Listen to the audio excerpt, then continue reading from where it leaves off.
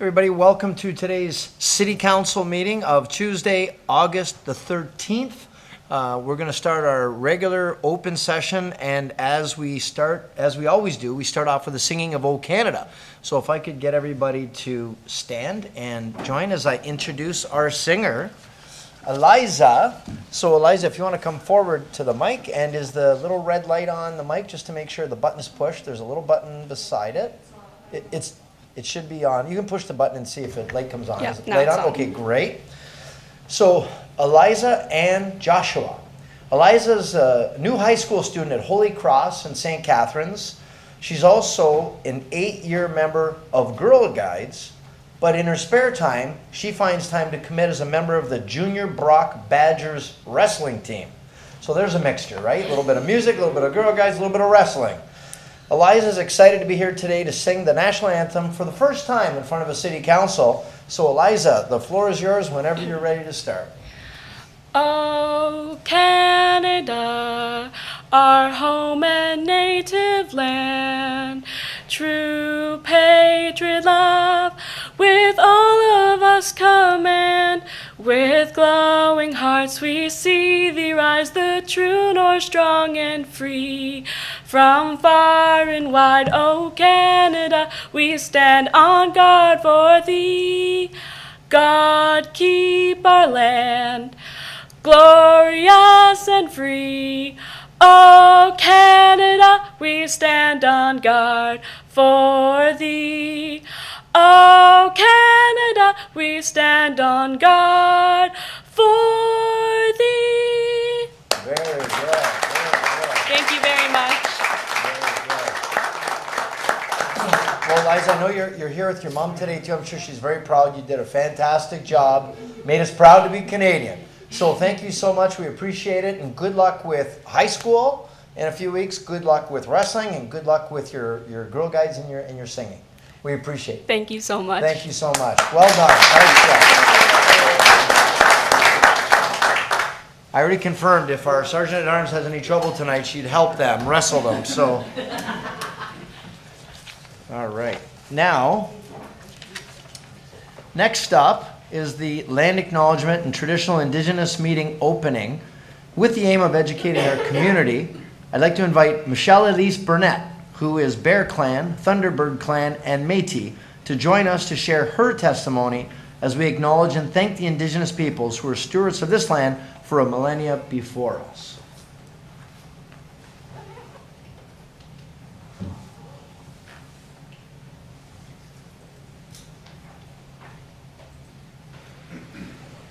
Ani bonjour, kwe sego bonjour. Nawiko pa Indígena kaz makwadoram nimkidoram nagardonjaba meti agonkwen kwe endao. My spirit name is She Whose Is in the Center. My French English name is Michelle Elise Burnett. I'm Bear Clan, Thunderbird Clan, and I am from the Niagara region, and I'm also a Métis with Nipissing Algonquin roots. So as we begin your day today, I would like to share Indigenous ways of knowing and values on how to live with our kin in the natural world, and of course with one another. This way we can bring our minds together and start in a very positive and good way.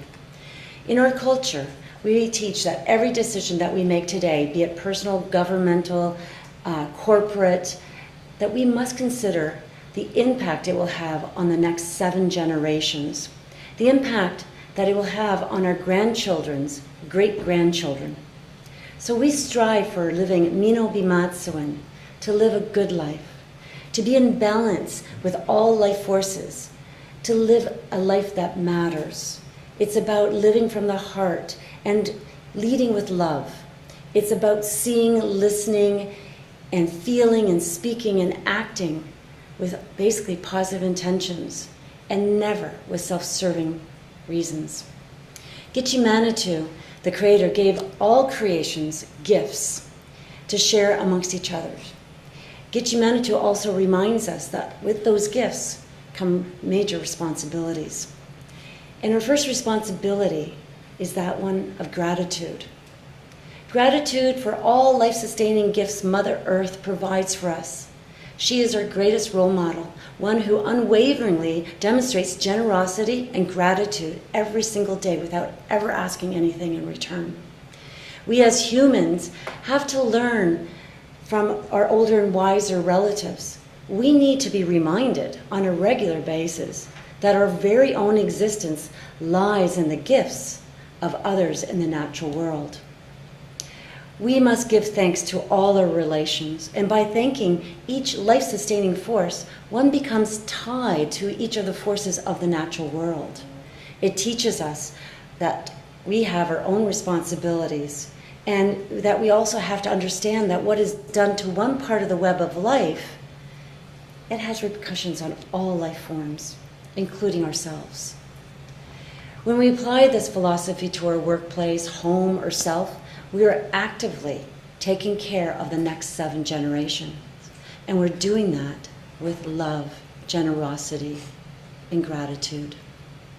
So now, I would say that our minds are together as one, and have a wonderful day. Chimigwich. Thank you, Michelle Elise, and we're grateful together for the land that we share. Okay, moving along in our agenda, next up is the adoption of the minutes from the July 16th City Council meeting, moved by Councillor Pietrangelo, seconded by Councillor Newestag. If there is nothing to speak specific of, we'll call the vote. All those in favor? Okay, and that's unanimous. And do we have anyone online? Any councillors online? Councillor Campbell's online. Okay, great. Next up is disclosures of a pecuniary interest. Do we have any disclosures of a pecuniary interest of council? Councillor Baldinelli?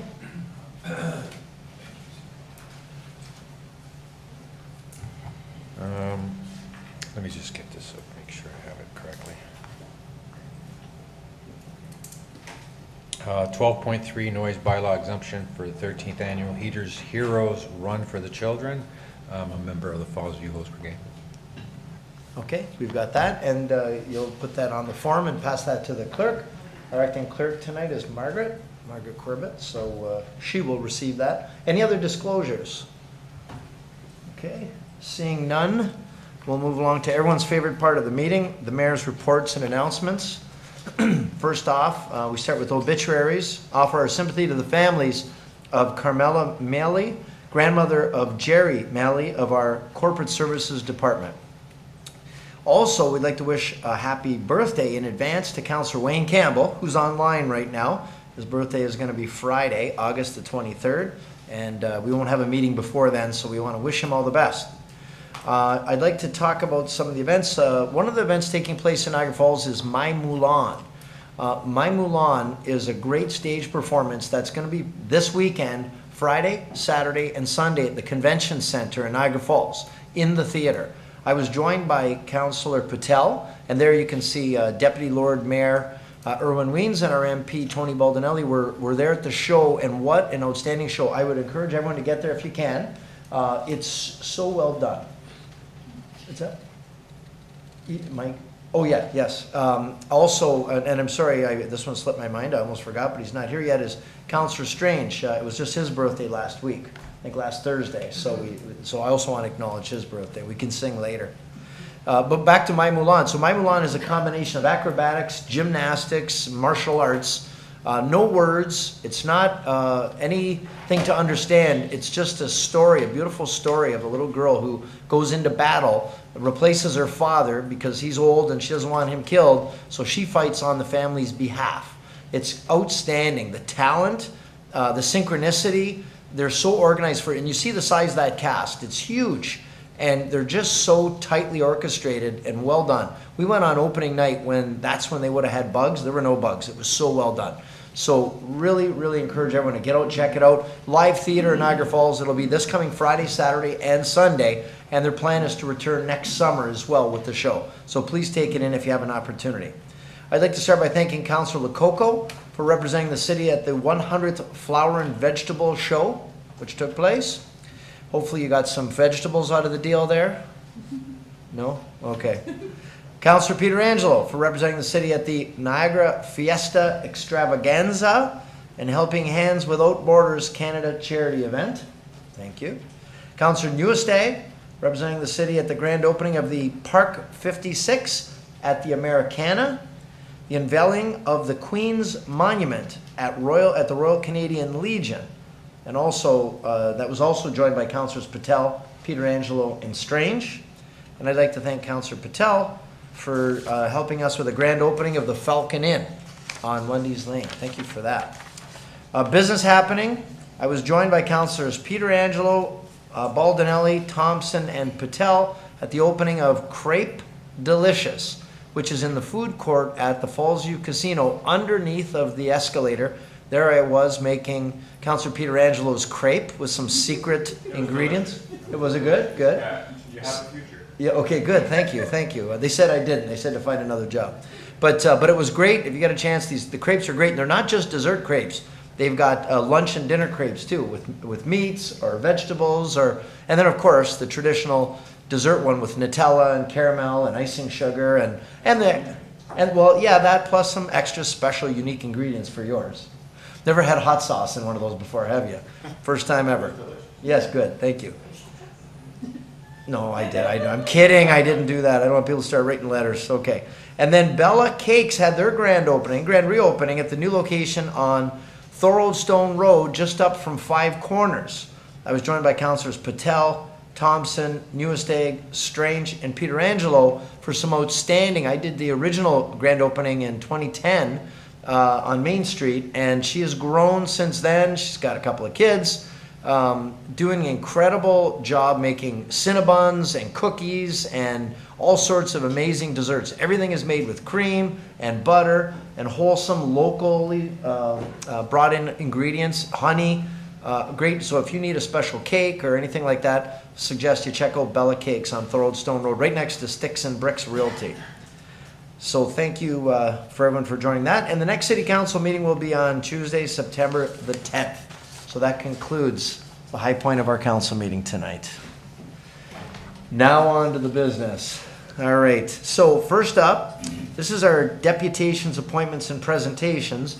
And all speakers are reminded that you've got a 5-minute maximum to make your presentation, plus whatever questions might be asked of the city councilors. So first up on the agenda is Reach Niagara, and I'd invite Carolyn Dyer, Executive Director of Reach Niagara, to speak to council and give us an update on what's going on there. Okay, is this on? Yeah, we're good.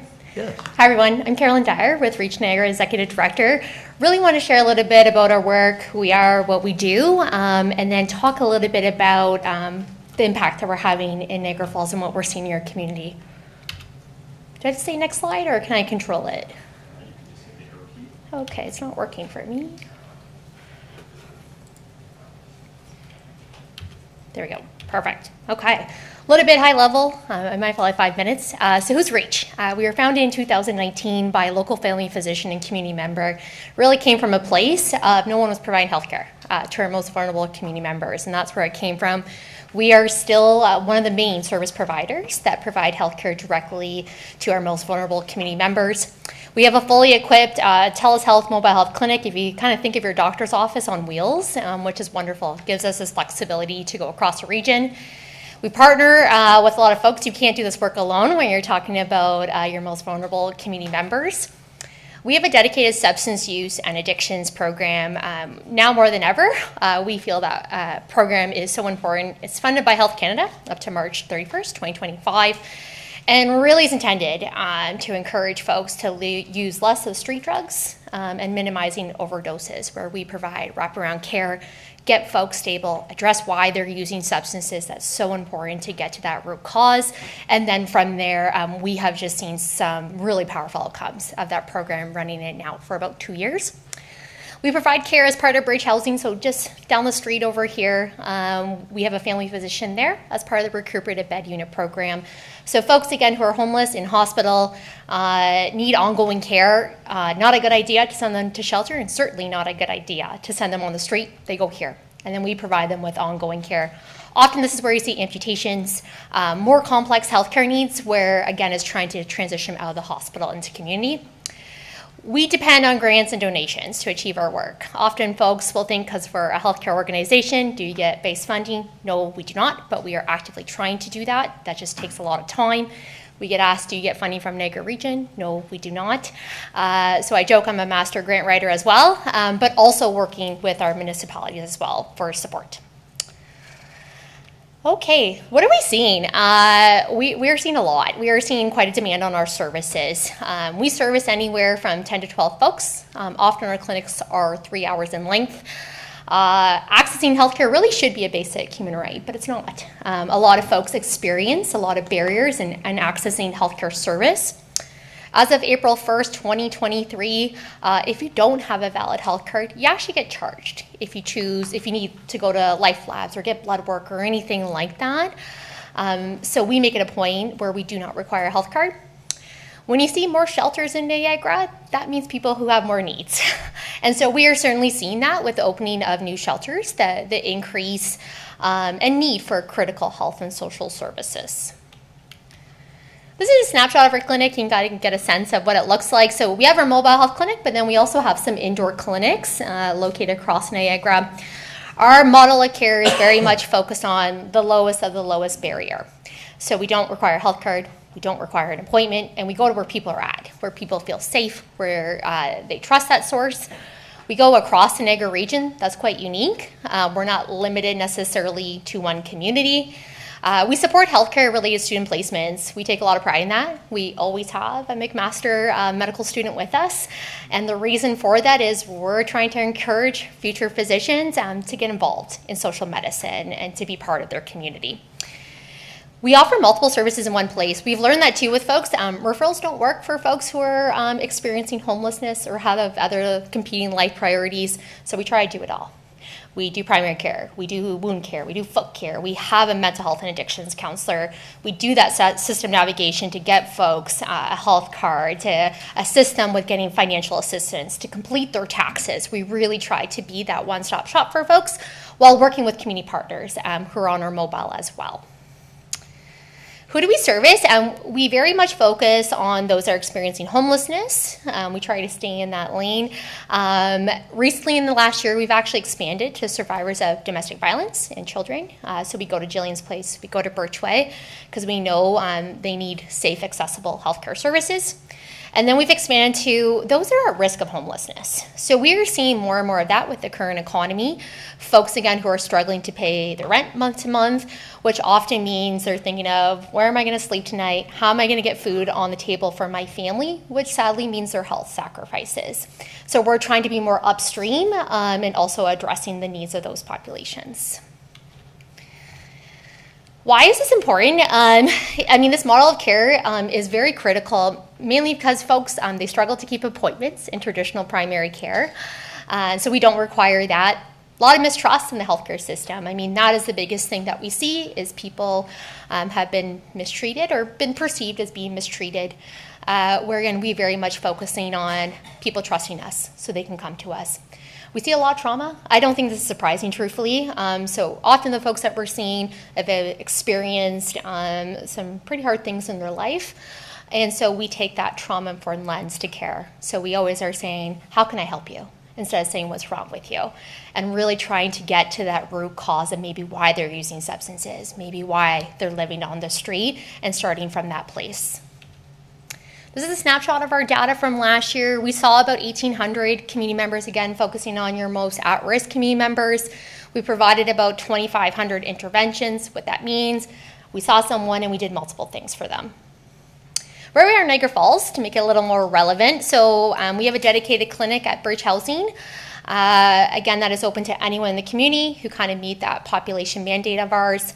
Our mobile clinic is on Lundy's Lane, so we do see a lot of folks residing in the motels there. Summer Street Shelter, that's brand new for us. We've been there now for about a month. We have started encampment care with Gateway. So again, going out to folks who may be residing in tents, and the point is that to build trust. So they'll maybe come to one of our indoor clinics so we can start maybe addressing a little more of why they may be residing in encampments. And then we are at Birchway, Niagara, again, to meet the needs of survivors of domestic violence.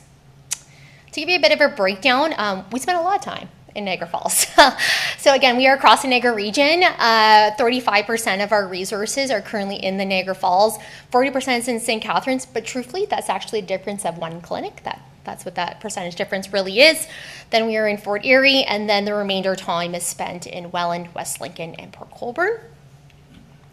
What are we seeing in your community? So specific to Niagara Falls, when I talk with the frontline staff, when I look at some of our data, the population we're seeing is those that are experiencing homelessness, of course the survivors of domestic violence, families, seeing a lot more families that are living in poverty. And then I would say most recently, we are seeing more newcomers and refugees, specifically our clinic location on Lundy Lane. Top reasons for visits: mental health, wound care, substance use. That's pretty consistent, truthfully, across a lot of our sites that we're seeing that as the top need. We service typically 3 to 4 people in an hour. If we could do more, we would. But we are definitely at our capacity with the number of folks that we're seeing. We always ask this question of folks: without reach, where would you go? And overwhelmingly, we're hearing in Niagara Falls, people would go nowhere. And that's a bit concerning, truthfully, that people would go nowhere for their care. It means people often get sicker, which means they potentially end up in our hospital system.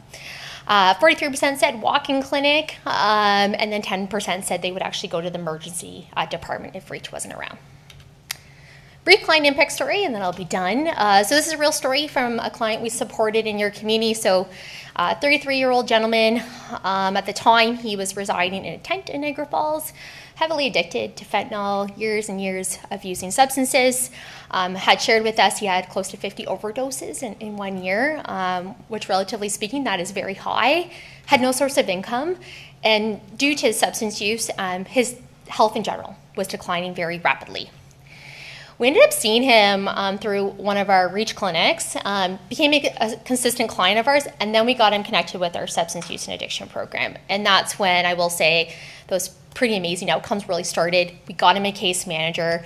That case manager was able, to form trust, understand why the gentleman was using substances, get him connected with one of our family physicians to address his addiction, where we saw over the past year, massive reduction in substance use, not even using straight fentanyl anymore. That's pretty extraordinary.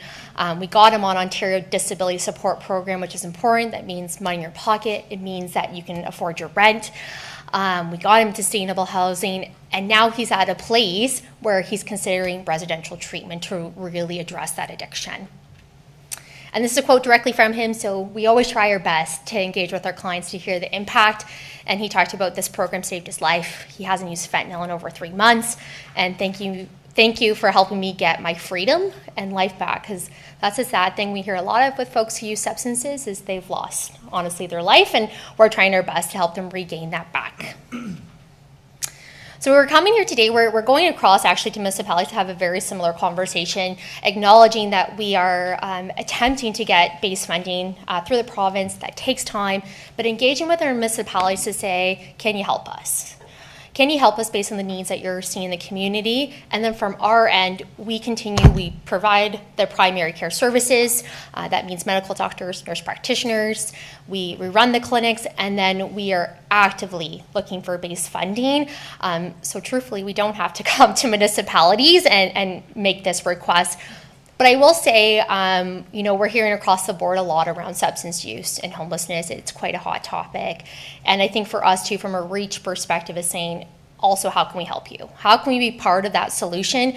We have learned, we've been doing this for a few years now. There is not one size fits all. It can't just be strictly housing. It can't just be strictly healthcare. It really has to be a comprehensive approach if we want folks to kind of be successful in that journey. Okay, I think I did that in 5 minutes, hopefully. Well, you're lucky we didn't set the timer. Oh, you didn't set the timer. Okay, great. Yeah. So we'll assume that. Let's assume it was 5, right on. Yeah, okay, thanks, Mayor. So we got questions from Ms. Dyer. We've got Councillor Lococo, then you, Stay. Thank you very much, Mr. Mayor. Thank you, Ms. Dyer, for the presentation.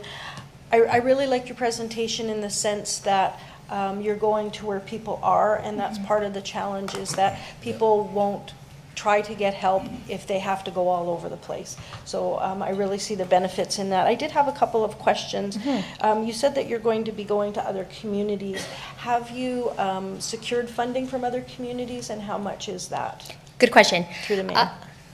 Yeah, so through the mayor, so we've gone to the town of Fort Erie. We've received some funding from them.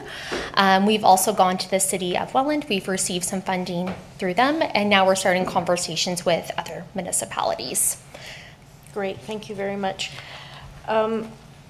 I know that we have a doctor shortage in the country, in the province, specifically here in Niagara Falls, and you have doctors. I was fortunate enough to visit your mobile clinic when it was up the street at the Niagara Falls Community Health Center, and I had an opportunity to talk to them and see what services they provide. And I think you really bring up a good point of trust, that you have to build trust with the community members, because if they don't trust you, they won't seek those services out, and sometimes that trust takes months to build. It's not just a one-time thing and they'll trust you. I definitely see benefit in this program, and I'm wondering if we can refer this to our 2025 budget. We've been talking about our social services, all the different organizations that we want to fund. All the organizations are worthy of the funding. We just have to look at them as a whole and see where we can do our funding. The need is here. We have a resource, so I think it's something that we should definitely look for our 2025 budget. So I'll come back to you once all the speakers, and then we And can I'll do put a that. motion forward. Thank you. Okay, sounds good. Councillor Newstead. Thank you, Mr. Mayor, and through you. Thank you for the presentation, and thank you for the good work that you're doing. I wasn't actually aware of REACH until I read this report, and the fact that you're looking and providing a solution for this. It's a very important social issue for us today. And I do want to comment that I have experienced people overdosing. I've been there with the fire department, the ambulance, and after they came through, I said, well, we were there saying you should go to the hospital, and they refused. And there was this mistrust that I did not understand at all, and they were absolutely fearful of the thought, and they would just wander off. So I don't know what happens in our hospital system that has made these people so fearful of getting help, but they're not going to get any better by doing that. But a couple questions. So actually, why did they start to trust you? What are you doing that is a bit different than the hospital? Sure. Through you, Mr. Mayor. So, great question. So, we are really mindful of the resources that we have. So, we always have in our mobile health clinic a system navigator and a counselor, and we train them in trauma. That's really important. And as part of that is communicating effectively with people. And often what that means at first is it does take months, to the other counselor's point, where it's, can I offer you some water? How are you doing today? So, we're not pushing service on people, and that's really important. We're letting them come to us, and we're engaging with them first. We get to know them, and then from there, like, oh, what's this mobile? What do you do? And that's honestly the main way that we've gotten people to come to us. We do a lot of promotion on social media. We do it with our community partners. The most powerful thing we hear from folks is word of mouth, that people have trusted us, and it's because we've listened to them and we have not judged in any capacity whatsoever. And so obviously you're getting repeat clients, like they're coming back to you. Yes, all the time. we do. We end up becoming inadvertently people's primary care provider. Okay. I'm just looking at the numbers. So basically, with just doing your simple math, you're seeing 12 people a day for different locations. So basically you're heading 48 people a week. In your estimation, to help this, you're probably just at tip of the iceberg.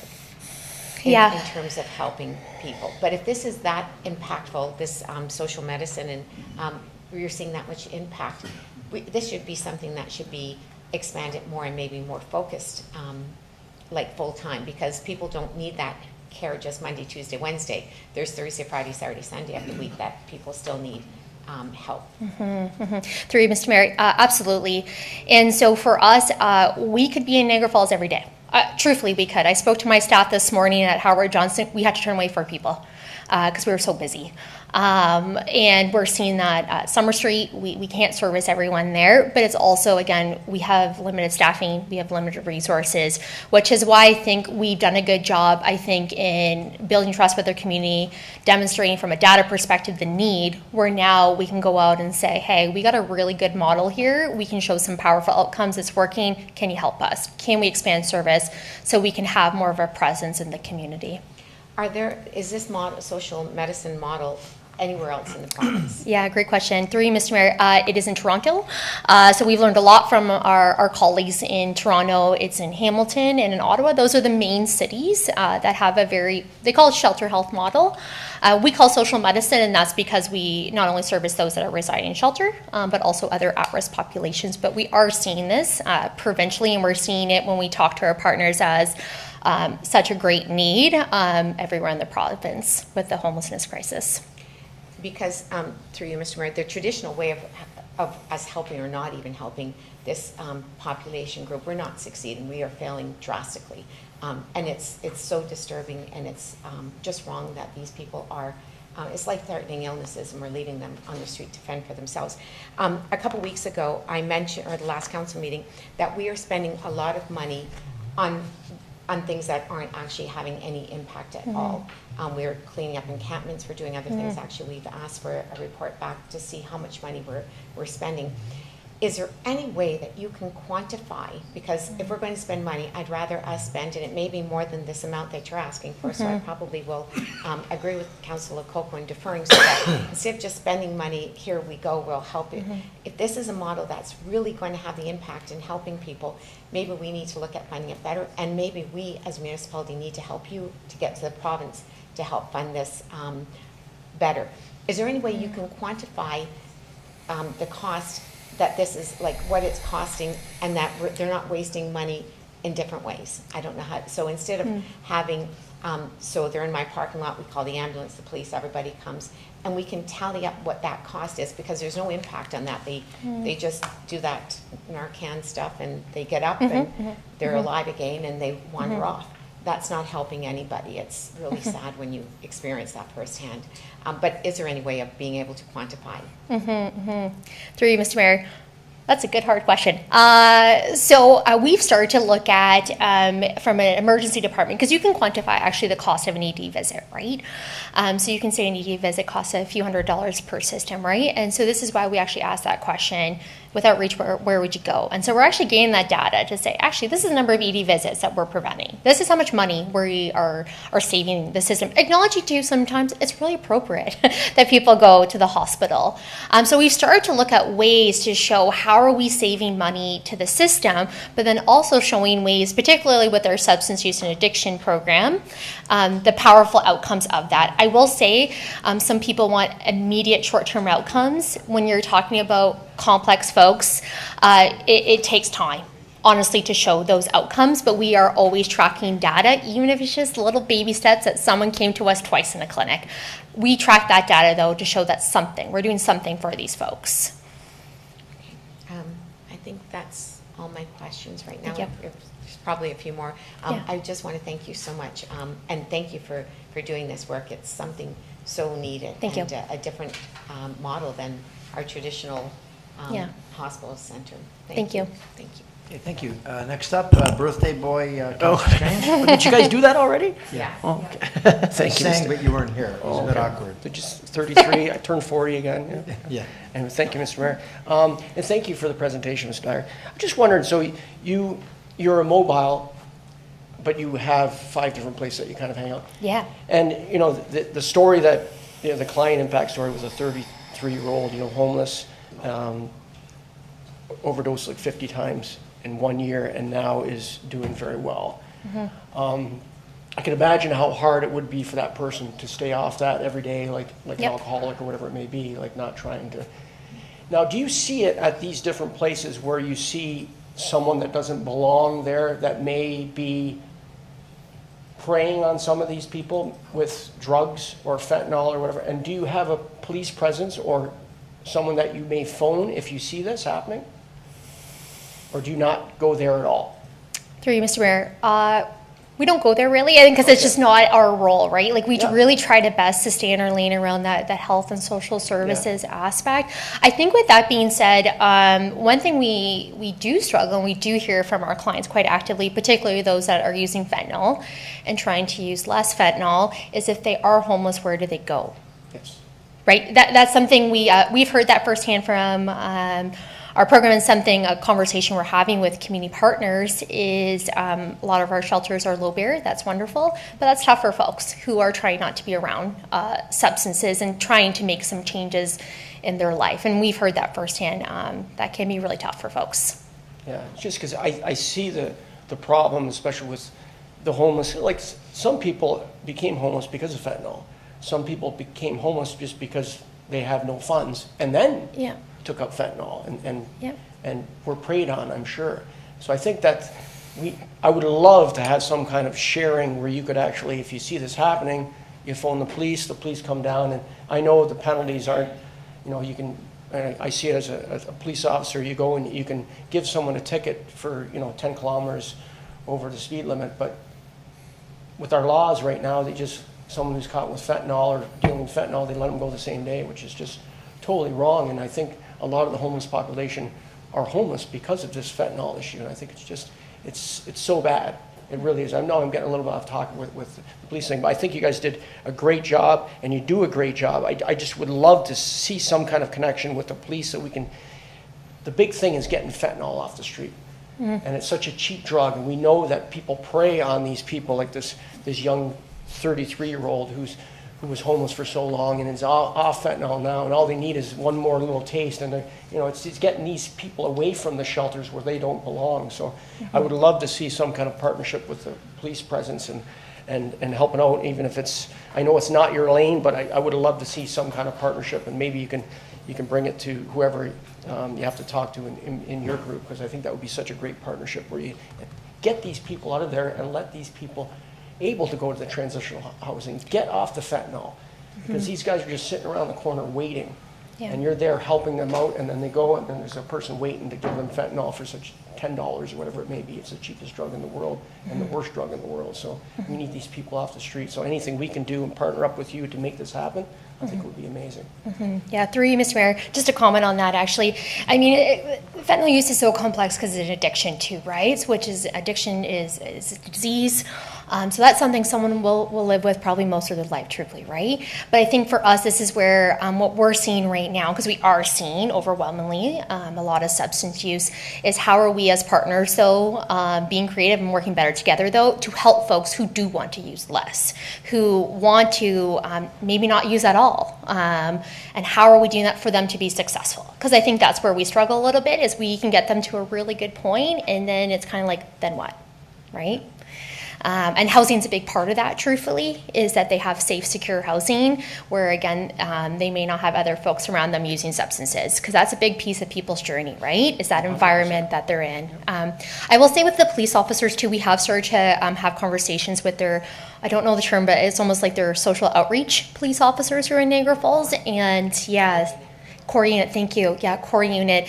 And having conversations with them to help actually with that building relationships too with police, because that's a piece too, is we don't want to appear to be punitive, understand there's a place for that, but also engaging with people and assist them too in a safe way. But we're always open for creative ways for partnerships, because truthfully it's needed now more than ever. Okay, thank you. Thank you. Okay, thank you for that. To that point, Councillor? Thank you, Mr. Mayor. I'm going to ask a question just because you are firsthand dealing with these issues. We have these shelters. So we have this shelter on Summer Street. In your opinion, I don't know if this is a fair question, but I'm going to ask it anyway, because from my perspective, does not seem to be answering it's not a solution. But in your opinion and dealing with this, is that the type of model that is helping or hurting? Just as Councillor Strange mentioned, we know that the drug dealers are surrounding that place and they're pulling them right back in. People are, we hear that they're afraid to even go into a shelter because they get robbed of their things. So the stories I hear aren't necessarily saying that that is a solution. It's costing us a lot of money. And that's what I'm saying, is this where we should be funding with impact, or should we be looking at more things like this and then coming up with a different solution for the homeless piece? I'm not sure if that's fair, but I'm asking it. Yeah, through you, Mr. Mayor. Shelters have a very important place, right? People need a place to sleep at night. I think we've learned is shelter and housing can't be our only answer. And we've seen that firsthand where we have seen folks who've gotten successfully housed out of shelter, but their health was never addressed. And so then we've actually seen them come back into shelter. And then we end up seeing them on our mobile health clinic. And what we've learned from that experience is if we want folks to be successful in the shelter system and or transitioning into more stable housing, we have to address their mental health. We have to address their substance use, and some folks may not be ready for housing. But we can't just focus on one aspect of that person. It has to be very comprehensive. I can't speak to the full extent, I think, what's happening at some of the shelter systems. I do think it's great that we're there. We've only been there about a month, but I'm really hopeful with us being there, we can see some impacts. With that being said, as a community, maybe we do need to think of some other solutions to effectively support people and the community as well. Just through you, Mr. Mayor, one other question. You mentioned earlier some differences you've seen in our community than the other communities. How would you classify Niagara Falls versus the other parts in terms of our demand? Yeah, through you, Mr. Mayor, great question. Niagara Falls is our busiest. So when I look at our data, that in St. Catharines, I don't think that's surprising, truthfully, just given it's an urban center and the size of your population. But we are seeing more folks who are chronically homeless. And folks who are chronically homeless, at least we're seeing this on our end from a health perspective. It's harder for folks to kind of move through the system when they've been living on the streets for a while, which is why we started in Camp Care, truthfully, because we saw that as our duty to help people. But we are just seeing more folks, and we're seeing more different populations, right? So we see that person who's been chronically homeless, but then we also see that family that's living in a motel. Now we're seeing more newcomers and refugees, right? So we just end up seeing more different populations and more need for services in Niagara Falls, where we are turning people away because we can't keep up with the demand. Through you, Mr. Mayor, one last question. I'm sorry, I'm dominating here. That's okay. I'm just very passionate about how we can try and fix or solve this issue that we're dealing with. In a perfect world, and we said to you, what is the solution from what you've seen from a Niagara Falls perspective? What would you tell us that we need to do? Through you, Mr. Mayor, Reach's dream I said Reach's dream for Niagara Falls would be that we have a dedicated substance use and addictions team for Niagara Falls. That program that we currently have right now, again, it's funded by Health Canada only up to March 31st, 2025. It will be done, and we are seeing the great need in Niagara Falls. Majority of our clients are here, and we're not able to do more. Okay, full-time, so that means you would have different mobile units? How would that look? Yeah, so our substance use and addiction programs would be indoor clinics, but then we have case managers, and then we have someone with lived experience that actually goes out and engages with people directly in community in their own spaces, and then we assist them with accessing the actual care as part of their addictions treatment. So then you would need a facility to bring them, so it's not the mobile unit that is breaking down their trust, it's the person one-on-one. Yeah, it's the staff. So we've seen a lot of value with that program with the case managers, and the doctors in the program will say you need those case managers and you need that peer because they are the one that has helped these folks through their journey with substances. Okay, so no mobile unit, a physical building, and people out on the streets bringing them into that.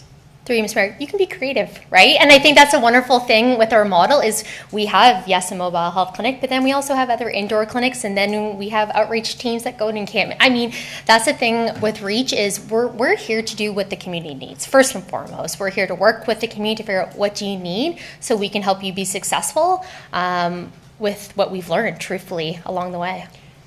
Through you, Mr. Mayor, maybe to add to Councillor Lococo's motion is maybe we should sit down instead of just looking at deferring money and how much is to really figure out what it is that we need and to fund it accordingly and to see what other places we can get it because we need to, and maybe that can, again with your help too, is to start to quantify the impact here and not spend the money in different areas as well. Yeah. All right. Thank you. Okay, thank you for that. Is this to that point? Yes, okay. Okay, Councillor Lococo. Thank you, Mr. Mayor. It's actually to Councillor Strange's point in the police department. I know that I brought up community safety because a lot of our members are not feeling safe, and this is one of the facets is the drug trafficking in our community. I know I've had a couple of residents contact me about this, and I'm just going to give you the path about what I've been instructed to do. I was told, at first it went to the city, then it went to the Niagara Regional Police, then it went to the core unit, then it went to the drug unit, and then I was told to go through the Crime Stoppers tip line. So I've put in an anonymous Crime Stoppers tip in it, and once you do that, it says come back in 60 days to see the progress on your report. So there is a gentleman that I'm dealing with. There is a drug trafficker in the same house for over 2 years, and he's still trying to report it. So these are some of the challenges that we're having, and I know our CAO said the Niagara Regional Police would be coming here to address some of the safety concerns that our residents are having, and I think drug trafficking really needs to be one of them. We know where the drug traffickers are, and things are not being done for whatever reason, and maybe we don't know those reasons. So I think it's really important that we dig deeper to find out what can be done, who can do it, what is the length of time, but in this particular instance, over 2 years. And I have to keep logging on to see if they're asking me any questions for more information, but 60 days I might get a response. So that's where we are about how to deal with a drug trafficker.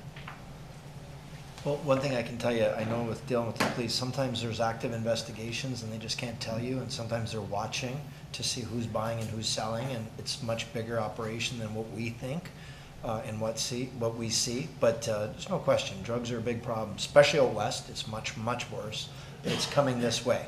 And cheaper, more addictive drugs, and it's terrible. It's just tearing people apart. It's tearing society apart. It's terrible. But, okay, so you're good, Councillor Patel? Okay.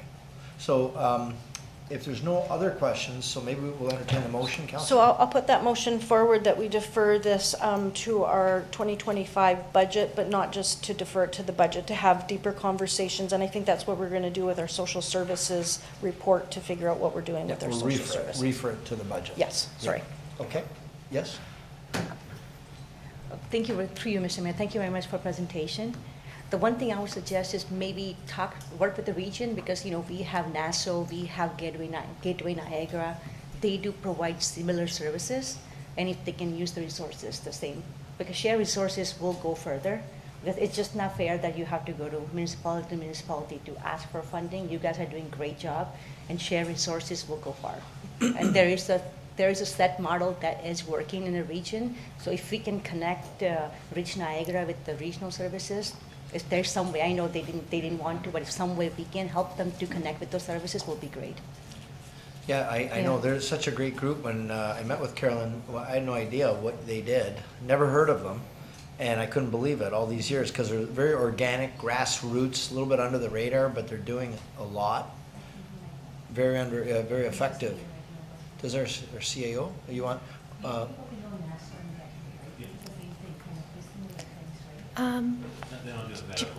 Yeah, through you, Mr. Mayor. We do medical, though. That's really important, and that's important to distinguish. So we work with NASO very, very closely.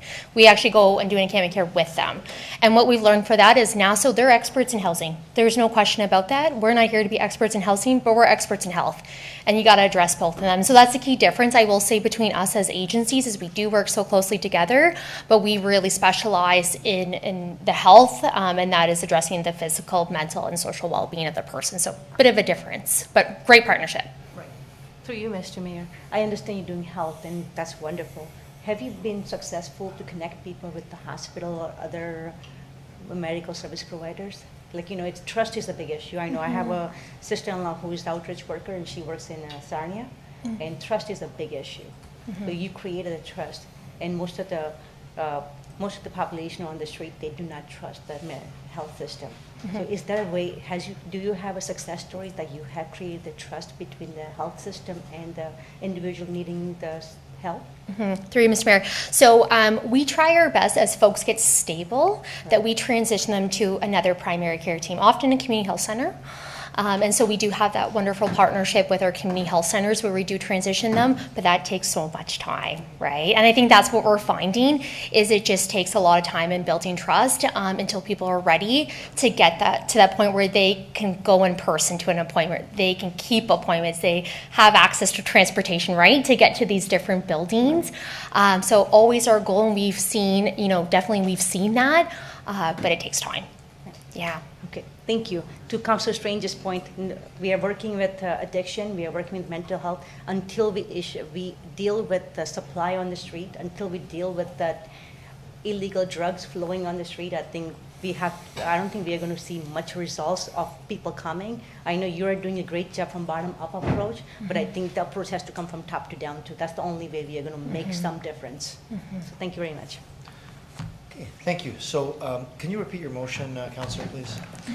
Thank you, Mr. Mayor. I motion that we refer this to the 2025 budget and have further discussions as part of our social services plan that we were going to talk about. Okay, great. Do you want to second that, Councillor? Councillor Newestag, any discussion to the motion? Call the vote. All those in favor? Okay, and that's approved unanimously. So thank you so much, Carolyn, for coming in. Appreciate you doing what you do. And like was said, it's too bad that you've got to beg, borrow, and steal for funding to do what you're doing. It's so important, but we want to do our part too. Thank you, Mayor. Thanks, Council. Thank you. Thank you.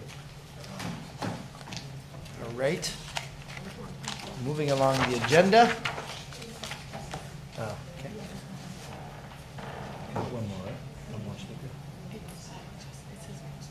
Oh, I see. Got it. Okay. So we did have a request to speak, but that person has postponed. Thank you for that. So I would now ask our city clerk to introduce the next item on the agenda as we start the planning portion of our meeting.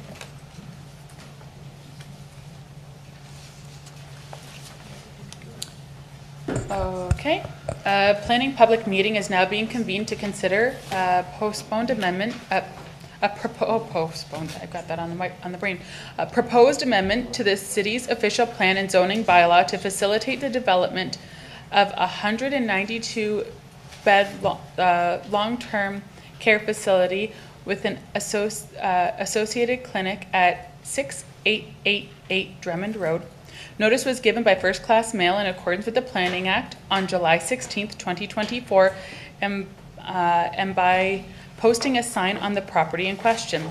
In accordance with Bill 185, the minister, the applicant, or a specified person, public body, or registered owner of any land to which the official plan amendment / bylaw will apply, who made oral submissions at a public meeting or written submissions to City Council prior to the adoption of the official plan amendment and or passage of the bylaw may appeal the official plan amendment and or the bylaw to the Ontario Land Tribunal. Third-party appeals are no longer permitted. Excuse me, Mayor Jim. I was supposed to speak after the presentation on REACH. Oh, I hold was, on one second. Hang on one second. We're going to get our clerk to... That was my... Yep, sorry, that was my bad. Okay. She was... Okay, well, give us a second here. I have No, she was on. Hang on. Please stop talking. We're going to wait. We're trying to figure out what's going on. Sorry, Okay. She was part of the last part.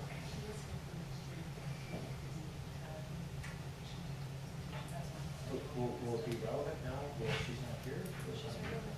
Can you get her? 'Cause I have questions for her.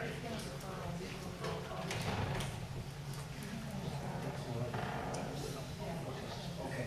Sorry, Mr. Diodati.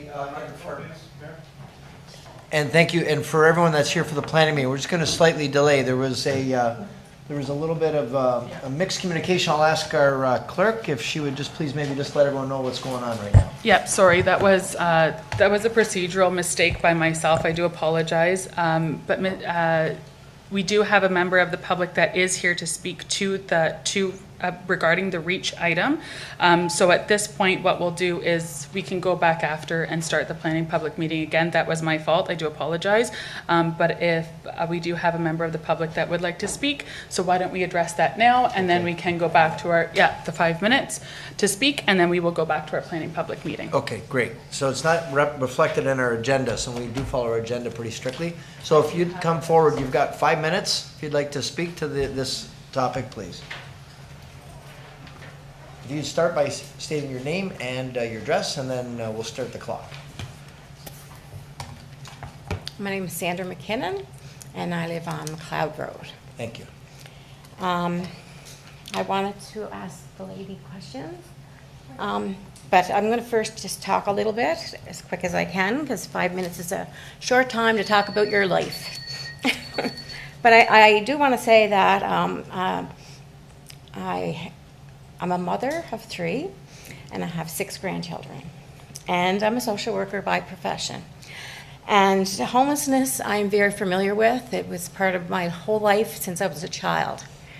I had a traumatic childhood where was going from pillar to post. I don't know if you heard of those words before, but I did that. And then in another time in my life, my house burnt and we were homeless from our house burning down, which was a birthday celebration that went too crazy.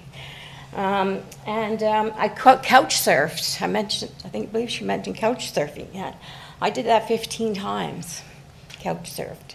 And I was in women's shelters, homeless shelters, as well as transition houses. So I have a lot of experience in those areas. However, what I want to share is that with homeless people, they're falling through the cracks in the system. That's why they're becoming homeless. And there's not enough to in the healthcare to support them. There's not enough. The healthcare is overloaded right now.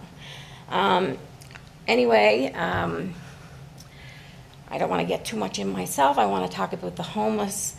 Now in 2022, I ran against Mayor Jim in the election, and I spent a lot of time down by Walmart talking to a young couple that were there homeless, living in tents, and I learned a lot by going there and talking with them on numerous occasions. I went to see how they were doing and things like that.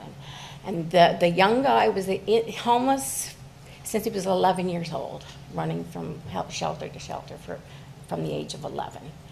And she was a grandmother, but her mother had her children. And about what Mike Strange brought up about the law enforcement people, that is where the root of the problem is. The root is the drug dealers. What I learned from the young people at Walmart was that they go to the liquor stores, panhandle the money, take the money, and they go and give it to the runner. The runner goes with the money and brings it to the drug dealer.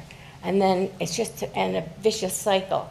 And when somebody just newly gets into like the tent cities or homeless, these drug dealers prey on them by giving them free drugs first. You get it for free. But then after they become really addicted, then they have to go out and do things to get that money back for these people, and that's how the cycle perpetuates over and over again. And my take on all this is that the law enforcement, the community leaders, the defense and the prosecutors, all those people need to come together and work together, because the drug dealers aren't afraid, because they're getting all kinds of money. They don't care. They're driving around in fancy cars, and they're not worried.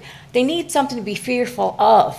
Now, you might think I'm a little bit off on what I'm going to say, but I think they need to be deported if they're caught doing it. And if they don't deport them, Canada is a large country, and it has a large northern country area where there could be a place put up there in the cold for these people to be isolated away from everybody, And they're more apt to be fearful of that, because they don't want to be away from their friends and family. And if they get deported, they can probably try and sneak back. But if they're far away north, they're going to have to get a dog sled and whatever to get back into civilization, I guess. But that was as a social worker, I try and think of things that are going to help people, and that's basically what I do the most is trying to help. I've lived a rich life. I call it rich. It's not money rich, but it's rich with a lot of stuff in there.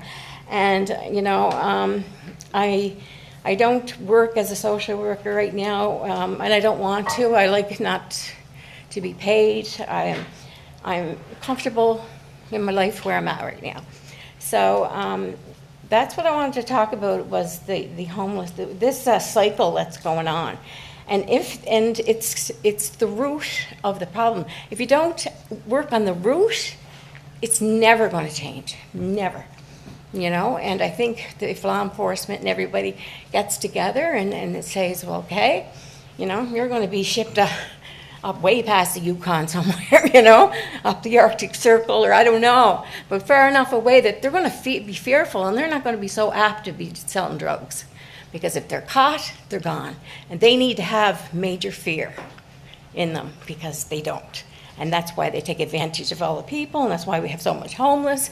And if nothing's done, if nothing is done, we're never going to change. Nothing will change. You can put the 5 minutes. Okay, you can put a Band-Aid on it all, but it's not going to change anything. Can I ask these questions then, since she came back? You had a question for, well, we've already referred the presentation to budget, so we're not actually making any decisions tonight. Tonight was just to hear, and we're going to revisit this in a broader capacity as Councillor Lococo made the motion. So maybe it'd be more appropriate as we get into budget discussions where we're going to talk about some of our social funding. I mean, in the meantime, maybe you can get her card, maybe you can email her some questions. Would that be okay, Carolyn? Okay. I'll just, you know what? I'll just give her my sheet of questions, and you know, it's like, you know, nothing's going to be solved today. You know, it's just not going to be solved. Yeah. But you know, I just learned of this reach when I read the agenda. I didn't even hear of it before. So yeah, so she can just, if she can make out my writing, I'll just see the page. Well, that'd be great. Thanks very much. All right, thank you. Thanks. Thank you very much. Okay, Ms. Clerk, so I'm not sure, let's hit the reset button, we'll try this again. Okay, so all right, I'll now ask the city clerk to introduce the next item on the agenda.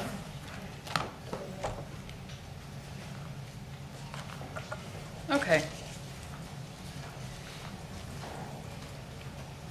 So, I'm having a moment. I'm going to read it again. Yes. Just procedurally, I just feel more comfortable reading it again, as we didn't go through the meeting previously. So now at 2:14, a public meeting is now being convened to consider the proposed amendment to the city's official plan and zoning bylaw to facilitate the development of a 192-bed long-term care facility with an associated clinic at 6888 Drummond Road. Notice was given by first-class mail in accordance with the Planning Act on July the 16th, 2024, and by posting a sign on the property in question. In accordance with Bill 185, the minister, the applicant, or the specified person, public body, or registered owner of any land to which the official plan amendment / bylaw will apply, who made an oral submission at a public meeting or written submissions to City Council prior to the adoption of the official plan amendment and or passage of the bylaw may appeal the official plan amendment and or bylaw to the Ontario Land Tribunal. Third-party appeals are no longer permitted. Okay, thank you so much. So we'll now ask Nick DeBenedetti, Planner 2, to provide an overview of the report and give us the purpose and the reason for the proposed amendments. Welcome, Mr. DeBenedetti. Good afternoon, Mayor Diodati, members of council. Again, I'm Nick DeBenedetti, Planner 2 at the City of Niagara Falls. So basically, we're here to discuss official plan and zoning bylaw amendment application AM 2024-12, applicant Archivia Home Care, agent Rochelle Rock from the Gerry Group, and basically to permit the development of 192 long-term bed care facility and clinic use at 6888 Drummond Road. Again, the location, as indicated on the slide here, we have the hydro corridor over here. It's between Atlee and Churchill and Father Hennepin School over here, and located on the east side of Drummond Road. Background information. The application is to place a special policy area to the proposal of the city's official plan and to rezone the subject property to a site-specific institutional zone and to add the clinic use. Subject property is designated residential in the city's official plan and is located within the built-up area, which may permit ancillary uses such as long-term care facility. The residential designation also includes provisions for neighborhood commercial uses with limited small-scale commercial uses that serve community and surrounding residential uses. And currently, the subject property is zoned residential R5B in accordance with bylaw 79-200. So under the official plan, again, the place lands under a special policy number 98 for an official plan amendment 170. And as part of that is you're basically increasing the floor area of the neighborhood commercial uses from the 930 permitted square meters to the proposed 1,055 square meters, and also to decrease the required setback closer than 500 meters to any other commercial development. Now, the requested zoning relief, it's to add the R4 use, basically a clinic use in the R4 zone, reduce the front yard depth from 10 meters down to 8.4 meters. We're increasing the height from 10 meters to 26 meters or 4 stories, reducing the maneuvering aisle from 6.9 to 6 meters, and reducing the length of the loading space from 9 meters to 7 meters. There was an open house that was out on June 27th, and there was 5 emails that were sent as part of the open house. And the concerns were they were looking at privacy issues, again, looking into neighbors' backyards.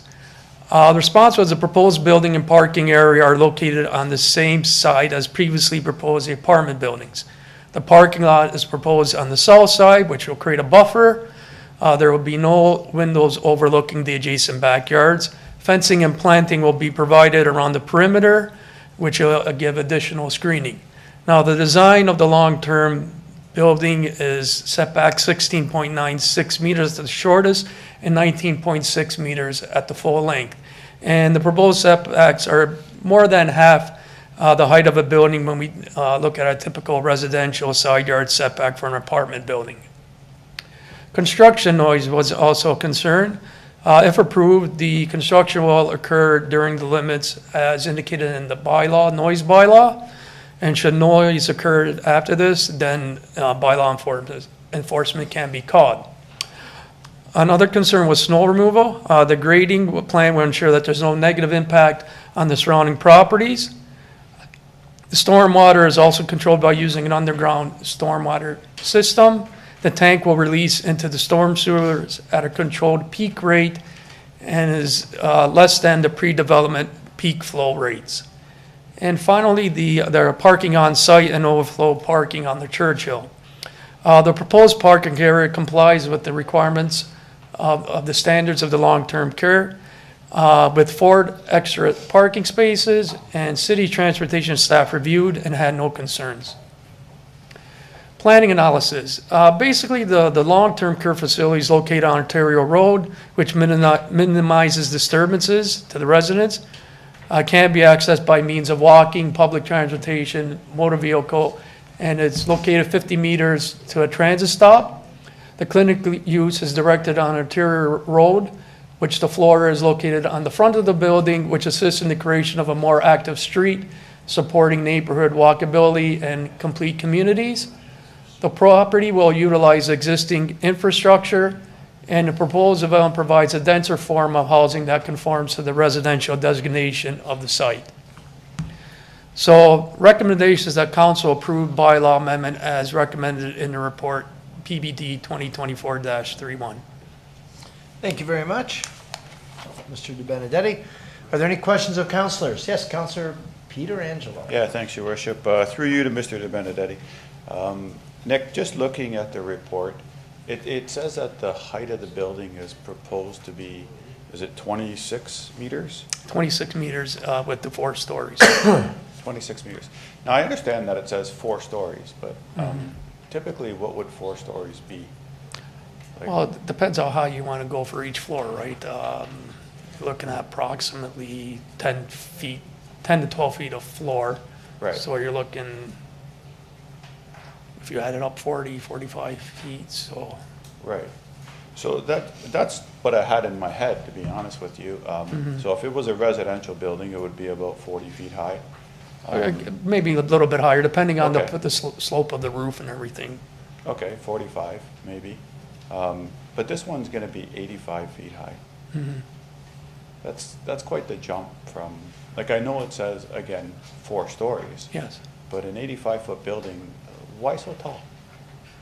Well, it's based on the elevations that they're proposing. Obviously, the floor heights, they're making them a lot taller than if it was a residential. So it's basically for the long-term care that they're making the floors higher than your normal standard. So every floor is like 20 feet high or 21 feet high? Well, and if we go back, based on let me just see if I get it. So there's the floor print there. Each floor will be around that height, give or take, yes. Okay. Is there a reason why it's so high?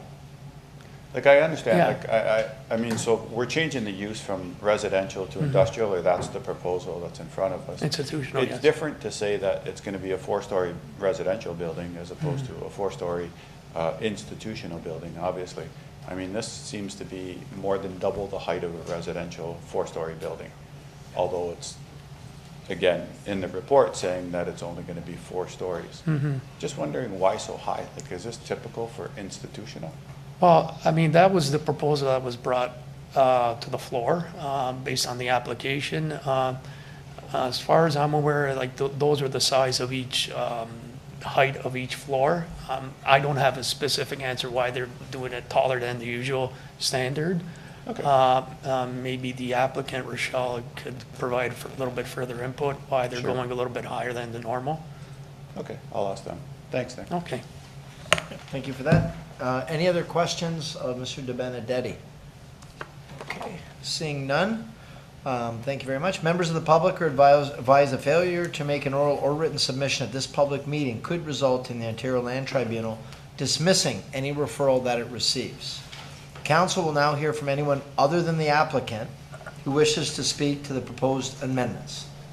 Ms. Clerk, do we have any registered speakers? Yes, we do have one person that is registered, Mr. Doug Ireland. Okay. Next item, Mr. Mayor. Next item? Yeah, Oh, it's probably my mistake. Okay, no problem. no, then no one else is Nobody registered, okay. Okay. So is there anybody here that wishes to speak to the proposed, if you'd like to come to the microphone. And if you state your name and your address, and then you've got 5 minutes. Perfect. My name is Renata, and I live on Churchill Street. This will greatly impact our neighborhood because it's directly behind our house. I'd like to preserve as much land as there is because there are some species that are endangered, bats being among them, and there have been recently paraffin falcons that I think should be protected. The snow removal is a great concern for our neighbors, just because the fence could be damaged, as well as flooding in the springtime when it melts. Overflow of parking is a concern because there's a school right on Churchill, so it's a very busy street during the school hours. I was concerned about green space for the seniors.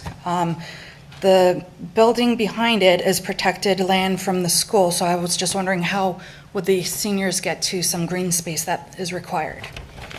Also, since it is so close to Niagara Falls, there is a concern for First Nations. They have not been allowed to do a pit study for archaeology, so I was just concerned if there's any artifacts that are there that should be preserved. Okay, any questions of our presenter of council? Okay, thank you very much for your comments. Is there anyone else other than the presenter? Yes, if you'd like to come forward. And if you can do the same, if you'd please state your name and your address for the record. And then you'll have 5 minutes. My name is Jody Burdett. My address is 4480 Bridge Street.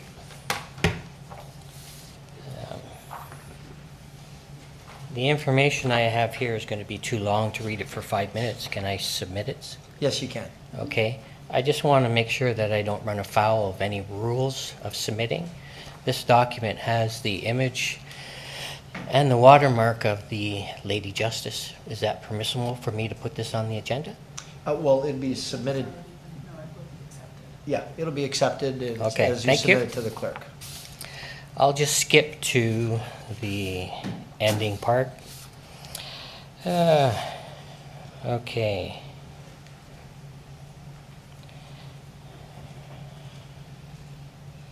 Okay, it appears the primary concern of adjacent properties is privacy. Had the design been mirrored, whereas the back of the building faces the houses on Churchill Street, I believe there would be a need for more concern on this matter. The parking lot, landscaping, and hydro corridor between the properties are the best mitigation for the privacy concerns of adjacent property owners and the development rights of the subject property owner. I would like to also mention other known mitigations to the privacy concerns. The property line between the Churchill properties could have trees and shrubbery throughout its entirety. It appeared by the picture that the proposed development shows sporadic coverage. Also, the development owners could be asked by the council if they would provide a limited, perhaps one-time compensation package to the adjacent owners for the installation of privacy measures, such as curtains, blinds, or window tinting to mitigate viewing into their living spaces via the newly proposed 4th floor. I actually didn't realize the 4th floor was like 80 feet up. I just thought it was 4 stories, the typical, 8 feet, 9 feet for institutional buildings. So it's more important that maybe that might be a consideration. After all, it is only the request to have the extra floor that is really under consideration for the height. I would approve the development if the requirement that by default the entirety of the lot line between Churchill Street homes and the development were walled by suitable plant life to provide some measure of privacy, so homeowners would feel somewhat comfortable in their backyards unless specific homeowners requested otherwise for their lot lines. I would also ask the developers, as a sign of good faith and good neighbors, to be agreeable to a limited one-time compensation opportunity to install internal privacy measures to any surrounding home window, which their living spaces can be reasonably viewed upon via the developments of the 4th floor view, should such a request be made, within reason, of course. The homeowners may not be able to mitigate viewing out of the development's windows, but certainly the development can mitigate viewing into the homeowner's windows. Do I just leave this here? We can, if you want to just pass that to Councillor Newstag. And then we'll get that to the clerk. Do we have any questions, Mr. Burdette? Okay, thank you very much. Thank you. Thank you. Okay. Council will now hear from the applicant or his or her representative.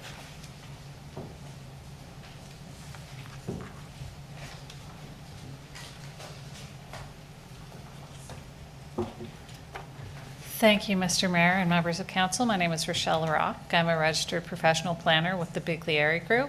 I do have a presentation, but I don't think it adds anything that Mr. De Benedetti has not gone through already. So to reiterate what was said earlier, the applicant, Arcavia Living, is proposing to build a 152-bed long-term care facility.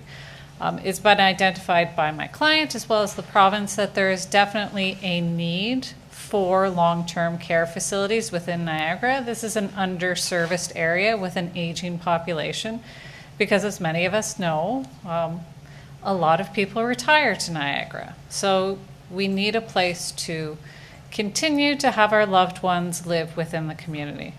So this property was identified because it meets the merits of all the planning principles that good planning represents. It's in an existing neighborhood. It'll allow people to age in place. There's existing servicing. Water, sewer are both able to accommodate this use, as well as close to transit lines, close to parks, close to the center of the city. So in addition to the 192 beds, it will likely provide employment opportunities for a minimum of 200 people. As well, as the long-term care facility, we're also proposing a maximum of 7 clinic units within the building. These units would be open to not only those residents of the facility, but also to the community wider as a whole. As part of the open house, we did hear comments from the public who were concerned about issues such as privacy, snow storage and landscaping, and we've made changes to the plan. So previously, the snow storage area was along the southern lot line. We've changed that to put it internally and identified designated snow storage areas that aren't adjacent to our property lines with our neighbors to the south. Fencing will be put up, as well as we're in the process of applying for a site plan, which will include a number of plant materials that are native, that are drought tolerant, to not only buffer from the neighbors, but to also make it a welcoming location for the future residents. There were concerns about the number of parking spaces provided, but keep in mind that this is a long-term care facility, which means none of the residents in those 192 beds will be driving. So anybody who will be on the site with a car will be employees, visitors, or people attending the clinics on site. So we feel that this proposal in this location is the appropriate use and reflects a need in the community. And I would like to thank staff at the city for their exceptional help through the process. As with most funding opportunities, because this is a project that is funded by the province, there are very tight windows within which we need to be able to go to the province and say, we have everything in place, and city staff has been with us at every step of the way. And just to keep in mind, because this is a provincially funded long-term care facility, it means that it's not for profit, it's not we can charge whatever we want. These are the cost of living in a long-term care facility is set by the province. And it also means that if somebody isn't able to pay that cost, they will not be refused. So it's a very much a needed facility in the city, and I look forward to answering any questions which you may have. Okay, thank you for that. I've got Councillor Newstag and Lococo. Thank you, Mr. Mayor, and through you. You mentioned, long-term beds. We are in desperate need of long-term beds in Niagara Falls. Through your preparation study, do you know what the gap is from what we need to? I know this 192 is going to go somewhat towards it, but what is, if we were to have the ideal number of long-term beds, what would that number be? Through you, Mr. Mayor. I don't know the exact number, but I know that this is a start. It will not eliminate the need, but it will add those additional units to Niagara as a whole and to Niagara Falls, but there still will be more beds needed. This is just kind of a drop in the bucket. I just want to add that it's even more, like this development is even more than 192 beds, because if we back it up, and for the reasons that put people into a facility like this, if no one's gone through it, let me tell you.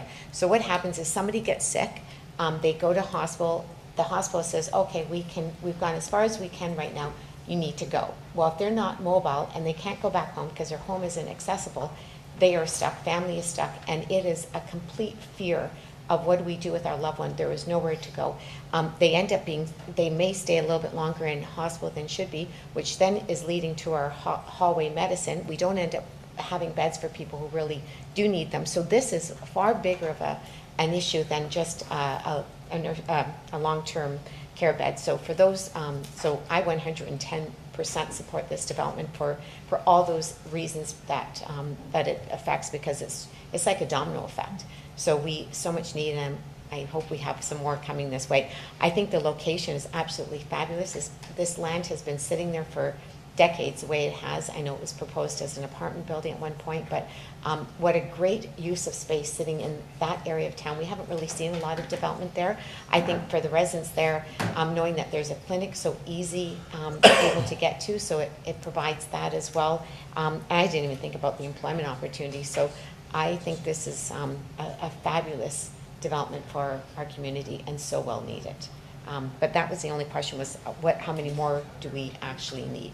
But I do have another question, and we have to take into consideration the community that lives there, for the privacy of those people.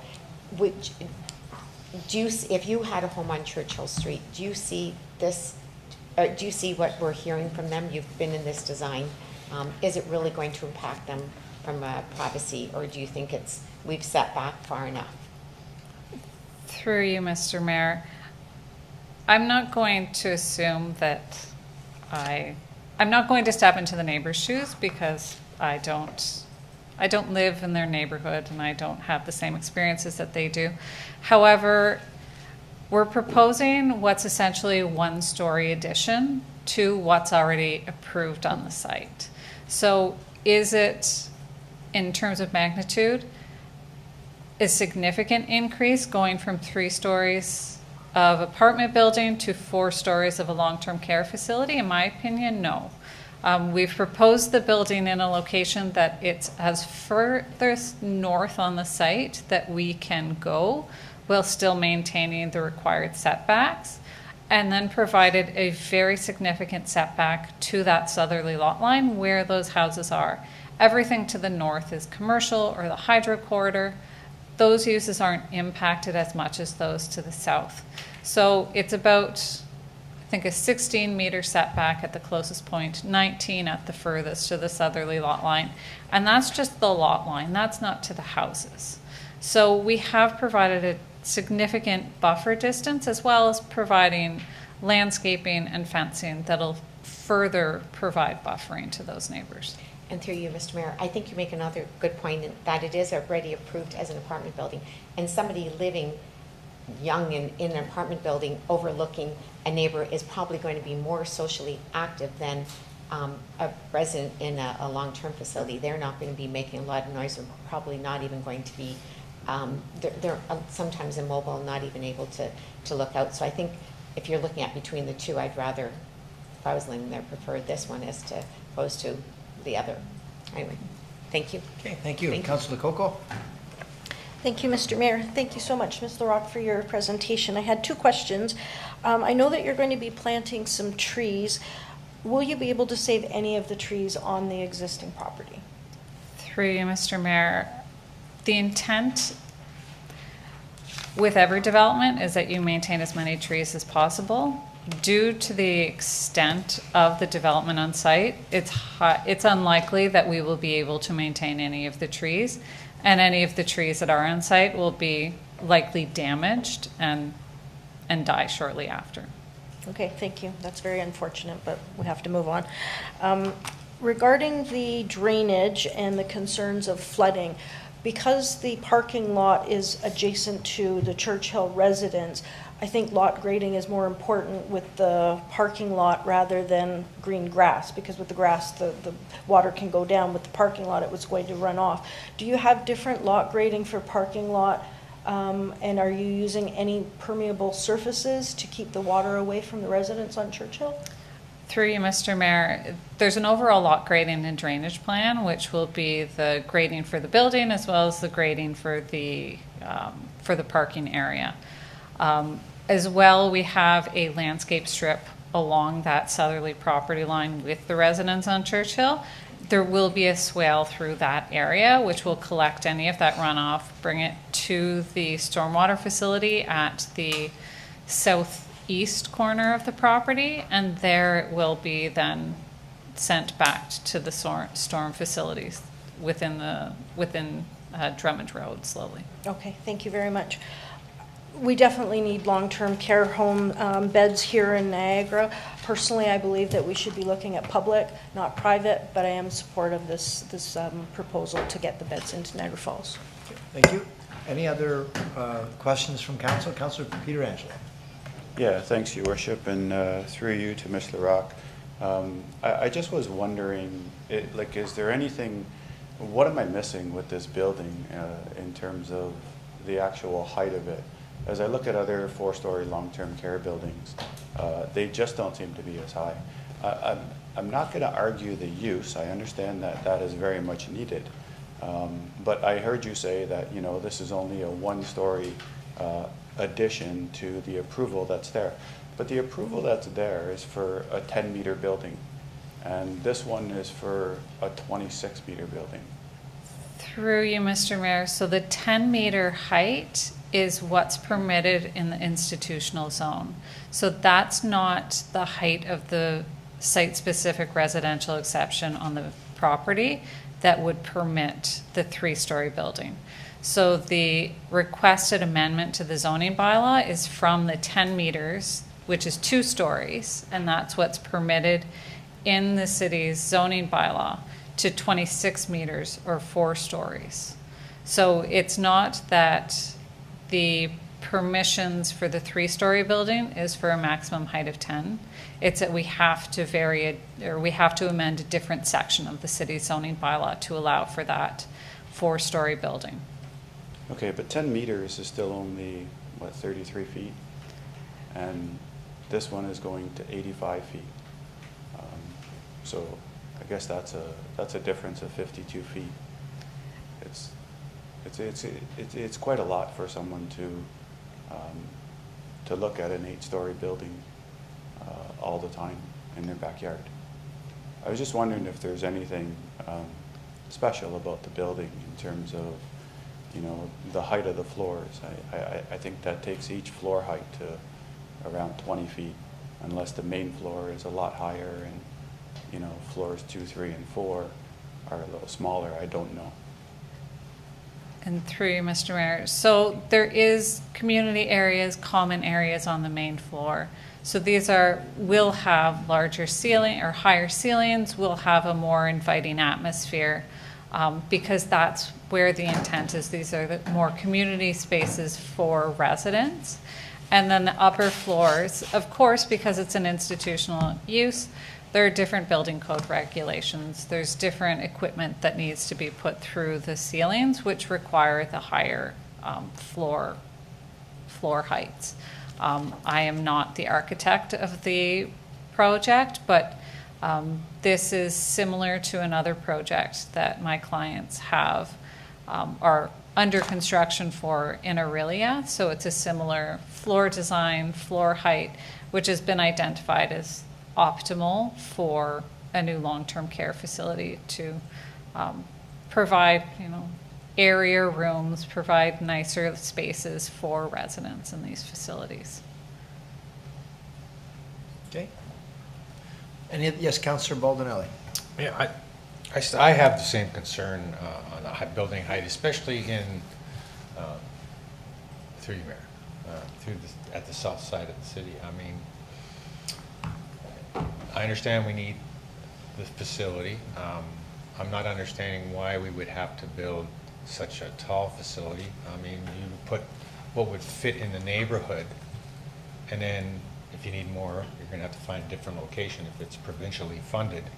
I don't know specifically why this area, you know, the homes are a lot smaller, the wartime area. Why you think that people who need to be in there would prefer to be in that end of town is beyond me. I understand you probably could build something that was like the 80 feet in my backyard or anybody's backyard, and I know it's not in my backyard thing, but we have to have consideration for the area that is proposed to be the ideal site. You know, the proper development in the proper area is really important, I believe, in Niagara Falls to go forward. I think there's probably a lot better locations. I'm not sure what specifically stood out as this is the location to provide these areas or this service in Niagara Falls.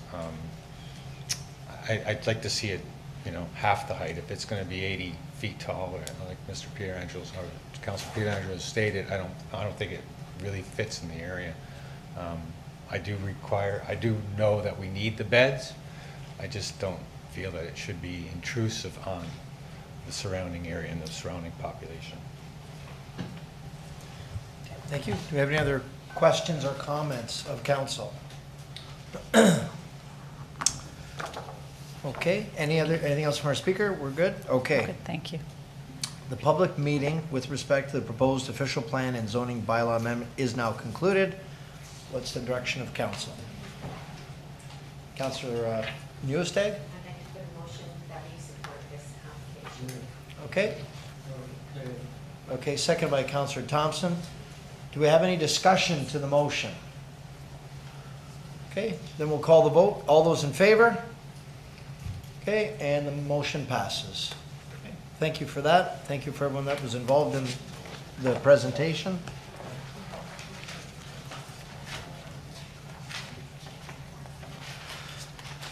Okay, Ms. Clerk, would you please introduce the next item on the agenda?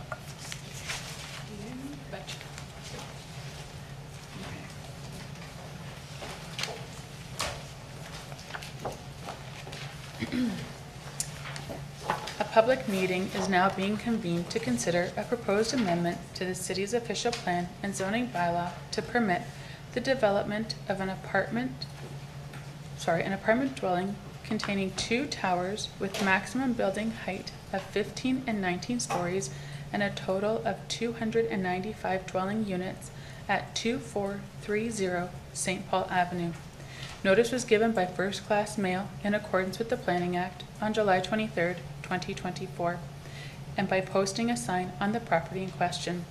In accordance with Bill 185, the minister, the applicant, or a specified person, public body, or registered owner of any land to which the official plan amendment/bylaw will apply, who made oral submissions at a public meeting or written submissions to City Council prior to the adoption of the official plan amendment and/or by passage of the bylaw may appeal the official plan amendment and/or the bylaw to the Ontario Land Tribunal. Third-party appeals are no longer permitted.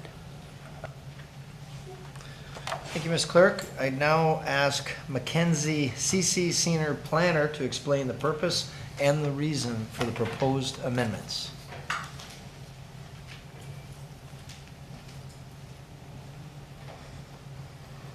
Good afternoon, Mayor, Council, and area residents. Thank you for joining the public meeting for 2430 St. Paul Avenue. This is for a proposed official plan and zoning bylaw amendment. The subject lands are located at the northeast corner of St. Paul Avenue, St. Paul Avenue and Mountain Road, and the parcel is regularly shaped and is approximately 1.4 hectares in size. Surrounding land uses include Eagle Valley Golf Course to the north and east, Mountain Road, Niagara Strawberry Fruit Farm, and the Hydro Corridor to the south, vacant lands that are approved for a 5-story 71-unit apartment dwelling to the southwest, and St. Paul Avenue and detached dwellings to the west. The applicant is proposing to develop an apartment dwelling containing 2 towers with maximum building heights of 15 and 19 stories and a total of 295 dwelling units. And the subject lands are located within Special Policy Area 26 and are designated residential in the city's official plan and in accordance with Official Plan Amendment Number 27. The applicant is requesting to place the lands under a new special policy area to permit a maximum building height of 19 stories or 68 meters and a maximum density of 210 units per hectare.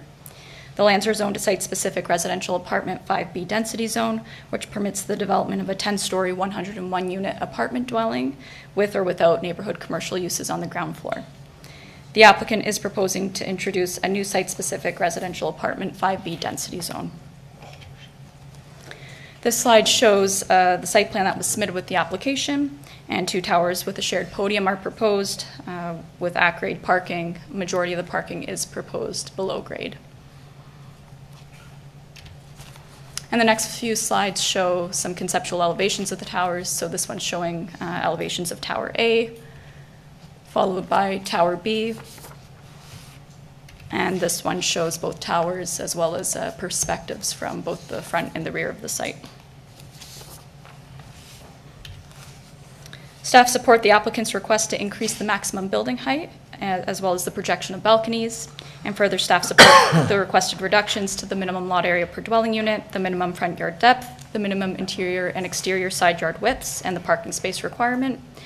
And staff are not supportive of the request to reduce the minimum front yard depth for the exit stairs from the underground parking structure, as it does not represent good urban design, especially given the highly visible and prominent intersection. Staff also recommend that the amending bylaw include a holding provision as detailed in staff's report to address 6 matters, including conditions on the site and contamination, wind impacts, tree preservation, noise, and archaeologic.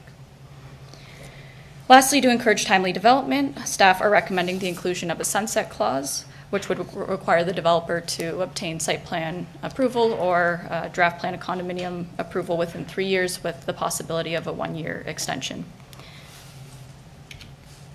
With respect to neighborhood comments, we held a public information open house on June 24th. 5 members of the public were in attendance, and we've also received written comments from 2 members of the public. And the following represents their concerns and staff's responses. With respect to the loss of privacy, staff note that the proposed development will maintain a 45-degree angular plane from the properties that are located to the west of the subject lands, and this will help to provide a transition in scale as well as to reduce overlook on neighboring properties. With respect to the adequacy of the proposed parking rate of 1.26 parking spaces per dwelling unit, this is consistent with the city's recent efforts to modernize residential parking rates. Mountain Road and St. Paul Avenue both fall under the jurisdiction of the Niagara region, so speeding concerns have been passed along to them for their review and consideration. And with respect to increased traffic, there was a traffic and parking impact study that was submitted. All intersections are reported to continue to operate with acceptable volume capacities, delays, and queuing under future total traffic conditions. With respect to impacts on the adjacent golf course, it's noted that from a drainage perspective, the subject lands currently drain northwards via overland flow to the golf course, and that the proposed stormwater management is to occur by way of a stormwater management tank, which is proposed to drain to the regional stormwater sewer on St. Paul Avenue, subject to their review and approval. With respect to the availability of transit services, the proposed development is located within walking distance of a Niagara Regional Transit stop and is supportive of the 15-minute city concept. And with construction, noise, timing, and vibration-related damages, we note that the city has a noise bylaw that regulates construction activities. Anything outside of these hours would be enforced by bylaw enforcement. The submission of a construction management plan will be requested at the future Planning Act application stage, which would coordinate efforts for the 2 developments, one being the one that's been recently approved at the southwest corner of St. Paul Avenue and Mountain Road. And to address concerns related to vibration-related damages, the applicant has committed to conducting a precondition survey of the structures in the surrounding neighborhood, which would provide a baseline for those assessments. Lastly, vehicular access is proposed via 2 accesses, one on Mountain Road, which would be full movement, and a right-in, right-out, and left-in access on St. Paul Avenue. In conclusion, staff recommend that council approves the official plan and zoning bylaw amendment subject to the regulations detailed in the staff report, that council authorizes the amending bylaw to include a holding provision, and that council authorize the amending bylaw to include a sunset clause. Thank you. Okay, thank you very much. Do we have any questions of council members? Councillor Lococo? Thank you, Mr. Mayor. Through the mayor, to our speaker, a couple of questions. I know that trees aren't regulated. Are they going to be saving the trees on St. Paul? There's that strip right in front of the development. Will those be saved? Sorry, when you're looking at the picture to the left of the development, the long... Through you to the councillor. So they did submit a tree inventory and preservation plan. There's some trees that are proposed for removal along St. Paul Avenue as well as Mountain Road. They are proposing to maintain a good amount to maintain buffering at the street, but there are approximately 30 trees proposed for removal on the site out of approximately 70 that they're identifying that are on or adjacent to the site. Okay, thank you. We reduced parking from 1.4 to 1.26. I know we experience lots of issues with parking when we don't have enough. There's not a bus stop right in front of it, so I'm a little leery about that. Will these be rental or sale or purchase units? Through you to the councillor, these, of my understanding, are proposed to be for sale. Okay. It talks in the report about the storm outlet not being approved by the region. What are we going to do at 600 millimeters? What is the process of that if they're not approving it? Yeah, through you to the councillor. So right now, they haven't closed the door entirely to the idea of having the applicant connect to that storm sewer. they've simply identified that they need to have additional justification to ensure that there's not going to be any negative impacts on their existing infrastructure. And that's something that they feel can be dealt with through either conditions of site plan approval or draft plan of condominium approval. So there are some other options. Right now, they're just identifying that they would need additional information before they can confirm. Okay, thank you. Another question, it talks about pre-existing condition survey. Does that mean there's going to be blasting because of the terrain there? Through you to the councillor, I may defer that to the applicant to identify maybe some of the site works that would have to take place. But you know, given the topography, there may be some vibration-related work that's happening on site, and I know that was something that the residents brought up, and the applicant had identified that they would be completing that survey, so they may be able to speak a little bit more in terms of what that might look like in terms of that. Okay, thank you. This was a question from a resident. As for the road exit on Mountain Road east of the lights, the slope is very steep, the ground up to the road. Will a ramp be required? Through you to the councillor, I don't have an answer on that specifically. They will have to design that access in accordance with really the region's standards for accesses, because they are regional roads. They didn't identify anything specifically about that. Usually that engineering would come at a later stage, but it may be something, but they'll have to either regrade the site accordingly, or they'll have to ensure that they're putting in proper safety measures to ensure that that access is appropriately designed. Okay, thank you. Those are all my questions. Thank you, Ms. Cece. Oh. Thank you. I've got Councillor Thompson. Yes, this was proof for 10-story about 10 or 15 years and it was going to be right on the corner of some St. Paul and Mount and I was at a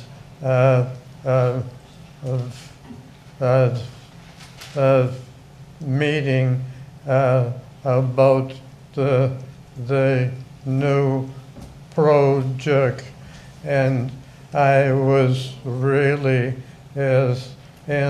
impressed.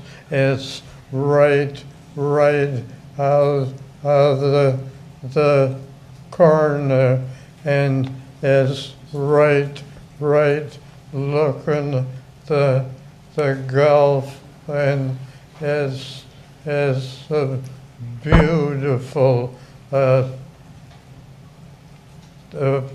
better property that's, and there's another one 5 or 6 on mountain that's separate, which we approved. So I would really like this new development. Yeah. Okay, thank you for that, Councillor. Do we have any other questions or comments of council for our planner? Okay, thank you for that. Thanks very much. Council will now hear from anyone other than the applicant who wishes to speak to the proposed amendments. Ms. Clerk, do we have anyone registered? Yes, we do. Yes, currently we have one person registered, and that's Doug Ireland. Okay, good. Mr. Ireland? You just state your... Head down. Yeah, your address, and then we'll start the 5-minute clock. For sure. I'll be very brief if I can be. Great. Thank you, Mr. Mayor. My name's Doug Ireland. I live on Walker Court, which, the picture isn't up for me, but it's due west of Eagle Valley Golf Course. Pine Crest goes up, and we're Walker Court right off it. My wife and I moved there about 15 years ago it's a retirement home for us. It's a lovely community, as I'm sure maybe a council member can attest to. And we feel, along with other neighbors, I could not attend that meeting on 24th, and a lot of the things have been addressed. I guess I'm here, I'm skeptical about the results concerning two things. Traffic. Now, when the first change in this bylaw was made 10 or 11 years ago, it was to 101 units. This is 295. That's triple, people. Triple. The traffic that has evolved in the last 15 years, primarily due to development in St. David's, we all know that, is tremendous, is significantly more. Significantly more. We throw in another 300 units, give or take, it's going to be that much worse. So I know the region has indicated that it's there, but it's for present. I'm trying to think down the road what this is going to happen to this lovely, lovely area if we throw in another 300 units right there. Compatibility come up in the previous presentation, and I never even thought about that. Councillor Baldinelli brought it up in the previous one. I think it's a little incompatible, but thank you for bringing that up, because we don't think that it's compatible. Height, size. Now, I certainly, Councillor Thompson's comments are noted, it's guaranteed. And finally, I'll get out of here, construction. They started a development here, you recall, 3 or 4 years ago, somewhere in that range. The traffic, bringing in a whole bunch of dump trucks, and it was a disaster. Didn't happen. And I see 2 big tower units. I can see a multi-year development here that's going to be extremely disruptive for an extended period of time for the residents on the west side of St. Paul. With that, I'll take any questions. Everything's been covered really well. Oh, I want to compliment the city staff on that report. They covered all the basic things from the meeting, and I just disagree with the results, that's all. As a taxpayer, I guess I could do that, Mr. Mayor, can I? You sure can. Do we have any questions of council for Mr. Ireland? Any questions? No, I think you articulated very clearly. Thank you. Okay, thank you very much. Yes, if you'd like to come forward, and if you just again state your name, your address, and then we'll start the 5-minute clock. My name's Len Diodati. I live at 2346 Walker Court, directly across from Eagle Valley. Mr. Ireland brought up a few good points about traffic, and I'm very concerned about the same thing. I know there was a traffic study conducted by someone, I'm not sure who it was, but I don't think he's really set at that corner between 2 and 4 o'clock on a daily basis to really see what's happening there. It's pandemonium. There's trucks from Cotton Construction that use Mountain Road all the time. There's construction down in Niagara on the Lake and St. David's are coming up the road. When they close the 405 down, you should have seen the transport trucks coming up the street. It's not nice. It's noisy, and I don't feel that that traffic study really gives it any promise to what really is happening there. So I'd like to see another traffic study done, and this time to really put in what they think is going to happen. 295 units, car and a half, that's another 450 cars in the area. I own 2 cars, okay, but still, this is ridiculous. And we don't have buses there, which, we're all saying is going to happen, which I think just brings in more traffic. My friend invested in the original 10-story unit there. It didn't make it. And I can't, it's only 100 units. This is 300. I don't know where the money's going to come from people from Toronto thinking they're going to spend, over $1 million for 800 square feet, which I was told was roughly about what you're going to be paying. So I don't agree with the proposal. There are several people that I live in our subdivision that have come to me and asked me if I'd come and speak because they don't want to speak in front of council. So I'm bringing up the questions that they've asked. And the other thing that I was asked by one of my neighbors was, we're right on the edge of the escarpment. Has the Niagara Escarpment Commission been conducted any testing to make sure that, there's nothing's going to fall in? That's a sand pit over there. So, have they been contacted? It might be something to find out if the Niagara region is complaining already that maybe the water flow isn't going to work there. Maybe these are the things that need to be looked at before you guys approve the expansion. And by the way, 68 meters is 223 feet. So you were talking earlier about, an extra 100 feet. This is going up almost 225 feet in the air. So we can all see it in our backyards. My one neighbor's already had issues with his basement where he's had cracking from pile driving, and I'm told that they have to take out everything that's there and start all over again. So we're going to be stuck with construction, I think, for at least 3 years if it's approved. So that's my comments. I just want to thank you very much for allowing me to speak. And we'll get answers too to the Escarpment Commission questions. Good question. Thank you. Yep, thank you. Ms. Dolch, I don't know if you wanted to address that one, if we had any insight from the Niagara Escarpment Commission. Thank you, Worship. And you'll see in the report, the application was circulated to the Niagara Escarpment Commission, and they had no comments as it's outside their area. Outside their area? Yes. Okay. Thank you for that. Do we have any other one other than the applicant? Yes, of course, if you'd like to come forward.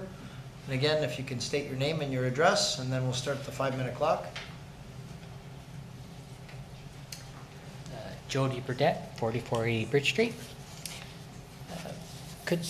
I didn't take a very close look at where this building was located as far as the corner goes. Can someone answer 2 questions for me? My father lives down Creekside, down at the bottom, and I drive by there all the time. I kind of always envisioned that area as kind of level and then it just drops down. Is this tower getting built level to the intersection, or is it like getting built lower? Yeah, well, we'll get those answers from the applicant. The reason why I bring that up is because height-wise, obviously if it's getting built at a lower elevation, it's not going to be 200 feet high at the level of the intersection, but I couldn't really see that in the details. And the other one that I had was, the city is getting a lot of circles, that's 10 traffic circles, that tends to be a pattern. Was it ever investigated if this development would negatively impact a traffic circle there? Because it is a high volume traffic, and the circles do seem to mitigate that problem. So I just wanted to bring that forward. Yep, something that can be looked at. Yeah. Overall, the location and the design and everything where it is, I actually think it's a good location for it, so I would recommend approving it, as long as there's no other issues with it that are brought up. And then I'll just drop this Yep, off. that's good. If you want to pass that to Councillor Newestag, we'll pass that into the clerk. Okay, thank you. And I'd like to be notified of its passing and everything like that. Well, you're going to hear tonight. We're going to vote on it tonight. Thanks. Is there anyone else other than the presenter? Yes, if you'd like to come forward, please.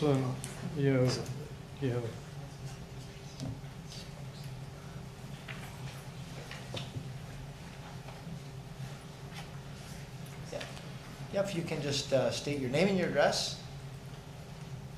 I won't be long. My name's Karen May. I do live at 2354 Walker Court.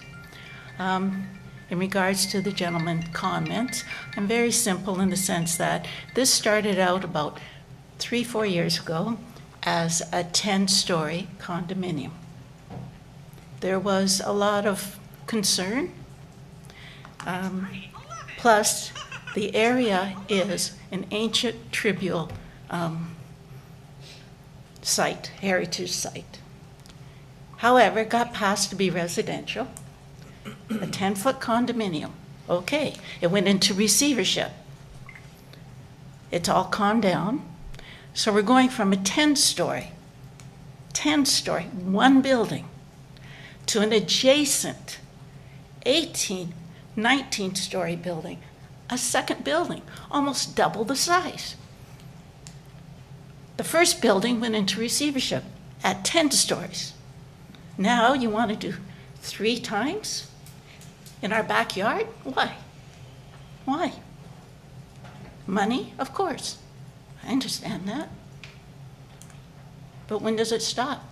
Would you like a 10-story plus an 18-story in your backyard? No. Thank you very much. Thank you. Is there anyone else other than, yeah, if you can come forward?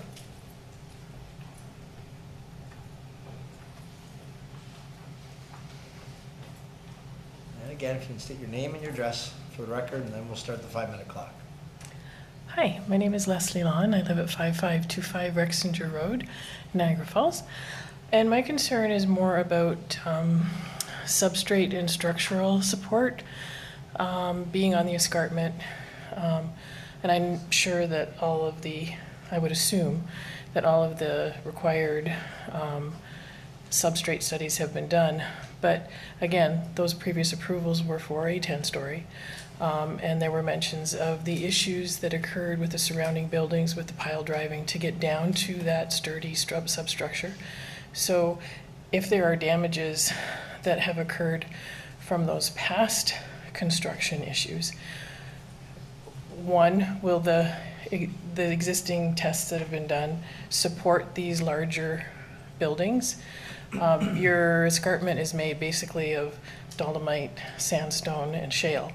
And all of those, except for the dolomite, are very permeable, flaky, and not supportive structures. So if they're going to be going down to the dolomite, what, again, is going to be the surrounding results of those piles being driven, and how deep do they have to go to the residents that are across the street? Not only across the street, how will it affect the substructure of the existing roadways? All of those things as well. Because I live probably 1.5 kilometers, 2 kilometers from the new hospital, and we feel the vibrations of their piles going down for the new hospital. And they're in much closer proximity, and I can really understand their concerns. So that is something that I would maybe, I don't know how you address that, but take into consideration as well, just those supporting structures. So, thank you. We'll get some answers. Okay, thank you. Thank you. I don't know, Kent, if that's something you would address, or who would we address for that one? Ms. Dolch? Thank you, Your Worship. A lot of those are construction details. Obviously, how it's going to be instructed, what's going to happen. Those are things we'll start to look at through the site plan process once we have more details. This is just generally, obviously, for the zoning and official plan. They will look at further details, but we can ask the consultants if they do have more information on that. We did ask for, obviously, the vibration and monitoring of the 30 meters around those in the buildings around to make sure there's no damage. So we've done that. So we'll get further information as we go. But right now it's just a preliminary concept at this point. Until they get the detailed design, it's hard to look at all the details in the substrate. Okay, thank you for that. Is there anyone else other than the applicant who wishes to address council? Okay, seeing none, council will now hear from the applicant or his or her representatives. Welcome. Good afternoon.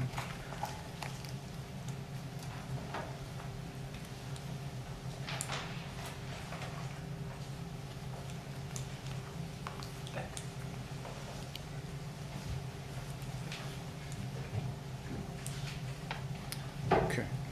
So, good afternoon, Your Worship, members of council and staff, and thank you very much for your time this afternoon for the consideration of our application.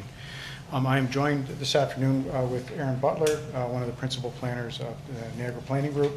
We are here on behalf of Mr. Bryce Coates, one of the principal owners of Legion Heights, the owner of the current property.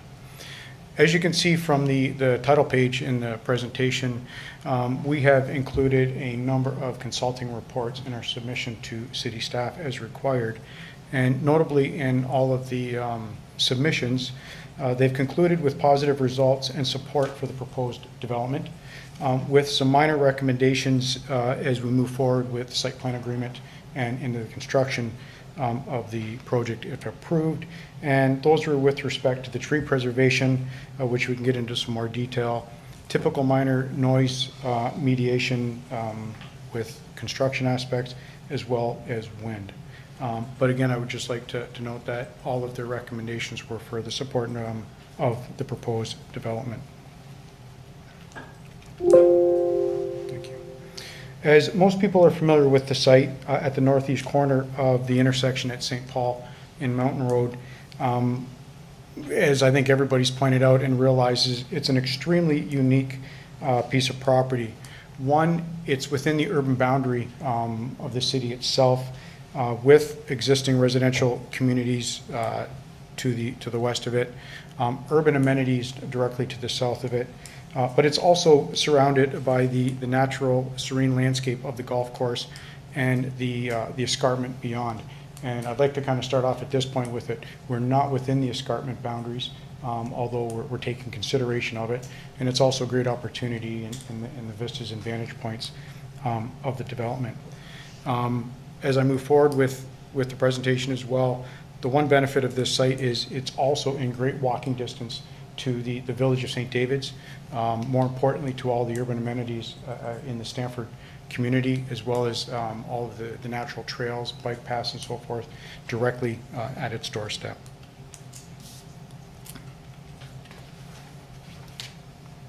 So as it's been noted by the city's presentation, and thank you for that because it was very thorough and we spent a lot of time working with city staff on this proposal. The site was approved about 15 years ago for the 10-story, 101 units. I wanted to include these photographs of the existing site as it is today. One, primarily because the trees along St. Paul and Mountain Road, it is very much part of our design and intent to preserve the mature trees and the healthy trees in there as part of our landscape design. I also, as you're familiar with the very unique topography of this site, and not only the site itself, but the surrounding area, it is an integral part of our design and has shaped the development itself. So before getting into the design and a little more detail on what we've proposed, I'd like to hand it over to Aaron Butler, again, one of the principals at NPG, to discuss the planning matters of this application. Thank you, Michael. Hello, everyone. So I've just spent a little bit of time, a couple slides here, touching on some of the planning context and then describing the site plan, the development. So just this slide is really intended to kind of to hammer home locationally that this site is well suited for development and for this type of density and height. Being at two regional roads at the intersection, these regional roads are designed to carry higher volumes of traffic. Naturally, they're also very well connected to the rest of the city, to highways, to the rest of the city's transportation system. Both of these regional roads are identified as part of the regional cycling network as well. There are bike lanes already on Mountain Road. And as Michael mentioned, the lands are inside the urban boundary in the region's official plan. At the city level, the current official plan designates the site for up to 10 stories, 75 units per hectare, and that previous zoning approval that Michael mentioned already allows for up to 10 stories and 100 or so units. There were other minor variance approvals as well, as recent as 2019, to increase some of the unit count. So as it stands today, the permissions are for 123 units on the property with those approvals. Locationally, to also mention, Michael's mentioned St. David's down the hill, of course, Stamford Center nearby. It's also close to institutional uses, parks and trails, the Bruce Trail, Fireman's Park, and importantly, the site is within walking distance to transit. It's about 800 meters from the closest transit stop down St. Paul or Portage to Churches Lane at that intersection where transit's located. So I'll touch here on the proposed development. Essentially, as you know, and as Ms. Cece has already highlighted, it is 2 towers. The arrangement of the site's been done purposefully so that essentially the lowest part of the westerly tower essentially matches, is actually a little bit shorter than what was previously approved at 9, 10 stories in that range. And then it steps up. So from there, it steps up easterly to the 15 stories for Tower A, which is on the left. And Tower B, the tallest part of Tower B, is also kind of the northeastern part of the site, and then it steps down towards Mountain Road. So it's this gradation of height, which was done purposefully to respect the privacy and overlook concerns that we've heard from residents west of St. Paul. And Michael has some slides later on to illustrate that 45-degree angular plane that's being respected here. So the official plan amendment is for the height and for density. The zoning bylaw amendment is also for height and density. And as Ms. Cece's already mentioned, the parking ratio at 1.26 spaces per unit, which is really, although it's less than the 1.4 required, is the kind of a benchmark that's set and has been studied by city staff to be acceptable for apartment units. And there are a number of other site-specific provisions, basically relating to minimum lot area per unit and some of the yard setbacks, which Ms. Cece's already described, and we're supportive of the provisions that are being recommended for approval in the staff report. I'll also just mention that putting the parking underground does allow the site to be heavily landscaped, which Michael will show on the next slide. About 67% of the site would be landscaped above the parking garage, allowing for a lot of amenity space and open space on this property. And lastly, I just wanted to mention the circulation, so the driveway circulation on the site. You can see that the buildings are located kind of to the north and to the east along those property lines. There's a driveway from Mountain Road and a driveway from St. Paul. There will be no left turns leaving the site onto St. Paul. So because of imagine trying to leave the site and looking right down the hill, it kind of curves. So we've avoided having that sight line issue, looking down the hill and trying to see if vehicles are coming. Essentially, if you are traveling south, you would leave the site at Mountain Road, which has full movement access. You go down either way down Mountain or towards Stamford Center. So I'll leave it there. I think the next slide will just touch on some of the landscape design that's proposed. Thanks, Aaron. So I will be brief, but I would like to just go through some of the design elements of the proposed development, and that's shaped the application before you. So as Aaron pointed out, the site was very purposely laid out for several reasons.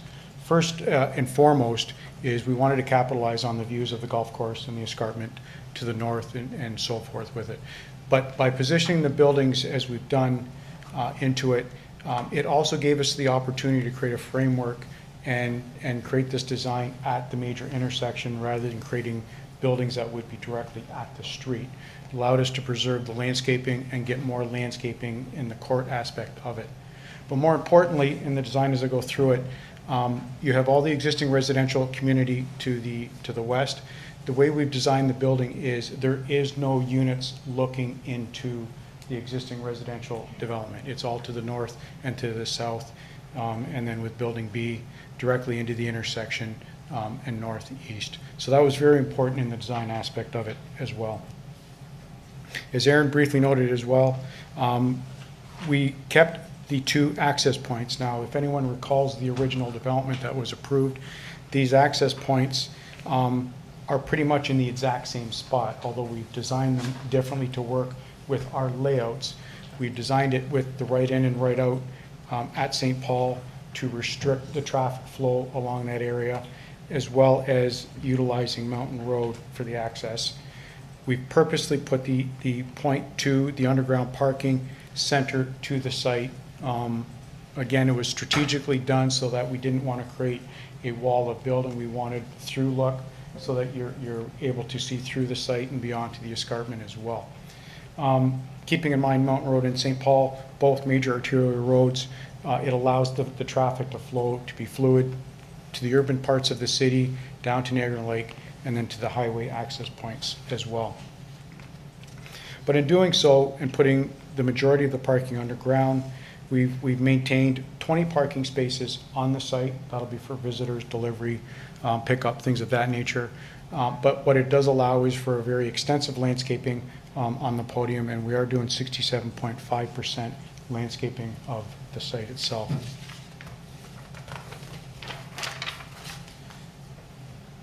So as noted, Building A, which is the closest to St. Paul in the existing residential area, again, specifically designed so that at the westerly point, that is the 10-story component of the building, and it will step inwards to the 15 stories.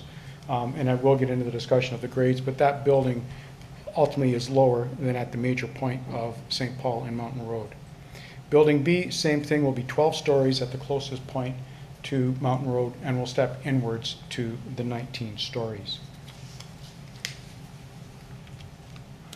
As noted, we're going to propose 2 levels of underground parking. There is a total of the 353 parking spaces underground. With the parking structure, we'll also be providing for bicycle parking, storage, actual locker storage. We're also proposing golf cart storage as part of the design with it as well. So I'm not going to get into a lot of detail on the floor plates itself, other than to tell you that the units themselves are going to range anywhere from 540 square feet up to 1,400 square feet. The majority of the units will range from 700 square feet up to about 950 square feet. But in the design itself, we've maintained roughly 10%, total of 37 units that will be of the smaller square footage of the 540 to be of the attainable units within a development of this magnitude. So as we're just going through the floors, you can see how part of the design itself, it's not a rigid rectangular building. We're utilizing some very organic form in the balconies and facades, and that's also just to create a bit of an organic element in the natural landscape of the site itself. In the design, as you can see with it on the 15th floor, and as we step up to the 19th floor, we will be also integrating the amenities of garden terraces and landscape terraces. The buildings themselves will also be housed with all the amenities of the fitness facilities, community rooms, and things of that nature that you would expect to have in a condominium development of this magnitude. So I know you saw these illustrations with the previous presentation from the city. We purposely designed the buildings to tier them inwards to respect the height down at the streets. We wanted the 2 towers so that we just didn't have one wall of building. We wanted to have the stepping of the buildings and having visual impact through the sites itself. The buildings themselves are going to be designed with a combination of hard surface, stone material, and a lot of glass so that you get a bit of a reflective element on the site. So again, blending into the landscape in that area. That's just a vista when you were down in the golf course area, and you can see with the elevation on the right, you can see how the buildings themselves will be stepping down and utilizing the grade. I will speak a little bit more in detail on that as we are using the existing grade to minimize the foundations and the excavating and things of that nature of what has already existed at the site.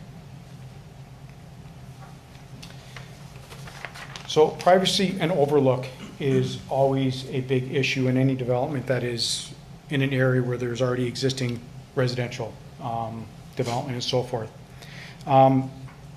Angular plane is a design tool that's used by designers and more so municipalities so that they can govern and restrict overlook on properties.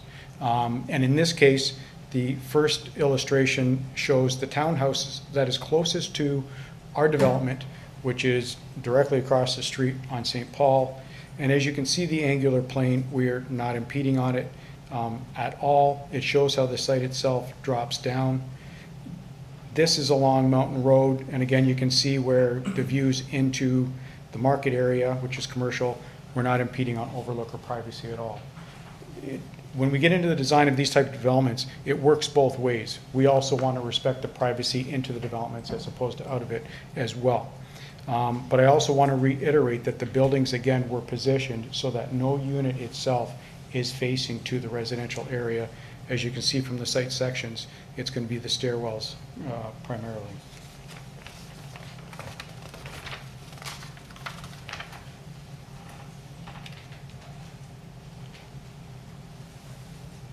So in closing, through the planning and design considerations that our development team has embarked upon, we've been extremely considerate of the surrounding context and the existing community that we're proposing development within.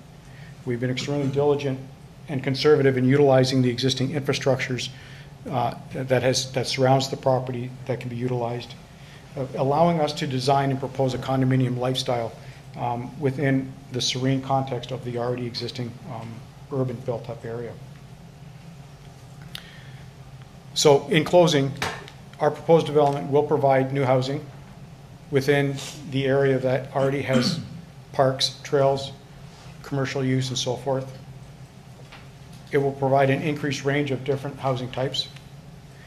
It will provide a high quality of urban design as implemented through the design policies of the city and the region. We believe it is compatible with the surrounding area and utilizing the existing infrastructure. And we think it will be a great addition to the north end of the city of Niagara Falls. So with that, I thank you for your time. And if there's any questions, as I'm sure there will be, we'd be more than happy to answer them. Okay, thank you very much, Aaron and Michael. Here's council's chance. If you want to ask some questions, make some comments of our applicants. So do you have any? Yes, Councillor Lococo. Yeah. Thank you, Mr. Mayor. Through the mayor to the speaker, regarding the blasting, can you confirm that there will be blasting? So I can't get into the specifics of it. There has been a lot of through you, Mayor, to you. There has been a lot of blasting on the site to date to accommodate for the 10-story.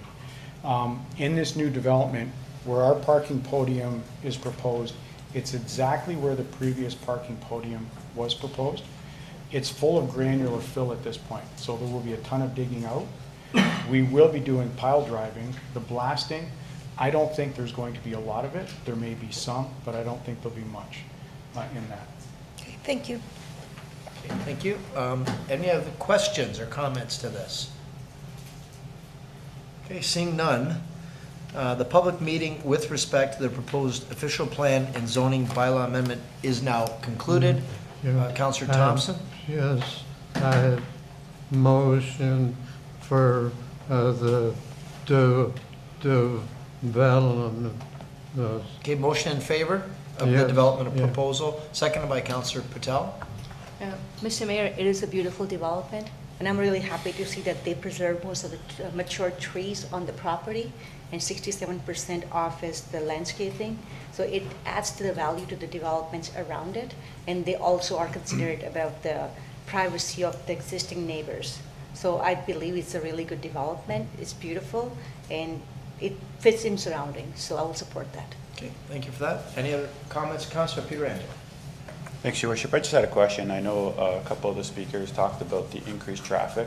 There is going to be more traffic on the road, there's no doubt. It doesn't matter what type of building goes there. Obviously, the bigger the building, the more traffic, I get that.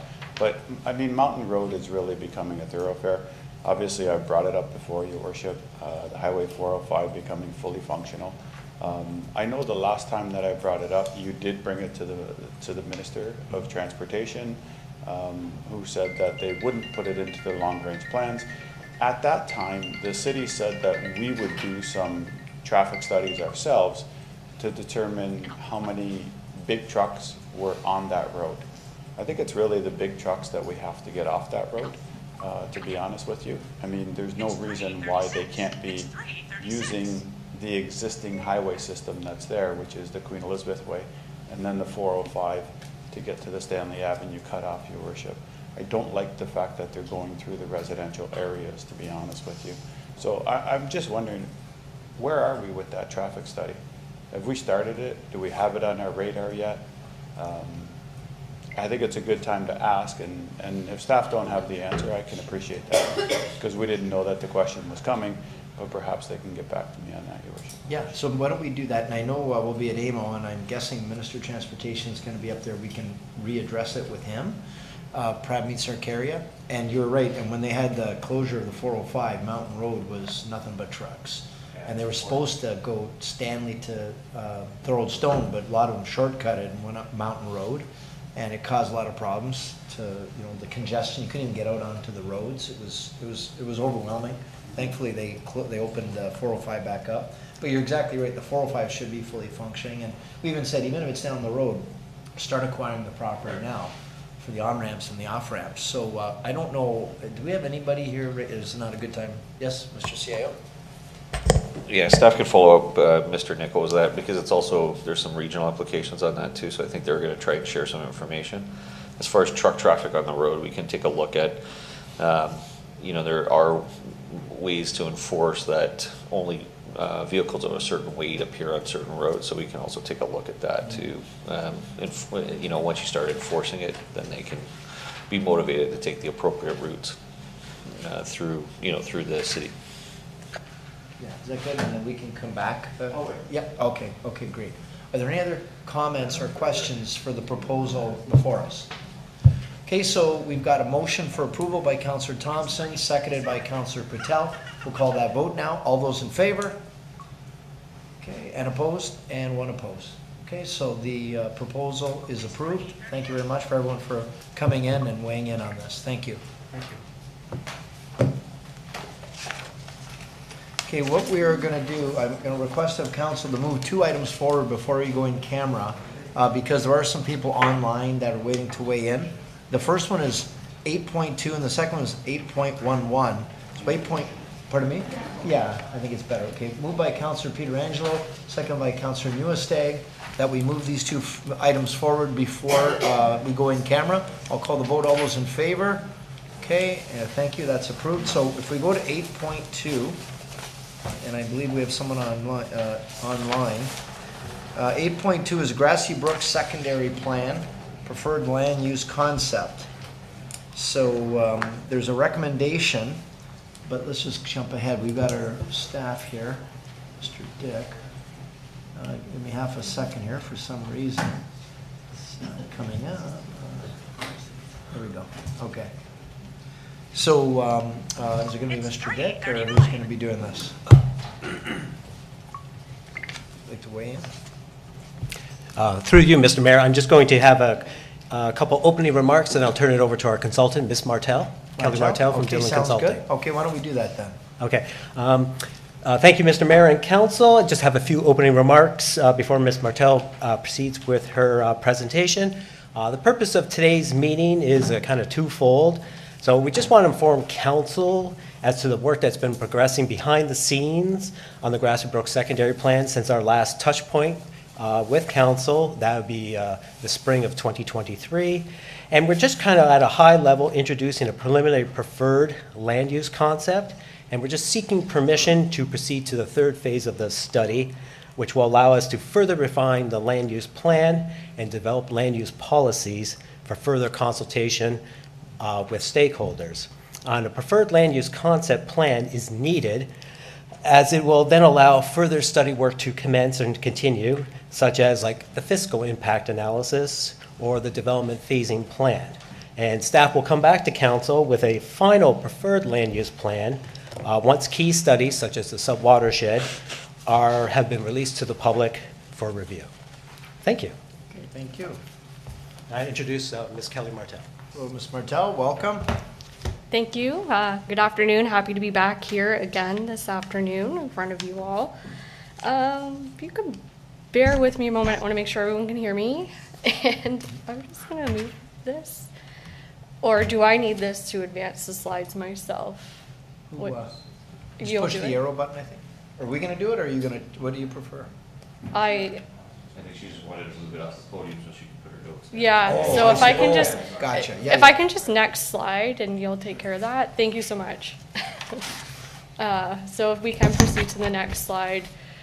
We do have a bit of information to cover today, and I'm going to try to be as sufficient or efficient as possible. But what I do want to do is, since it has been a minute since we've been before you again, I wanted to give you a quick overview of what we're doing, where we've been, and where we're going. Update you since the last time we have seen you. We have done a lot of work in developing the vision and principles, which I will also present. Identify and present and go over some of the key elements of the preliminary land use concept that Brian had mentioned, and then talk about next steps. So if we want to go to the next slide, I'll start with the project overview. And I just want to remind everyone about how we got here, because certainly we have been on a bit of a journey. This project has been going on for about 1.5 years now, and we still have about another half year to go to get it to completion. But the Grassy Brook area really is shown on this slide here. It is one of the last unplanned, unserviced designated greenfield areas prior to the region's MCR bringing in more urban land. And it has been identified as an area of change to support that future growth and development. We know that the city is going to grow a lot between now and 2051, and certainly this area is going to accommodate some of that new future growth. And by way of background, the creation of the secondary plan had been approved by council to support proactive growth management in this area, recognizing that a secondary plan is a very good tool to help the municipality control future growth. And it is great for a greenfield area where no significant growth exists at this time. If we want to go to the next slide, I did want to just remind council and those in attendance about the land use planning system in Ontario. It is very complex, and it's very top down. So when we are developing our secondary plan, there are a lot of things we need to consider, from the provincial level through legislation and policies such as the growth plan, the Planning Act, the provincial policy statement. All of those feed into a more local vision.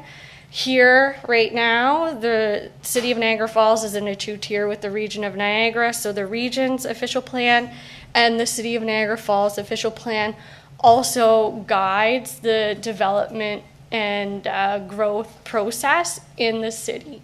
And then what we have is what we're talking about today, which is drilling down another level further to prepare a secondary plan. These are more detailed policies for a specific geography in an area that are warranted as a result of their uniqueness or difference from the broader set of policies in the official plan.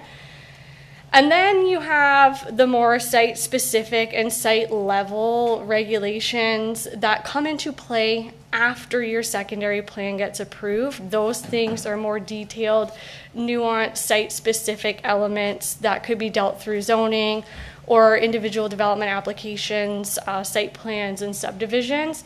But that secondary plan level is really what sets the stage for the next iteration of the development process to happen. If we go to the next slide, the secondary plan itself is a document that is intended to guide the development of the area. So it does include vision, goals, and objectives.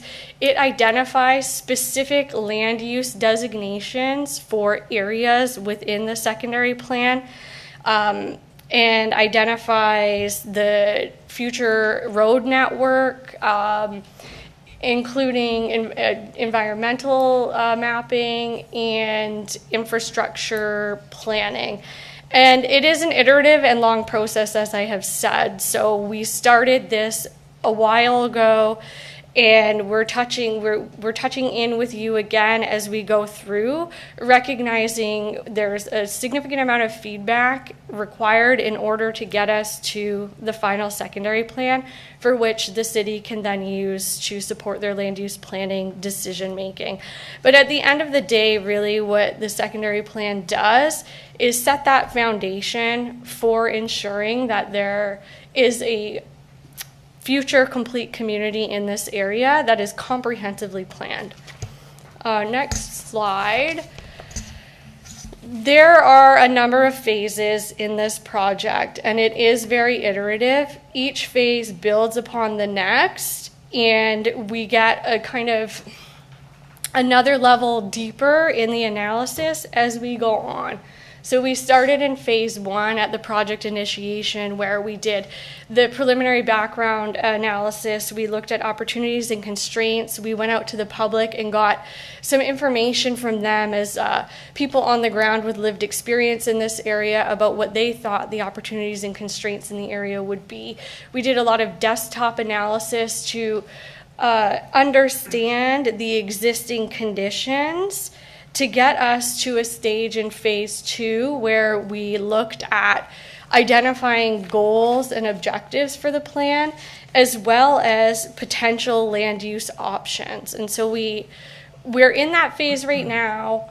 We're here where we're getting closer to determining the preferred land use option, and prior to doing that, we wanted to present that work to council today. Following that, as Mr. Dick had said, we drill even deeper. We continue forward down this path of getting more information to get that secondary plan policies and mapping in place to guide future development. But certainly it doesn't stop at the secondary plan. Once the secondary plan is in place, individual development applications may be filed, and with those, additional studies will be required before development can occur. So if we can go to the next slide, just a quick reminder of what the secondary plan can and can't do, specifically within the context of this geography, because it is a unique area with a number of different regional, provincial, and local land use planning layers and considerations to be made. One of those is the designated employment area, which was approved through the region's official plan. Another one is the location of the future wastewater treatment plant. We know that it is going to be in this area, and we know that there are implications of this location as it relates to land use compatibility and buffering uses for protecting sensitive uses and protecting that major infrastructure that the city and the region needs to support this future growth, as well as residential and employment density targets, which are assigned and allocated at the provincial and regional level to the city. But there are lots of things that the secondary plan can influence and change. The big one here is really identifying and protecting those environmental features. So we are doing a sub-watershed study, which is more precisely delineating those environmental features and those buffers, so the city is able to have a better idea of where development cannot occur and where it may be able to occur, subject to policy criteria being met. We can also provide land use and urban design guidelines to ensure that development addresses land use compatibility, but also addresses some of those other key elements of complete communities and community building, such as trails, parks, location of parking, screening, wayfinding, and really building that sense of community. And then the other thing that the secondary plan can do is address and understand infrastructure capacity and transportation needs as it relates to the staging and phasing of development. Next slide. There are a number of policy and regulatory frameworks set out, which I did mention before. I'll just go through them really quickly. We've got the growth plan right now, and that is where we understand, or where we get the intensification and greenfield development targets. Those come from the growth plan, are then built into Niagara Region's official plan and implemented at the local level. So for the city of Niagara Falls, they're required to achieve a certain number of people and jobs per hectare within the greenfield areas, a certain number of jobs per hectare within the employment areas, and a certain level of intensification to make sure that we're using our resources in the built boundary as best as possible. And we do know that as it relates to the growth work at the regional level, the City of Niagara Falls will be accommodating about 20% of the region's overall population growth and 21% of the region's overall employment growth. And some, not all, of that growth will be in this area over that time horizon.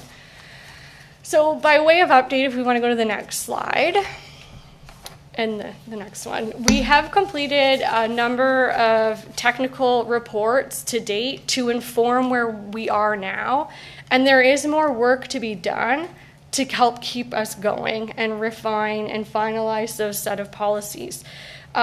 So what we have done to date is phase 1 of the subwatershed study, phase 1 of the transportation study. We've done a cultural heritage assessment report, an archaeological assessment, a land use compatibility review, and we have done an existing conditions report, which we did present to you last year. We presented it last year. And these have all been used to inform the land use plan that I'm going to walk over with you in a few slides, and will continue to be built upon as we move into the next phase. And that's where we start drilling down deeper to establish the policies and rules for future development based on what we now know in terms of the number of units, the number of people, and the number of jobs that we think are going to come based on that work. So through that work, if we want to go to the next slide, thank you. High-level opportunities and constraints have been identified, and we are keeping our mind on these as we move through the process. I can read them off, but I would rather just skip it. If there are questions about them, we can answer them later. But they have kind of informed how we engage and how we look at the project. If we want to go to the next slide, that's project engagement. And so this is a very iterative and involved process, and we've gone out to speak to the community in a number of ways, as well as landowners. So we formed a technical advisory committee that consists of members of City of Niagara Falls staff, the Niagara Region Peninsula Conservation Authority, and the regional planning and engineering team. And they act as a conduit to review the technical work that my team has completed to date, to ensure that it is meeting the region and the city's technical standards. We've also formed a community focus group with members of the community at large who have provided preliminary input into some of these things before we go out to the public. They've also acted as champions for the project, and we've met with them several times now throughout the project. We have had our online Let's Talk page where people are able to obtain information and reports, as well as engage through feedback. We used it to develop and get feedback on the vision and goals. We've also done 2 public in-person information centers, and last summer we did meet one-on-one with a number of the large landowners in this area to understand their development ambitions and intentions, and ways in which we may be able to incorporate those into the land use plan. And I will say that the themes in general that we received from these groups that have guided us to this point are looking to ensure that we're developing this area with cycling and walking, pedestrian-friendly active transportation linkages, protecting species at risk and endangered species, providing buffers and ensuring that the appropriate protections are given to the environmental features, ensuring urban design complements the existing built form, and implementing sustainability and climate change policies and guidelines for future development. And those are key themes. It's certainly not all that we heard, but I am trying to bucket it into those for brevity. Based on that, if we want to go to the next slide, we identified these four things as the priorities for the secondary plan. First and foremost, protection of natural heritage. We know that this area is unique in biodiversity. We have heard that from the community, and we believe that that is one of the priorities for the plan. Providing parks and open space for future residents and employees, again, is another priority. Ensuring that there is a wide range of housing options that aligns with the city's housing strategy and the needs of future generations, and ensuring transportation linkages and connections are available throughout. So with that, if we want to go to the next slide, we developed this vision for the secondary plan late last year and took that out to the public for further feedback. And what you see on the screen today is the recommended vision for the secondary plan, which will guide the written plan and the development framework. And that is, Grassy Brook is one of the city's major mixed-use neighborhoods, featuring a variety of complementary residential, commercial, employment, and mixed uses nestled along the shores of the Welland River in the city's south end. Grassy Brook is a complete, sustainable, and connected community, providing infrastructure, economic development opportunities, a variety of linked recreational spaces and places, organized around a well-protected, thriving natural heritage system. And there are 4 principles that we have developed as well to go along with this vision, and that is to establish Grassy Brook as a complete community, enhance the connectivity of the Grassy Brook area, protect, preserve, and enhance natural heritage resources, and enhance economic opportunities and growth. And those will get built into the secondary plan as we draft it in phase 3, and are kind of the guiding principles around, in part, the recommended preliminary land use plan. So if you did want to go to the next slide, I can go over the recommended land use plan and community structure. And so we've taken a lot of information in. We've taken that background desktop information. We've taken the technical information we know to date. We've taken the feedback from the public and the givens that we must work within, and have prepared this land use plan.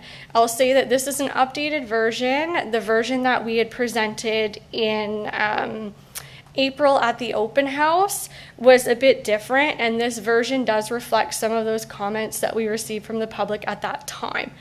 But what we are showing here are the key land use designations, and I will go over them one by one. But we've got a dynamic employment area, we've got a residential built-up area, and a residential greenfield area, as well as a mixed-use corridor, or a commercial corridor and a mixed-use area. What I will say about this as well is there is an overlay identifying that there are some future environmental studies that will be required as we drill down further and even beyond the secondary plan, as the development process requires. If we want to go to the next slide, I'll just talk a bit about the residential built-up area. And here's where you can see an example of that overlay. So what we know is this is in the built-up area. So it has already been identified as appropriate for residential land uses based on its location in the urban area, based on provincial policy, and based on local policy. We know future studies are still required to fully delineate the environmental features And the secondary plan is the conduit for that. It can set out the rules in which those studies, those future studies, what they need to include before the residential can happen. But what we're saying here is this is the area where future residential uses would be permitted. And we're looking at kind of a full range of housing typologies to address the city's housing strategy and other elements, as well as densities that align with future growth.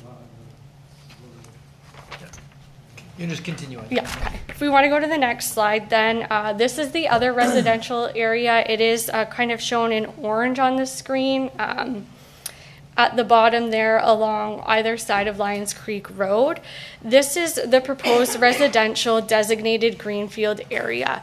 It differs only from the other residential area in that it has a different provincial designation applied to it, but subject to, again, there's an overlay here, it's a different overlay.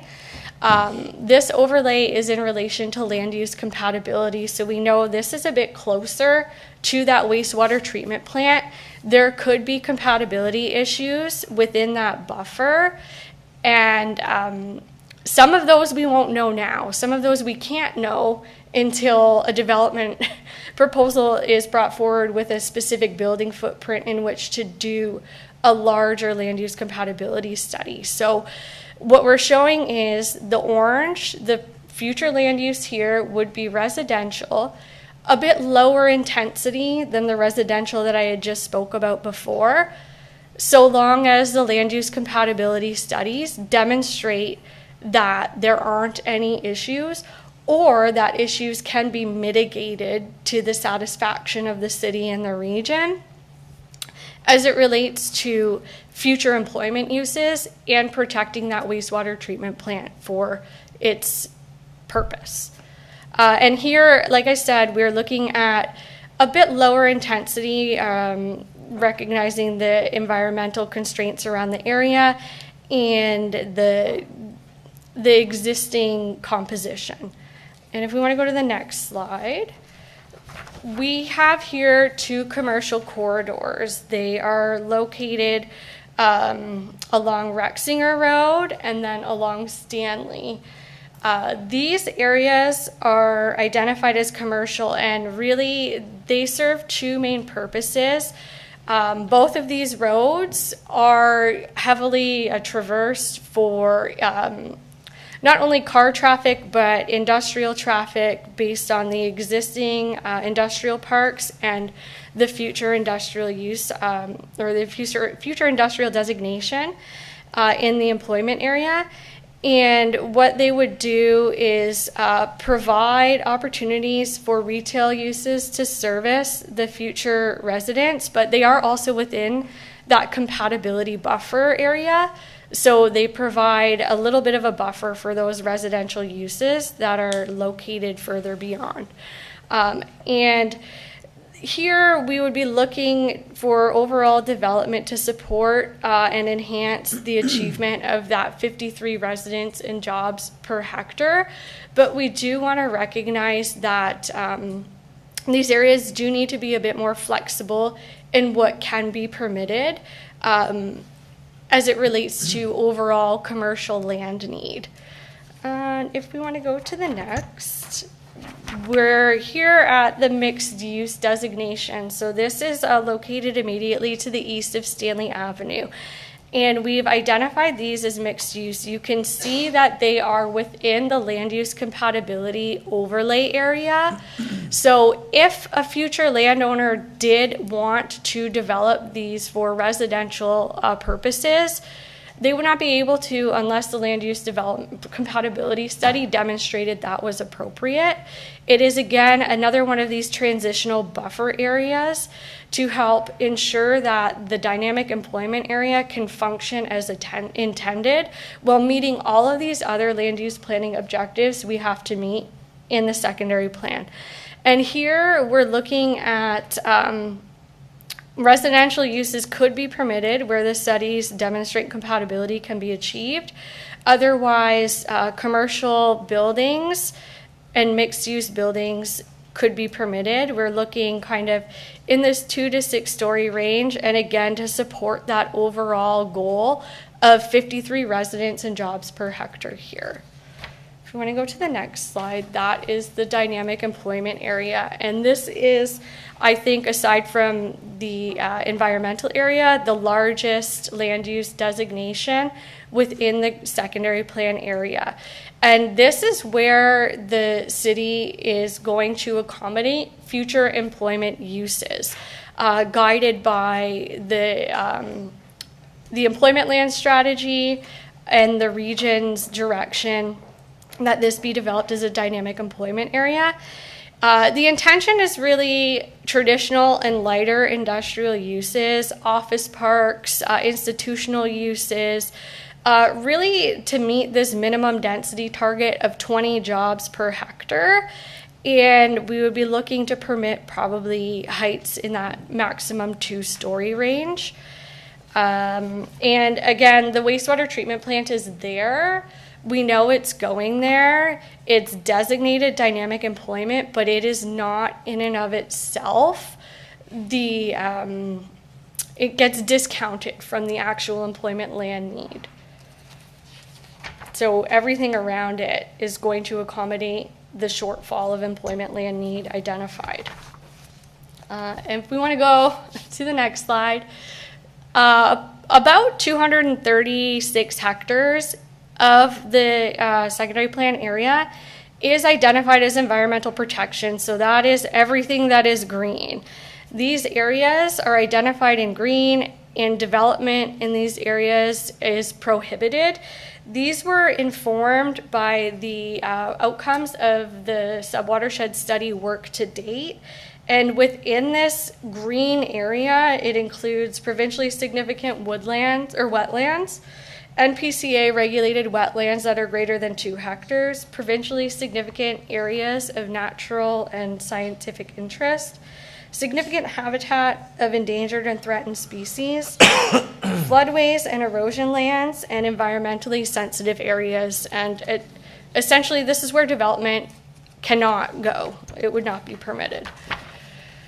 And if we want to go to the next slide, we can talk about the recommended transportation and active transportation plan. There are a few key changes that we are proposing be implemented. Some of them are related to addressing Ministry of Transportation requirements, that being the realignment and closing of Dell Road.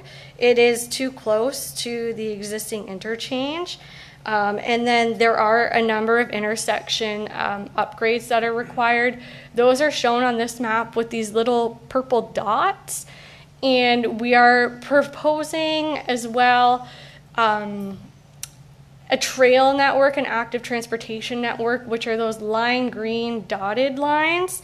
Effectively, it would be a riverside trail that would run along the Welland River, a trail along Lions Creek Road that would connect the existing trail to the east, and a north-south trail that would connect these two segments. And as it relates to the roads, we are suggesting that Rexinger Road be reconnected with a highway overpass to provide connectivity to the new north-south collector roads, and a new east-west collector road connecting the future residential areas to both Stanley Avenue and Lions Creek Road. And so that's like the blue dotted line, and then the line kind of just outside of the secondary plan area along Rexinger.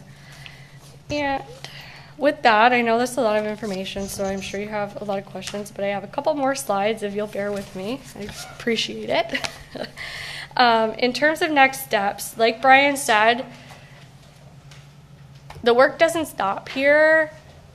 We need to keep going and collecting more information to refine this. So what we're hoping to do next is use this plan to do those more detailed studies. So a more detailed study, now that we have an understanding of the capacity for units and people and jobs, we can do the transportation analysis, and we can do the infrastructure phasing plan.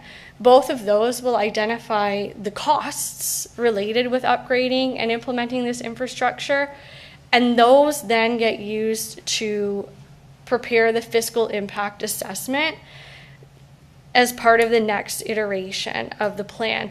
As well, the subwatershed study work needs to continue. They will provide some recommendations on policies to be included in the secondary plan to ensure any future studies that are required meet a certain standard and level of care.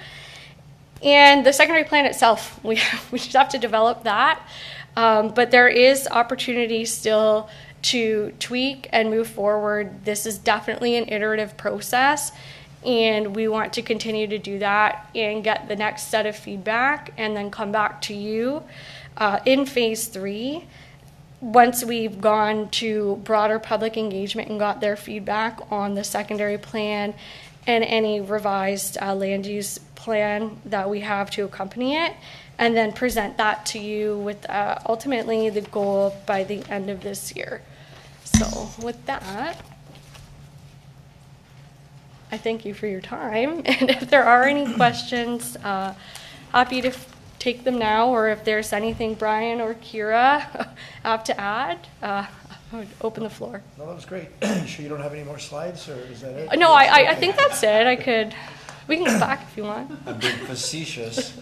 Okay, I've got Councillor Lococo, Councillor Sure. Patel. Thank you, Mr. Mayor. Thank you, Ms. Martel, for the lot of work that went into this. I can't imagine. It's a huge project. So I have a couple of questions and a couple of concerns. Someone asked me in the slide, page 18, the one with the gateway on it, they're asking me why it's going through an EPA. Is that correct?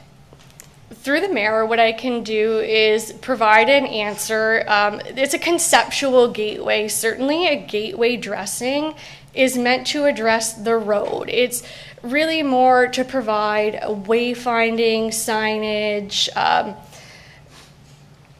trying to think of a good example of a gateway. The best one that I can think of that's like relatively recent and new is in Smithville and West Lincoln, where that new roundabout is on the road. They've kind of treated it in a nice way, in a decorative way. So certainly the gateway that's shown there is a round circle to conceptually identify something. And obviously, if there is an environmental protection area, there would be no development there. Okay, thank you.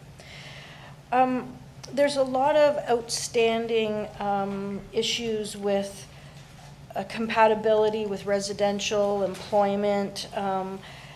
Will we be able to settle all of these issues? We have SciTech with the 2 kilometers. We have the property on Lions Creek Road. We received an email, and they've talked before, the Stanley Avenue, the Stanley Business Park, and the OLT properties. When are we going to be able to settle all of this? Because it is very different than what is presented.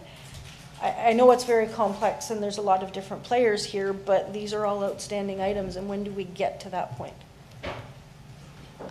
Through you, if I can. Yeah, Ms. Dolch, maybe you jump And then right. I might be able to add, but probably not. Thank you, Worship, through you to the councillor. So with regard to OPA 147 appeal and the other development appeal, we'll continue on with the secondary plan. You know, we've outlined the area that is contrary to the decisions of the province and the region on OPA 147 and subject to kind of that appeal in this area. The other application, there was no decision made, so they did appeal based on non-decision. So we're going to continue to obviously look at land use in this area. These matters may be dealt with prior to us making a final decision on the secondary plan. The OLT hearings are scheduled for March of next year, so we'll look at timing at that point. Ultimately, obviously, the board makes the decision on the application, so we'll have to be mindful of that. Okay, thank you. Yeah, to that point? Yes.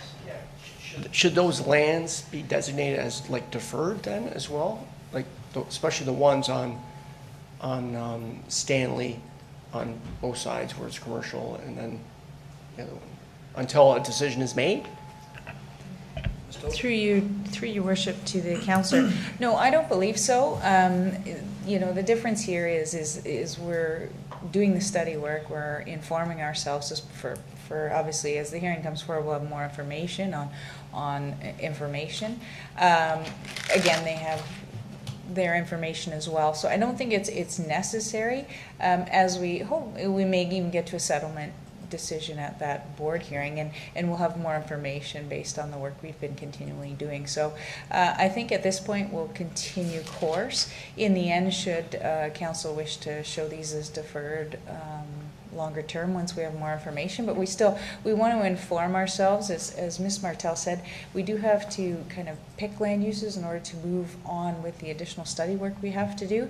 So I would prefer just to kind of flag the one which council recommended for residential. The region didn't support, nor did the province, but I did want to flag that one as you know, subject to OLT, because it was differing than what the position of council was.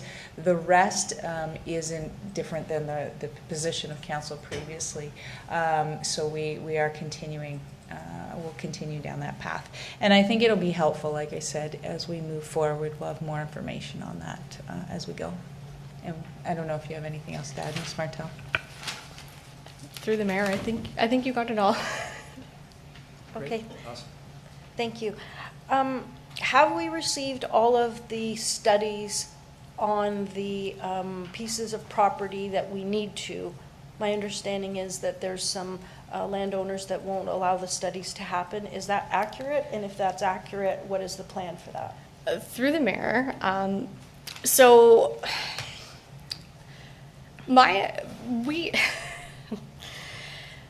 when we do a secondary plan and we do a sub-watershed study, we identify the area in which the study is to be applied. There are private landowners, and we have to ask permission to go on their property, and sometimes that permission isn't granted. It's very common. This isn't a unique circumstance where permission isn't granted. You have to understand that there is a lot of risk allowing the city to go onto your property and perhaps put in a borehole or monitor. So it is not uncommon for municipalities to not get permission to look at the whole of the area. And that is the case here. There are some lands we were not permitted to go on, but we were able to do the study in the areas that we were permitted and supplement that with some other additional information through desktop analysis, review of other studies, and apply that hatch, that overlay there. Where the full study hasn't been done, the overlay is applied. That overlay basically means you can't get what's underneath here until you've done the study to our satisfaction. And the secondary plan will set the rules out for that. So I don't think that that is something that should hold up the secondary plan. There is another process and another step any an individual landowner would have to do, and they would have to meet the tests of the region, the city, and the NPCA to get it done. They just decided that rather than it be done here, they'll do it themselves if they decide to do a development at all. Okay, thank you. I have a couple of other ones. I know that there's a lot of environmental concerns, natural heritage concerns, wetland concerns. I think we've done a fair job, a good job, but I think that there's opportunity to do a little bit better, specifically with linkages, wildlife linkages, protecting the natural heritage.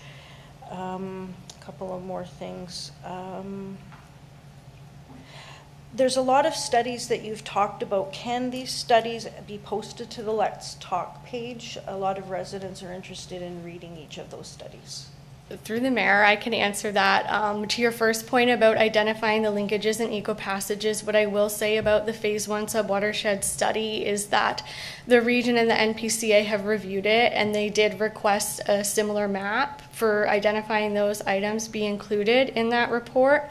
Our consulting team has updated and included that in the report. It is back with the region for their review right now. And we're happy to make everything public as soon as the region and the NPCA have given it their sign off, and subject to ensuring that the documents are accessible before they're posted online. But the intent is not to withhold that information by any stretch. It's just taking a bit longer for staff to review. Okay, great. Those are my comments. Thank you. Okay, thank you. Did you have any questions? We're just looking first any questions, and then we're going to receive this. Yep, you wanted to speak to it? Would we have the lot of talk and we made the residential, and I read the report. Well, we'll set this to 2050 for employment land, and we but the air on sodium, and we're gonna go with the residential, and they on the report, they 2050 they would use it as for employment. I can't believe the work the people that done with this and all of the reports that go for the planning, and then all of a sudden you talk about an industrial. I think that's not good. Okay, thank you for that, Councillor. Are there any other questions? Yes, Councillor Pietrangelo? Yeah, thanks, Your Worship. Just wanted to make a couple comments, and then I do have a question actually of Ms. Martel.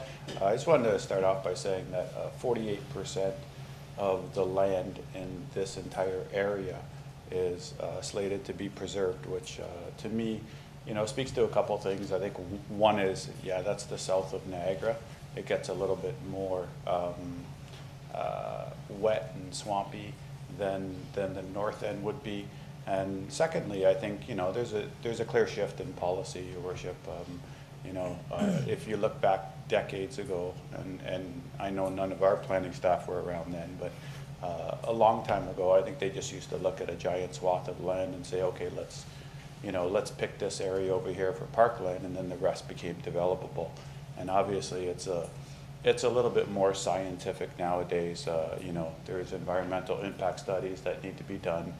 There's watershed planning studies that need to be done, and the findings of those reports really dictate, which lands are preserved and which lands become developable. So that kind of leads me into my first question, which is, I noticed in one of your slides, I think it was on slide 112, no, just kidding. On slide 8, Sorry. you said, halfway there, yeah, exactly. You said secondary plans can influence or change the identity and protection of environmental features. And I really didn't think that we had the ability to do that. I would have thought it would have been the findings of, again, an EIS, watershed mapping, that would determine and I can see you nodding your head, so maybe you want to answer and I'll stop there. Through the mayor, I can answer. I think that what we're saying is a bit oversimplified, and the secondary plan itself can't influence it, but the studies that are required to prepare the secondary plan, such as the subwatershed study, can certainly precisely or more precisely delineate the environmental features on the ground than before. So the secondary plan itself is going to identify the outcomes of that EIS study, but this is in that triangle, it's still up here in that triangle. There's another part of that triangle where more environmental studies could be done that may change, either expand the environmental area or decrease it, depending on the more detailed site level EIS that would be required.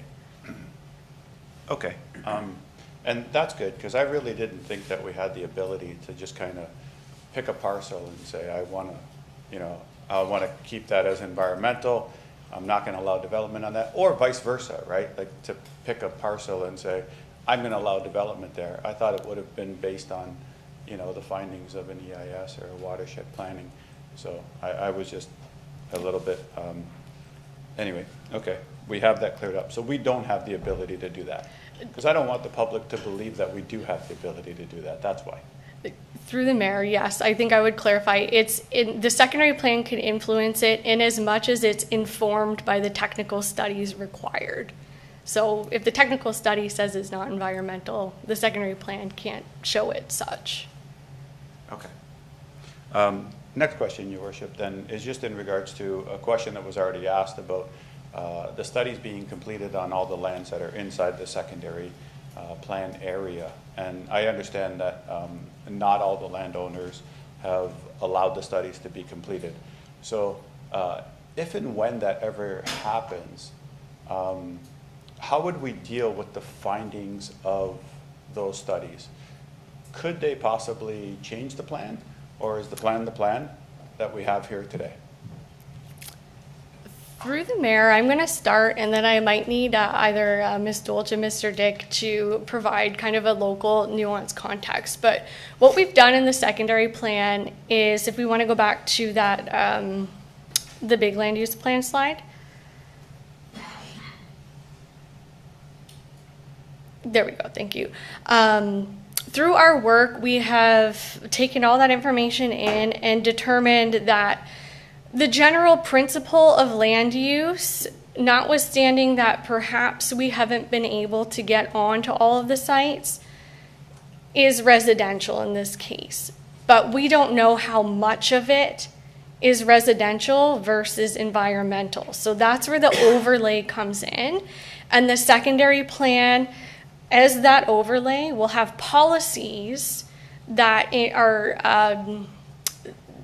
that set the criteria for what the EIS must include and what the EIS will need to do for the residential underneath to be delineated. So there is a potential that the residential area could shrink once we know the full delineation of the features, but the principle of land use underneath that is pretty established based on our work to date. And I don't know if Mr. Dick or Ms. Dolce want to hop in.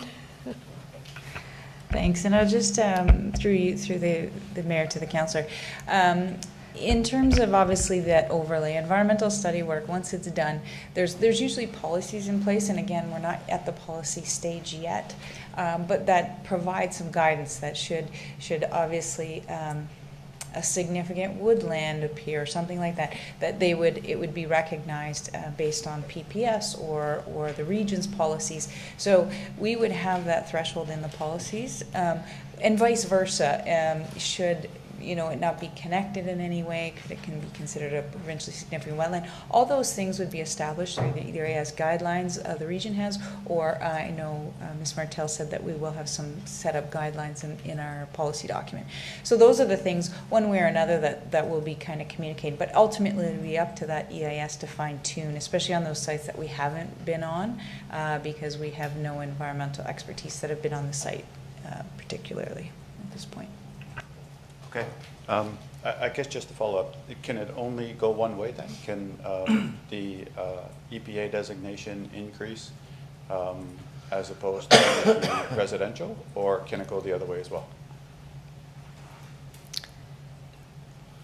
I have to think about that one. Through the mayor, what I will say is in this area, specifically as it relates to the EPA identified on the lands we've studied, which would be kind of along Lions Creek Road there, it's unlikely that any EIS would determine that those areas are no longer environmental. But there's a world in which anything is possible, so I don't want to say hard no or hard yes, but it is, I think, more likely that the residential area would become smaller than it would become larger. I don't know. Okay. Last question then, Your Worship, is just the recommendation that we have here today is to receive it as opposed to approve it. And I'm wondering, is that generally the way that we would deal with this phase of a secondary plan, is to receive it, not approve it? Mr. Walsh? Thank you, Your Worship. Through you to the councillor. Yeah, right now, this is just so that we can continue on with the study work. So it's kind of, if you had comments on the land use that's being presented to you at this point, we'd like to hear that at this point. Obviously, it's been presented to the public. Ms. Martel and Mr. Dick have had open houses and other things to get feedback on this. Now they're looking for council's feedback prior to proceeding with draft policies, prior to proceeding with study work. This is something that we're looking for you. So that's why it's kind of receive. If you have commentary or other comments that you want to share with us, we're happy to listen, and we'll take that back with us. But right now, it's just to make sure we can continue with study work and continue with the draft policies as we go along. Fine. Thanks for Just before we receive anything, we do have a speaker online, 2 speakers online that would like to, so maybe did you want to speak? Yeah, just one. Oh yeah, sure, go ahead, Councillor. Thank you, Mr. Mayor. I'm just interested of getting, or we got that, the email from the TMA Law Associates from Nancy Smith. And just at the bottom, it said, your client submitted a written request to participate in the community focus group. Now, who decides who is on the community focus group? Mr. Walsh? Thank you, Your Worship. We have done some research into that, so Mr. Dick has a response to that. Through the mayor to the councillor. So through this community focus group for the Grassy Brook secondary plan, it was staff made the decision of who was on the focus group, subject to the person submitting an application. We had an expression of interest. It was posted. We alerted people to it, and people then applied, and then we went through and evaluated all the proposals to ensure that we had a balanced representation of individuals. Okay, because I guess whoever wrote this, they submitted to participate in the community focus group, so they weren't picked. Yes, they were not picked because they did not submit an application. Oh, okay. All right. I'm just saying, it says submitted a written request. Okay. Yeah, I went and checked our records. records. I figured from a law firm they would have other information up to date. Yes, I did respond to that individual. I have an email from saying Okay. we would, for that individual, we would gladly receive an application.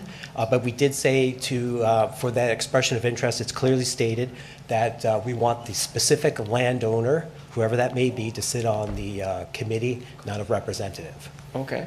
And then just at the very end, it just says there's 11 individuals, 4 had publicly expressed opposition regarding the application, 261's applications, whoever 261 is. All 4 have now requested participant status in the OLT proceeding in opposition to 261's application. It just said representation within the focus group is not balanced. Is there any kind of, I don't know, I look at it and I just don't want to see anything as far as this law firm kind of suing us because there's a conflict or anything as far as these 4 individuals or whatever it may be. When we looked through all the applications, we tried to ensure that there was a balanced representation of people that lived within the study area, people that lived just outside the study area, people that were individuals at large within the community, that being the city of Niagara Falls, people that represented business community, people that represented environmental interests, other interests, and then we as staff went and tried to balance that we had the best representation, the broadest representation, to ensure that we had, so that nobody was being left out. Yeah, no, I'm just worried about the 4. Yeah, but at that time, they're in opposition to 261's application. I just don't know if there's a conflict. I maybe like some legal advice from our own Ms. Pignardi, lawyer, if there's anything. You want to weigh in on this? Yes, thank you. So the focus group at the city and the OLT are 2 separate proceedings. So participation in one doesn't preclude participation in the other. It is a fair process to include parties in a focus group because it is part of evaluating the application, getting information. You get information from the applicant in their application. You get information from interested parties who've submitted the request to participate in a focus group, and you consider that at the city level. And at the OLT level, where they have approved participant status, they get to make their formal submissions for the OLT chair to consider. And that, both of those processes do not impact or adversely affect the other, in my opinion. Okay. No, I'm just looking at this. I just want to make sure that the city is protected this way, that there's no kind of legal, lawsuits or anything in the future for anything that we've done that might be a conflict. So we're good? We're covered? Yep, we're good. Okay, thank you. So I'm going to now go to the clerk, and she's going to bring us up to speed on who wants to speak on online. Yes, thank you, Mr. Mayor. The first person that we have registered is Jeffrey Drebin to speak to the item. Mr. Drebin, are you there? Bear with me. I'm just turning on the would have to turn on here. Can you see? I am here, Mr. Mayor. Okay. Can you see me, hear me? Yep, we do. We see you on the lake. Looks good. Okay, thanks. I like to be near water. Niagara Falls being one of those areas. Just to get in background, my name is Jeffrey Drebin. I was a resident of the Niagara Peninsula, Niagara area, Niagara on the Lake specifically, where I raised my family and spent probably over my lifetime, over 20 years in that area. Niagara Falls is where all my services for my family, doctors and shopping, and all the different things you do in life. Most of them are in Niagara Falls. And of course, we always enjoy visiting the falls several times a week, actually. So this is an area I've loved and cherished all my life, even though I'm not there right now. But I can tell you, I am quite and completely shocked by what I'm seeing in this presentation, which I gather was only noted about 3 or 4 days ago or 5 days ago that this meeting was taking place, and that there had been a release of a map that showed the sterilization of our property on Lions Creek Road completely as an environmental protection area. I'm literally almost speechless about this, that no consultation was made with us. Nobody reached out to our planners, Better Neighborhoods. There was no communication that there was these issues. We were generous and we were allowing the studies to take place on our property, assuming and under the understanding that as soon as they were completed, we'd be given a copy. We have never received a copy of any of these studies. The idea was to be collaborative, trying to be the nice guys and collaborate with the secondary plan. And we never had a chance to look at any of these results, which legally we agreed to only let the secondary plan group on the properties because we were going to be consulted and get copies of studies as they were completed. So the first thing I'd like to say is, because the agreement was never honored, I'm stating right now that no further study should be done on our properties, and we have 2 of them, one on Rexinger Road and one on Lions Creek Road going forward. And we'll do our own studies from here on in. So that's my first statement. Second statement I want to make is that we purchased these properties, and particularly the Lions Creek one, at a time when it was part of the resort commercial official plan of Niagara Falls, which was in place for many, many years. And there were specific areas that could be developed that were shown on the map at that time in the official plan. It's in fact noted at, you've all received this morning, a study that we've completed on our own on the Lions Creek property by the Waters Environmental Group, one of the most prestigious groups in the general GT area of Toronto, that did the study along with the Coda Don Group Environmental Consulting Group as well. They spent several days on our property studying every single ounce of that property. They knew it backwards and forwards before they left, and they submitted this report, which completely contradicts the idea that it's all environmental protection area. We never planned to build, we have roughly 105 acres there, that we never planned to build on all of it. We were going to conserve most of it. We were looking probably in the 40 to 50 acre area that we were going to develop. And so, you know, it's just an unbelievable last minute notice about this meeting, complete surprise about the sterilization of our property that we've invested millions of dollars in, and now it's worthless as it is. Not to mention the development possibilities, even as employment land. It's a loss of $15 or $20 million at least to us by having this happen. We would have protected the 60 to 70% of the property from any development. And to not get a phone call or a reach out to Better Neighborhoods towards our planners in this whole area, and then see a surprise map over there that differs from the resort commercial map when we purchased the property. It also differs from the employment land map that came out about a year and a half ago, which also showed areas that could be developed on our property. So all of a sudden to see it, and what's really the most unbelievable thing is there's a straight vertical line that separates the property to the east of us to our property. A straight vertical line that says everything to the east of that line is developable. Everything to the west of that line is environmental protection. Now, how do you do that? How do you scientifically do a straight line with a ruler down the middle of two properties and say, this is all good land for development, this is all environmental protection land? How's that possible? How do you do such a thing? Mr. Drebin, there's no science behind it. Sorry. Mr. Drebin, that's okay. Your 5 minutes is up. So is that the question you're asking? And we can ask our consultant if they can address that.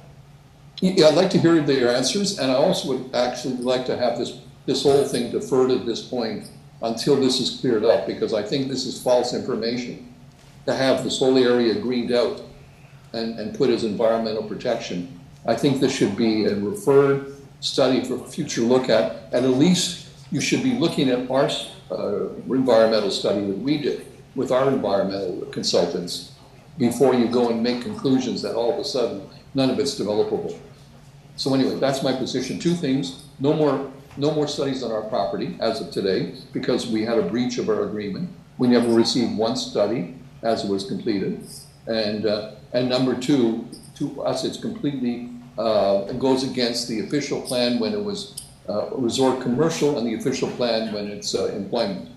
So, you know, that's my position. Okay. And I'd love to hear an answer on all that. Okay, thank you for your comments. And Ms. Dolch, if our Commissioner of Planning is going to address your concerns. Thank you, Your Worship. I'll start, and then I'm going to ask Ms. Martel and Mr. Dick to comment in as well. But in terms of the environmental mapping that you see before you on this land use schedule, a lot of the mapping was taken from the region's official plan. So back in 2022, the region's plan was approved. So if you looked at their natural heritage mapping that was approved, we do have to conform to that regional plan. So we do have to identify those natural heritage features. A lot of the features that you see on your on the land use concept actually mimic those environmental features that have to be protected. They come both from the region and the province. So those are something that I did want to mention. I didn't see tons based on this mapping I have in front of me on the region's plan, different than on your property than what is shown on our plan. But I will defer to Ms. Martel for further commentary. In terms of notification, I'm hoping they can speak to that a bit further. Yeah, okay. So Mr. Martel, Mr. Dick, you guys can arm wrestle over who's speaking. Just with respect to notification, so given the fact that this is just a touch point with council, there's no statutory requirements. Once we knew that the report was going, I sent an email to all participants in the process, just letting them know of this meeting. Obviously, no decision is being made under the Planning Act at this time. And as we move forward through the process, there'll be more continued stakeholder and community engagement and discussion with landowners. Oh, through the mayor, sorry. Yep. And Ms. Martella, did you have anything you wanted to add? Through the mayor, I think just a couple other things to add. Certainly, the land use plan that we're showing today is very similar to the land use plan that has been made publicly available since April, I want to say, when we went to the Public Information Center, and it has been on the city's Let's Talk page since then. So while the report itself was only released in accordance with the council agenda schedule, certainly the map had been available a bit longer. I am not an environmental scientist. I am not the subwatershed expert, so I don't want to speak out of turn on any of their technical analysis. I am only a planner. But I do want to clarify that part of, at least from a planning perspective, the hard line in which is being discussed is certainly mapping as it relates to that overlay we have to show on the adjacent property. So it would appear as a hard line due to the property line and the overlay where we know future studies still need to occur. Okay, so that's the key, where future studies need to occur. Okay, and lastly, just Mr. Drebin's one question about, was he supposed to receive some kind of update or report based on findings? Like, you know, I don't know if anyone could address that. He said statutorily. Start. Yeah, thank you, Worship. The watershed study is obviously underway. It's not yet final. Once it is final, obviously those will be released. That's why at the beginning of our presentation today, we did explain the process. We just need to kind of have this concept. We wanted to hear from council, make sure there's no objection to kind of proceeding with the further study work based on the kind of land use concepts you see in front of you. But obviously that study work, for Mr. Drebin, the sub-watershed work, once it's available, we won't be bringing any policies forward or additional mapping or final mapping until the public has a chance to review that material, debate that material. And so that's coming. Right now, we're just trying to make sure we can finalize all that work based on what you see here. Okay, that's great. In principle, and that's why we say receive. Right. We're here really to hear from council at this point. In principle, got that. Okay, and Councillor Strange? Yes, thank you, Mr. Mayor. It's just a question to Mr. Drebin, because I just want to get everyone's council's perspective. If maybe you can fill us in on where your property is exactly, how big your property is, how long have you owned it for, and what were you planning on doing with that property, and what did you have planned before this all came about? Thank you for that question. That's very helpful, Council. Yes, we've had, I guess, control of this property probably over 10 years, I would say 10, 12 years, as we've had control of it. The purpose of, we bought it at a time when it was resort commercial. We would have been satisfied to do some type of resort commercial development there, but it was quickly looked upon as something that might be more appropriate for mixed-use residential. And so we've been going in that direction pretty well for the last 4 or 5 years anyway. And we were waiting for the services to come to the property before we got aggressive involved with it. and that when the waste management site was chosen, then we knew we were going to have services coming on there in the next few years, is when we decided to go full speed ahead for development. And it was all based on, you know, what was publicly available, supported by the city and the town and the region, which was resort commercial. Our land at that time was identified as developable, the 110 acres. By the way, that's the number. There's 110 acres in that piece. We have another 90 acres near the QEW off Rexinger, and we have 110 acres here. 105, I believe, is located on the north side of Lions Creek, and 5 acres is on the south side of Lions Creek. And just one sort of quick comment. I applied to be on the committee, this consultant committee, and it was rejected, even though I am the chairman of the 2 companies that own the property, and I was rejected. Another gentleman who was involved with us was accepted and unfortunately has passed away in April. And I would like to now sit on that committee from here on in, because there's no representation to a stakeholder that has 200 acres of property in this Grassy Brook area. So I'd like to add that to my list of requests, that I now be replacing him on that committee and be invited to any further deliberations in that committee. So those are my 3 points. No more visits to our property, no more studies on it. I'd like to join that committee, even though I applied, I was rejected.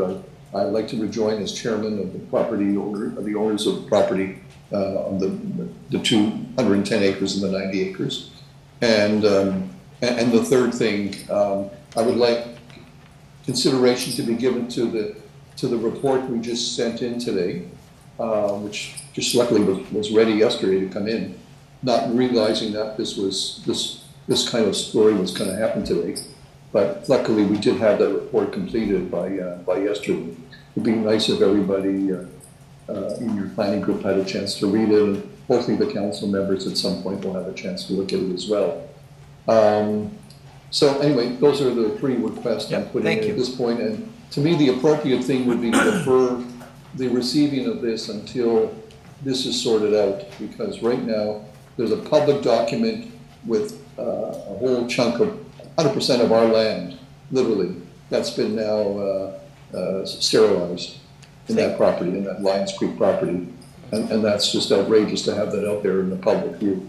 Okay, thank you, Mr. Drebin. That's good. That's great. Thank you. Yeah, thank you, Mr. Drebin. And you said you did apply to be on the focus group? Did you submit an application? I submitted an application. I was pleased to receive a rejection. Okay. So just every councilor's perspective, you know, you buy a piece of land, it's resort commercial, and it's like 100 acres, and all of a sudden you think you could do something with it, and now it's basically worthless because you can't do anything with it. It's just and we spend millions of dollars purchasing it. Not to mention the development, but even as employment land, it's very valuable. Yeah. Yep. Thank you. Thank you. We've now lost all the rights to develop it. I mean, it's crazy. Okay, thank you very much. So we've got another speaker, I understand, Miss Clerk. Give me a tough time I'm today. just used to saying miss. I know, it's okay.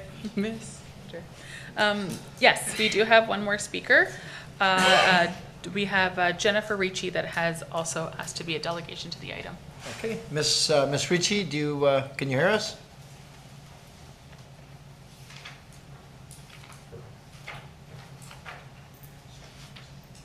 Is she online? Yep. Miss Ricci, can you hear us? Yes, I can hear you. Can you hear me? Yes, we do. We hear you. So welcome to the meeting. Okay. All right. The floor is yours. You've got 5 minutes Thank to you. state your case. Yes, I got it. Thank you. Thank So you. good afternoon, Mr. Mayor and Mayor's Council and members of council. I'm here today on behalf of 2610832 Ontario Inc. regarding the preferred land use concept for the Grassy Brook secondary plan. 261 is the owner of 8970 and 9015 Stanley Avenue lands, comprised of 7 parcels which have been considered at various times over the last couple of years. In particular, during the course of the city's employment land strategy, OPA 147, as well as at times when 261 has advanced its private OPA and DPA applications. At present, 261 has appealed both OPA 147 and its private OPA and ZPA applications to the Ontario Land Tribunal, which hearing is scheduled to be heard on March 24th, 2025. I'd like to refer everyone here today to Figure 2 of the letter of Ms. Smith, which outlines the extent of our client's subject lands at the OLT appeal. As you can see in that figure, there are 7 parcels which comprise those lands. The OPA and DPA applications with respect to the subject lands are to permit a compact mixed-use community consisting of 1,344 dwelling units, a commercial development block, including mapping, also to protect certain evaluated natural heritage features. As a reminder, this very council voted to exclude or carve out the lands west of Stanley as employment lands, but despite that direction decided by you, the preferred land use concept mapping found at Appendix 1, page 11 of the Grassy Brook Secondary Plan of the report once again depicts the lands west of Stanley as employment lands and fails to fully depict the accurate mapping of the subject lands under appeal. The mapping therein specifically outlines the 9015 Stanley, the lands west of Stanley, as being subject of the OLT appeal, being lands under appeal, final land use determined by the OLT. The extent of delineation is absolutely incorrect. The lands west of Stanley only truly depict the land subject of appeal further to OPA 147. The mapping should be modified to represent the actual state of appeals before the OLT, which includes the total extent of our client's lands, that being the lands referred to you as Figure 2 in Ms. Smith's letter, all 7 parcels. I understand that you heard, that some of the mapping reflected in Appendix 1 of the Grassy Brook Secondary Plan is in conformance with the regional OP and, the provincial minister's approval of the regional OP, justifying why the lands west of Stanley should be reflected on the Grassy Brook Secondary Plan as dynamic employment area. This is absolutely not the case because, as noted in paragraph 14 of the enclosed OLT decision dated August 7th, 2024, which is at the end of Ms. Smith's letter, both the region and the city have agreed that the policies in place at the time of the application are the policies or the applicable policies. So the policies in place at the time that the applications were deemed complete are the applicable policies. So the clergy principle was embodied through policy 7.12.2.5 of the regional official plan, which means that neither the OPA 147 as approved by the region or the secondary plan process will determine the outcome of the applications of the private OPA and BPA applications.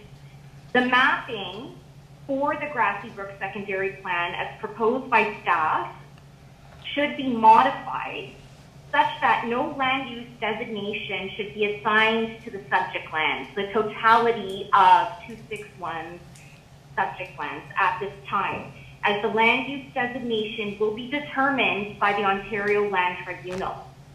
It is our submission that the subject lands should be shown in gray and noted as deferred lands pending determination by the Ontario Land Tribunal. We refer you to Schedule Figure 3 in Ms. Smith's letter as our recommended depiction of how the mapping should be reflected at this current time. And we ask Council's indulgence to make a motion to have the designation of these lands deferred or grayed out pending OLT determination. Now, I'd like to comment on some discussion, and I echo Mr. Drevin's concerns with respect to notification. okay, and participation on the community focus group. I personally contacted city staff, be notified, and to request participation on behalf of 261 to be part of the community focus group. We were contacted as a landowner, yet despite our request, we did not hear anything further from the city, despite a specific request. Now, I hear that there may have been an application process and submissions that specifically would need to have been made. However, you know, Mr. Drebin made an application, was denied. 261, who's also a significant landowner in the Grassy Brook Secondary Plan area, wasn't even, you know, notified of the fact that the application was to be made. Had they have been notified and followed up, you would have thought that there would be significant consideration being given to 261 and to Mr. Drebin as some of the larger landowners as part of this process. 261 did not receive any notification of the open house back in April. It was only by chance that we got notification of the fact that this plan was coming forward today. You know, I, in some respects, represent 261, in some capacities I don't, but 261 did not receive, nor did their other consultants receive direct notification of Ms. Ricci, your time is up now. Ms. Ricci, your time is up. Can you just summarize? So we understand about notification. We're following up on that. And so just in summary, in summary? In summary, 261 is basically asking that council's indulgence to make a motion to have the designation as delineated on the Grassy Brook Secondary Plan Appendix 1 to be deferred pending OLT determination, and to have my client's lands, 261's lands, grayed out pending that determination. That's the request, Mr. Mayor. Okay, do we have maybe, would someone like to comment here of staff on the suggestions and recommendations of our two speakers? Ms. Dolch? Thank you, Your Worship. I'll start, and perhaps my colleagues want to jump in as well. In terms of Ms. Ricci's request, if you recall, there was advice given to council in closed session with regard to these matters. So I would caution council at this point either to go, have a further closed session on this, or because again, it was legal advice was provided to you by your solicitor. So I won't comment further on that. It was already provided, but if you have any questions, we can definitely look to do that again. So perhaps, because we are going to be going in camera after the next item, we've got one more, I think a brief item, we will be going in camera. So that may be the direction we get legal advice and then come out and make our determination. At this time, I don't have our legal counsel available. Again, it was at a previous meeting that we provided that legal advice. Ms. Pignardi can maybe remind them of the legal advice in camera, but we don't have the legal, Mr. DeMello who provided that at the time. Got it. Okay. Thank you. And then with regard to notification, Mr. Dick had some more information on the notification, just based on Ms. Ricci's comments. Okay, yep, Mr. Dick. Through the mayor to the councillor, with respect to notification, it was the earlier comment I made with respect to the email. Once the report was clear to go, I notified participants as best I can. I can speak to Mr. Drebin's discussion with respect to his application with respect to the community focus group of the Grassy Brook Secondary Plan.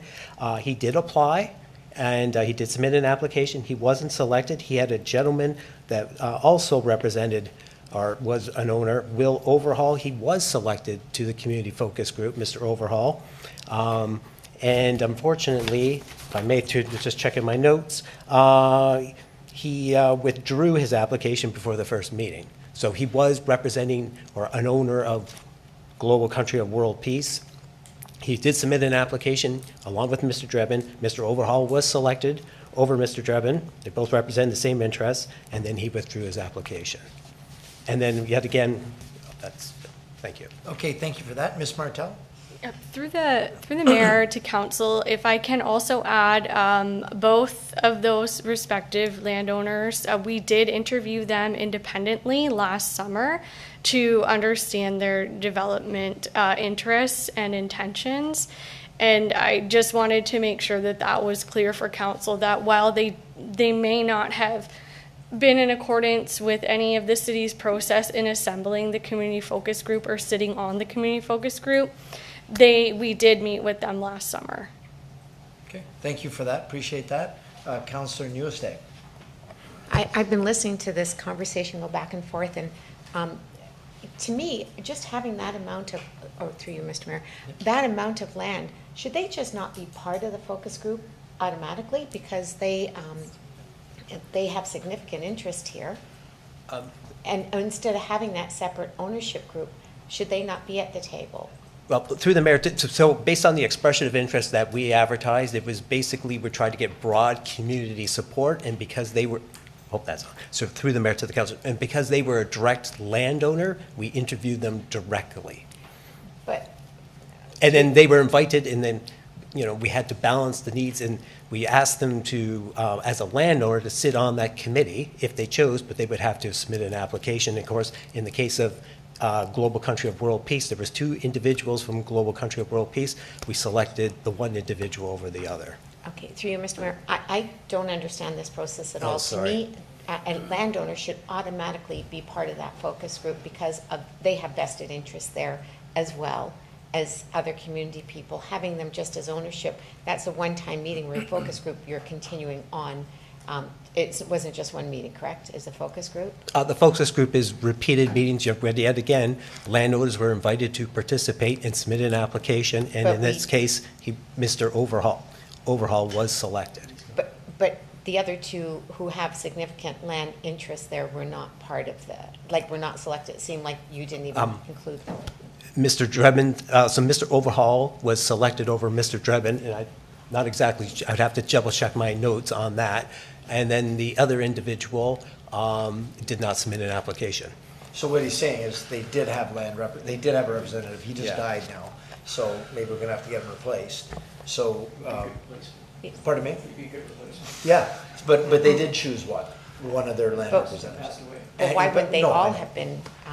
Well, I don't think you want more than one well, why don't we ask our CAO to? Yeah, so with secondary plans, and Ms. Dolchin, there's a lot of landowners. You can't, you can only have so many people on a committee, and if you said, well, every landowner gets there, then there is no space for any other representations. So the intent is to balance it between neighbors, people who are neighboring the property, to get a broad perspective. So there are some owners that are put on it. It's equal representation. I think one of the key things, and sometimes they shy away from it, is they don't want representatives of owners going there. So they don't want an owner sending a lawyer at a focus group, because it imbalances how a focus group should work, because it's about community. So that's why, some landowners may have said, well, this person will represent my interest, but the way we've set it up is it's not. You have to be either the owner or someone else who qualifies under it. And I remind everyone, it's a focus group. It is one data point and one source of information that goes into this. Mm-hmm. There are direct interviews, there's repeated interviews. As studies come out, the one landowner is upset because, he believes the agreement wasn't honored. Well, the study's not complete yet. People were on the property. That study will probably be completed sometime next year, and the results will be known.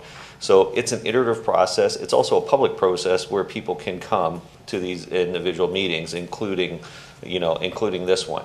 So, it's tough to say, well, we're going to have a secondary plan and every owner shows up. It does need to be a balance with it, going forward. So, I don't know, Mr. Dick, if you know how many people are actually on the committee? I believe through the mayor to the councillor to the CAO, it was 12 individuals, and I think we received somewhere around over 30 applications. Yeah. So to have a committee of 30 is impractical. No, and a focus group, I understand, Yeah. is 8 to 12 people, I get that. Yeah. So we've got 12, that's. So we the got 12 proper people. Focus group. And one died.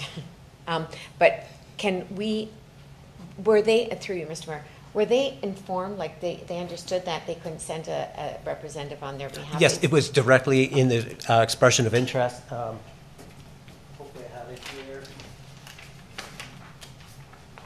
So I pulled the ad that we did place. It says here under community focus group members, whether you consider yourself a resident, new or long-term business owner or developer, please choose only one of the categories mentioned. Note, being community focused, agent representation on the community focus group is not permitted. So it was directly in what we advertised. All right, Thank thank you. you. Okay, thank you. Councillor Lococo. The concern I have about the notification, I think, is really weighing on me. A lot of these owners that we've heard from, they have an interest in it, and we're not notifying them. And now I know it's not specifically through the Planning Act. This was just a touch point. But I think out of respect to the owners, that, especially the ones that own large pieces of land, we really do need to notify them, because they're just finding out, you know, the day before or something, and we're getting correspondence at the last minute. Moving forward, can we please ensure that people are being notified, whether it's through the Planning Act necessary, or if it's just a touch point like this? Can we please notify them? Yeah, Ms. Dolch? Thank you, Worship. Definitely we will make sure that happens in the future, that will provide adequate notice. Great, thank you very much. Okay, great. So we've heard from everyone, so I think our staff are suggesting we need to go in camera to deal with this before we make a decision on it. So what's the procedural best way to put this in abeyance till we can deal with, pardon me? Well, we're gonna be going in camera for the other matter, so maybe we can get legal input on it as well. Okay, so we can just kind of. Go in camera now, deal with it, so that the people on Monson understand what happens. Or we wait and we go in camera, whatever in camera today, but 2 hours minimum. Yeah, well, regardless, we're gonna be we're not getting more public input. We're gonna come out and give a decision, right, what we're doing. So regardless, they're not gonna be a part of the discussion when we come out. So why don't we just shelve this, do 8.11, because people wait to speak to that too. Mm-hmm. It shouldn't be as long, and then we'll go in camera, we'll get our information, and then we'll come out, rise and report. Yeah, okay. So we're gonna leave 8.1, or 8.2 rather at this point, and go to 8.11, which is Historic Drummondville CIP Revitalization Grant. And Can the public say anything before you move on which topic? The last one, 8.2. Oh, did you want to speak? Yeah, Just a absolutely. brief thing. Just- Why don't you, come to the mic, Yeah, okay. and if you could, Yeah, I'll say my name. yeah, you got it. You've been here long enough. You know the, I've been here for hours. you know how long it's gonna, you got 5 I've been to minutes. all the meetings. Yeah, okay, And the good. landowners had opportunity to go to all the meetings. Okay, he knows. You guys are doing a great planning. I went to all the meetings. There's no landowners there that I knew of, maybe some representatives, but, Yeah. okay. And your name and your address. Okay, yeah. Okay, just hold on. I made a few notes. Okay, Mayor, City Councilor, my name's Rick Belzall, 4693 Lions Parkway. I grew up in Niagara. I raised my family here, 43, I've been here for 50 years.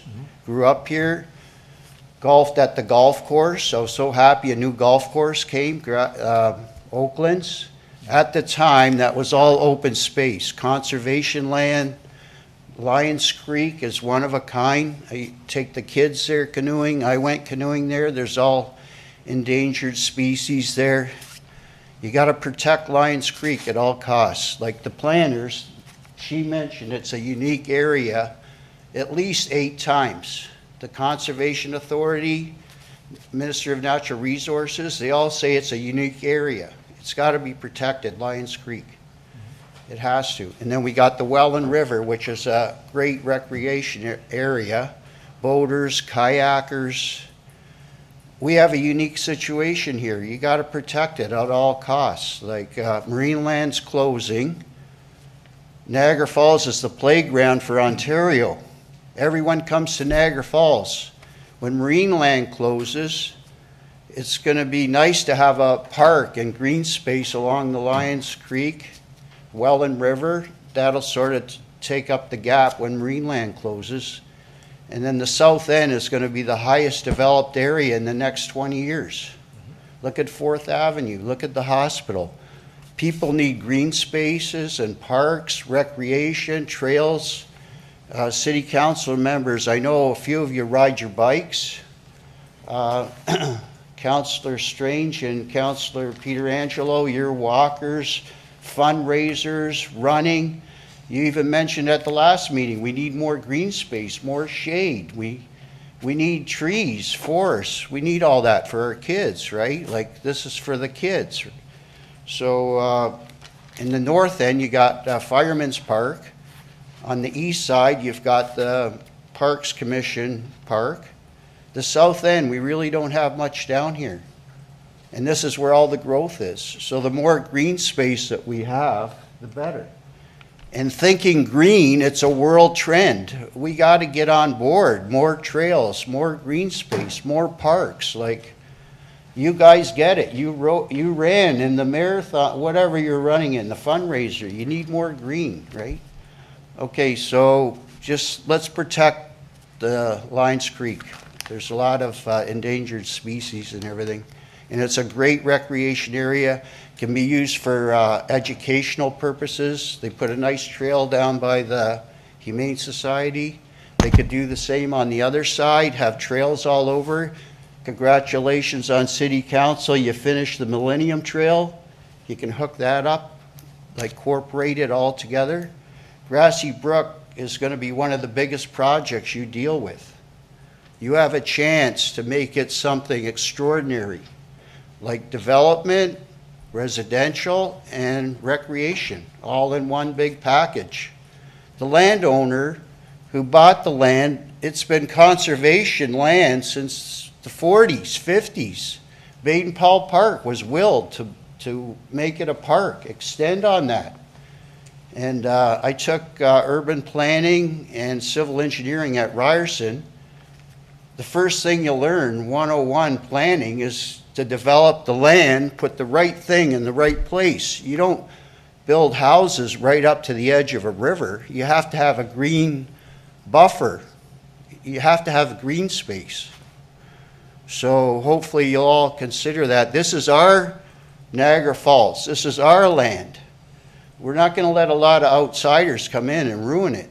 Like, this is for the future of southern Niagara Falls. Okay? Okay, thanks. Appreciate it. Yeah, Thank you okay. very much. Thanks. Think hard when you develop land, green space. Well, that's why we're doing a secondary plan. Trails. Well, that's why we're doing a secondary plan. Yeah, So it's I not know. random, it's all I know, planned. but it's a concept. The concept can be changed and altered in that, but you want to alter more towards green space and parks. It's for the residents. We're the taxpayers. We live here. Yep. Okay, Well, thanks. Thank you. Thanks very much. Okay, so then we will now go to 8.11, Historic Drummondville CIP. And I don't know, Ms. Dolch, is it, do you have anyone in particular that would address the recommendations for Ferry Street? Thank you, Your Worship. I do have Danielle Foley here. She can kind of run through kind of the recommendations in the report and give you a bit of an overview. I do believe there's somebody online. Oh. Or no? Is there somebody online? No? Okay. Not anymore? Okay. Long gone, yeah. Okay, I thought the receiver was going to be online, but I'll let Danielle give you a bit of background. Okay. Welcome, Danielle. Good afternoon, Mayor, members of council. So I'm just going to give a brief overview of item 8.11. So this is for a CIP application for a revitalization grant under the historic Drummondville CIP. So this one was actually previously approved by council in March of 2023. And what happened is the original owner entered into receivership. So the development has stalled, and The receiver is now asking to enter into an agreement with the city to keep the grant ongoing, to allow the transfer of the grant to a future owner to keep the redevelopment going. So the majority of it is outlined in the report. Basically, we require council's authorization to enter into this agreement with the receiver to allow the transfer of the grant. The draft agreement also includes a 2-year deadline for this transfer to occur from the receiver to a new owner, with then a 10-year deadline for construction to be completed. The agreement also reflects updated grant calculations for the 2024 values.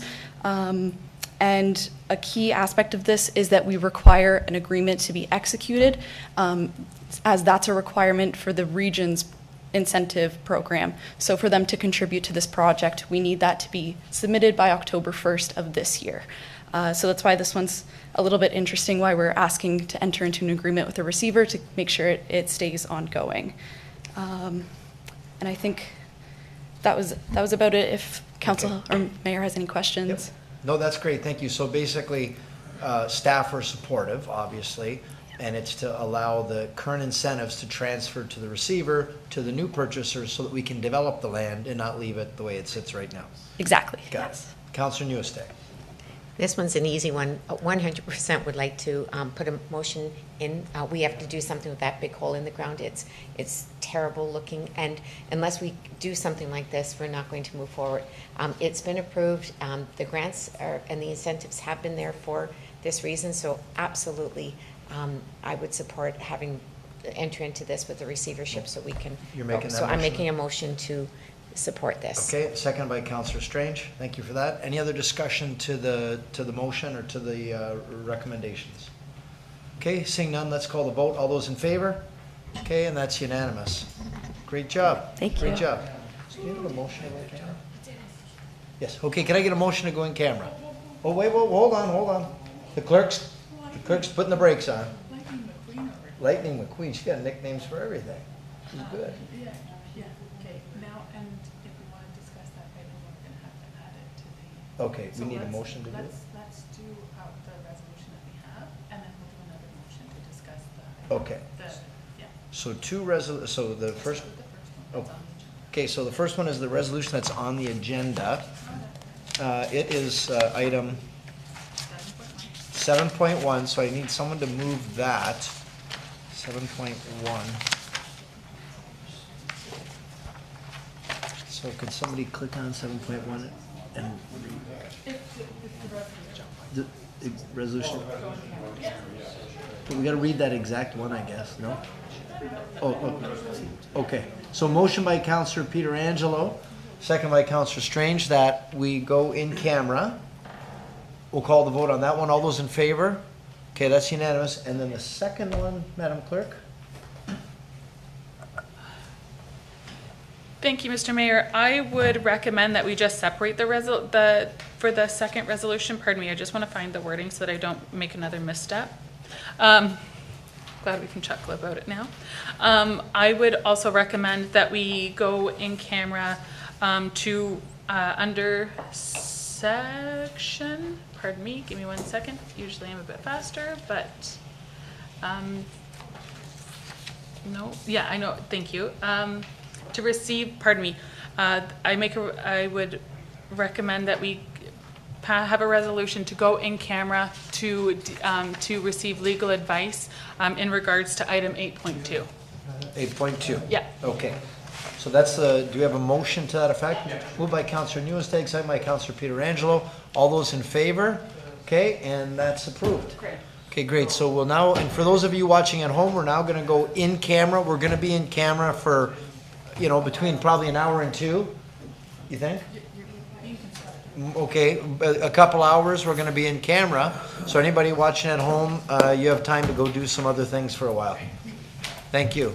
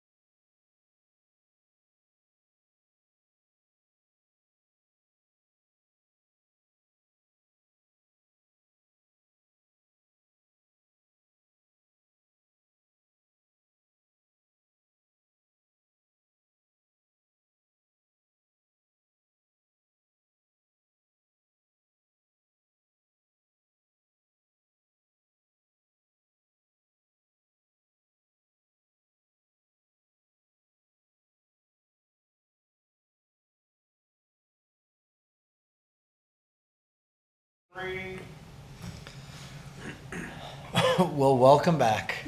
We just finished our 3-hour in-camera meeting, and we're back to open session for tonight's meeting of Tuesday, August the 13th. So we are going to resume in open session. Our first report is 8.1, at your service, Niagara Falls. There's a recommendation that we receive the report, CS 2024-03. Thank you, Mayor Diodati. Oh, there's a presentation. Oh, I'm sorry. Yes, thank you. Thank you. A very brief presentation given the length of today's meeting, but I am pleased to introduce this public information report on the new service model.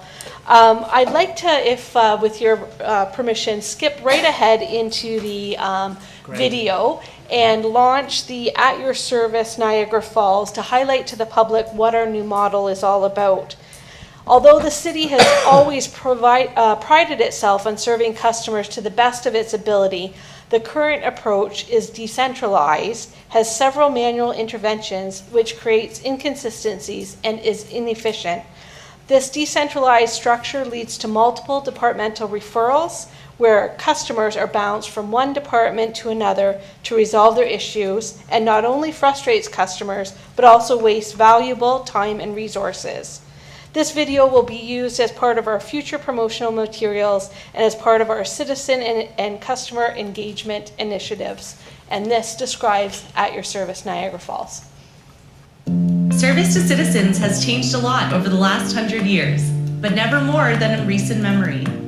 The adoption of new technology has presented a brand new set of possibilities and expectations for how we all engage with city services.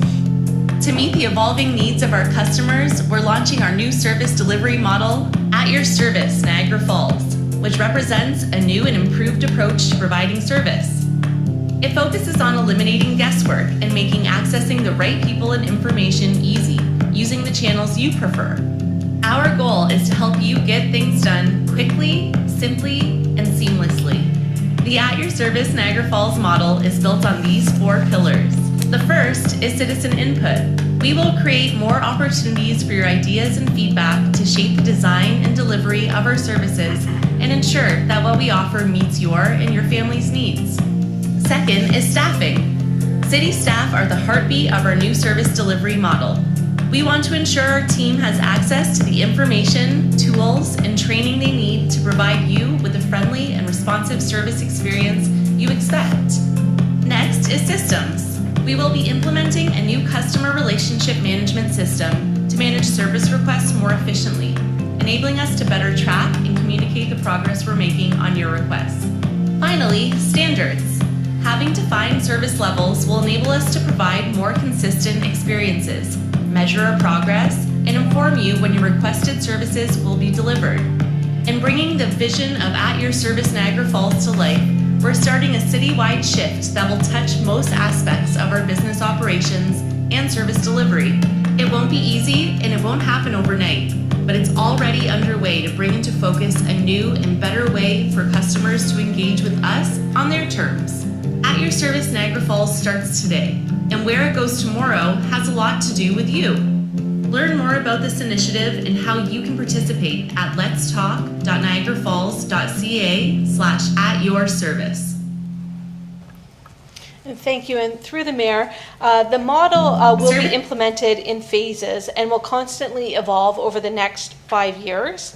With the number of current and planned initiatives underway, staff anticipate a preliminary spring 2025 launch of the first phase, which will focus on foundational elements, including the centralization of customer service functions and the deployment of our new CRM. As the model progresses, subsequent phases will build on this foundation and ensures that each stage of implementation allows for adjustments based on feedback. We have included a financial implication slide.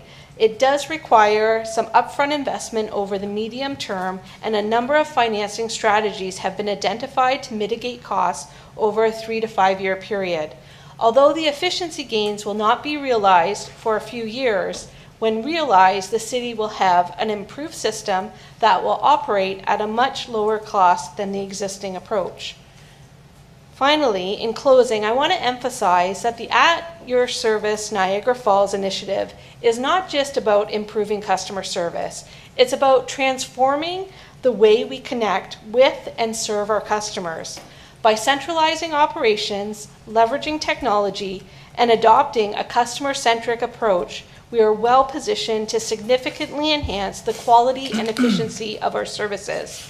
These improvements are designed not only to address the immediate needs of our community, but also equips us to adapt to future growth and changing demands.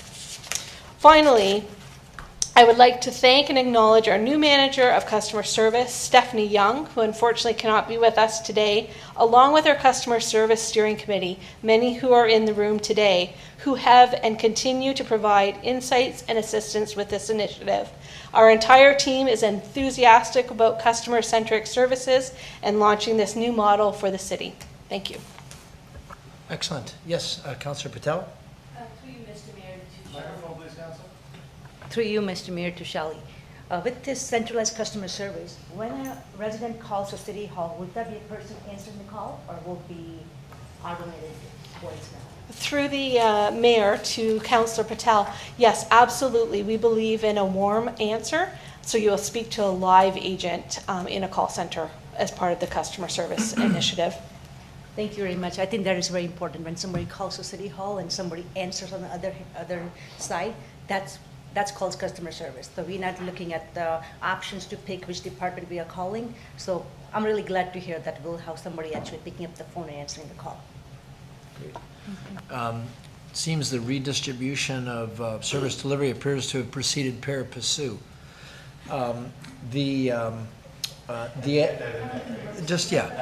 It's in there.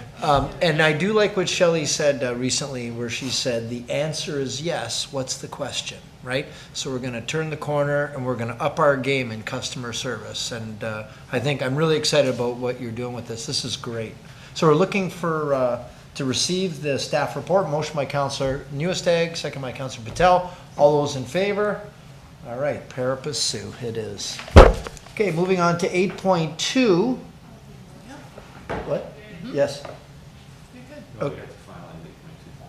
Well, that's what we're about to do. So there's a recommendation regarding the Grassy Brook Secondary Plan Phase 2, Preferred Land Use Concept. Recommendation that Council receive the Preferred Land Use Concept as presented in the report and direct staff to proceed to Phase 3 in order to prepare detailed land use policies for additional stakeholder consultation. Looking for a motion from Council to do just that. Can we get a motion from Council? We've just received legal advice from our solicitor and from our planning staff, and this doesn't in any way stop anything else from happening. So, got a motion by Councillor Pietrangelo. Looking for a second, Councillor Patel. We'll call the vote. All those in favor? Okay, and that's unanimous. Thank you for that. Moving to 8.3, 2025 preliminary budget projection. There are two recommendations, and it's basically that staff receive and direct within some ranges. Do we have any? Yes, Ms. Clerk. Sorry, I do just want to point out and send apologies. I noticed during this meeting that my calculations... Thank you, planners. My calculations on page 2 and page 8 and 9 were incorrect. I had compared them to the 2023 tax rates. So the impact on the households are actually lower than what I have put on the report. So the first scenario, the 3.9% increase, it's actually almost half of that impact. So instead of $10 a month, it's closer to $5. And same with this, the second scenario, the 6% increase plus 1% capital, those are about a third less. So instead of $14 a month, it would be closer to the $10 a month. So I will provide the clerk corrected version of the report to update the public record. Okay, thank you for that, Ms. Clerk. Yes, Councillor Lococo. Thank you, Mr. Mayor. In general, I think this is very helpful to have a starting point to give to staff to start. I think it's great. I know in the past I've suggested that we review our strategic priorities and even look at a zero-based budgeting. I really feel that we need to look at everything all over again and figure out what we want to do, because I think we're going by what we've done before, remove a few things for cost savings, and add a percentage on top of it. I like the report. It's helpful, but I will not vote for it. I think we really need to do a deep down, start at the beginning, and figure out where we want to go. We've changed so many things, even in the last year, and with some provincial guidelines and some new initiatives, and seeing how difficult it is for our taxpayers to pay. I think we need to start from the beginning. Okay, so right now we have a recommendation here to give staff direction to come within a range that they believe is doable. I need some direction. Yes, Councillor Pietrangelo? Thanks, Your Worship. I know in the element of time, Ms. Clark just wanted us to pass her report. I don't know that that's actually going to happen. But I did talk to Ms. Clark today, Your Worship, just in regards to the range. I think the range that staff came to council with last year was it 2.5 to 4? Something like that? In total, it was 4% to 5%. It was 2.5 to 3.5 operating and a 1.5 capital. 2.5 to 3.5% on the operating levy. On the operating. And a 1.5% capital levy was the ask. So the range was 4 to 5%. 4 to 5. And this one is 7? This one is 3.9% to 7%. Yeah. But yeah, to 7. It's to 7, yeah. Your Worship, like for me anyway, there's an acceptable range, and I know you're typically the same. You know, you call them inflationary budget increases, and I think that's part of the problem now is you know, we're receiving budgets that that are a little bit above those inflationaries. We also have to contend with what the region's doing, because I mean, like it or not, you know, we do hear from taxpayers that are feeling the full burden, and that's the burden of the city taxes plus the regional taxes. And I mean, I know that Ms. Clark probably has the numbers handy in terms of what the region has done this term of council. But quite honestly, I think they're almost at a 25% increase over the past 2 years. You know, we're less than half of that. Still not great, I'll admit, you know. But I think, yeah, there has to be sort of that overall conversation. I mean, why are we looking at a range right now from, you know, 3.5 to 7%? I don't like that 7% mark. I don't really want to give staff the direction to go up that high. I mean, I remember Mr. Burgess telling us in year 1, you know, this is a tough budget. We have to, you know, get through some things, pick up some past decisions that were made. But from here on in, it's just going to be inflationary budget increases. 7% to me is not an inflationary increase budget. So I don't know where we go from here. I'd like to give staff direction to come in with a lower budget. And I think we have to have a fulsome discussion on what those impacts are going to mean for the city as a whole. So I'll let some others talk, Your Worship. Okay, Councillor Newestake. Recently, I was in a conversation with some people, and they are from the west, from BC actually, and there was a comment made that the taxes had gone up so much there, even though this family owned their home, taxes went up so much that they had to leave their home, which I never even thought was a possibility. So it really made me think more about taxpayer affordability, and maybe we should start with what is, if there is even that concept or threshold of what that looks like. Before, it's always been we just pay our taxes little bit by little. And maybe, and again, and kind of to Councillor Lococo's point, and we've talked about it before, maybe we need to look at the things that we no longer, that we just continue to do, but maybe we no longer can afford to do. Things are changing, and we're ending up, it's not even just, I don't think this is just inflationary anymore. It's dealing with things like we have REACH, and we have all these different social impacts now that we are being forced to look at. Maybe we can't afford other things, And we need to figure out where we have to weight things, because we just can't keep doing what we've been doing. Because maybe there will be a point of taxpayer affordable that they no longer can afford their homes, which I didn't even think was a reality. But so we need to sit back and say, maybe do a real scan of the things that have always been nice to have, but maybe we just have gotten to a point it's just not acceptable anymore, or we just need to do things a lot different than we have. Is there a range that you're comfortable giving to staff for direction? CPI is around 3%, approximately, so just throw it out there. Yes, Councillor Patel. Through you, Mr. Mayor, actually to add to what Councillor Lococo and Councillor Newstead said, for every time our range should be 0%, and then we should look at case by case, like if it's the social grants, it's adding 0.5% or 1%. This gives more understanding to residents how we are spending money, because when most of the budget is complicated for most of the normal people. So if our range is 0%, and then that's up to us what we are adding on it. Social grants, we are putting $500,000 on it, then they know we are putting 0.6%. And 2.2% is our QP contract negotiation, so we are putting that on that, so they know where we are adding what. So I believe that the 0% range and add as we go, I think that makes more sense to most of the people to understand the budget. Because what Rutan said is the same thing. Everybody complains about the taxes. And we stand here and we talk about seniors struggling to pay the increase in the taxes. We're talking about deferral program. So seniors are not the only one who are suffering. There's lots of young families are struggling with it too. There's a wide range of people are struggling to pay increases.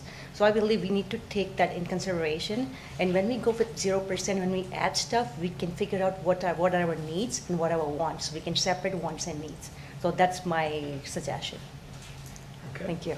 Councillor Lococo.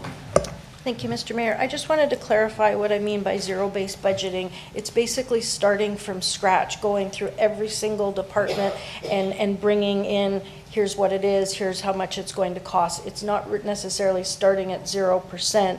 It's starting from the very beginning, because what we end up doing is we look at last year's budget. Okay, yeah, we add here, we remove here. It's start from scratch. It's not necessarily start at 0, but reevaluate every single thing, the cost, the benefit, that sort of thing. So I just wanted to clarify for a lot of our residents, because it's not a normal term, and it is a lot of work to go through.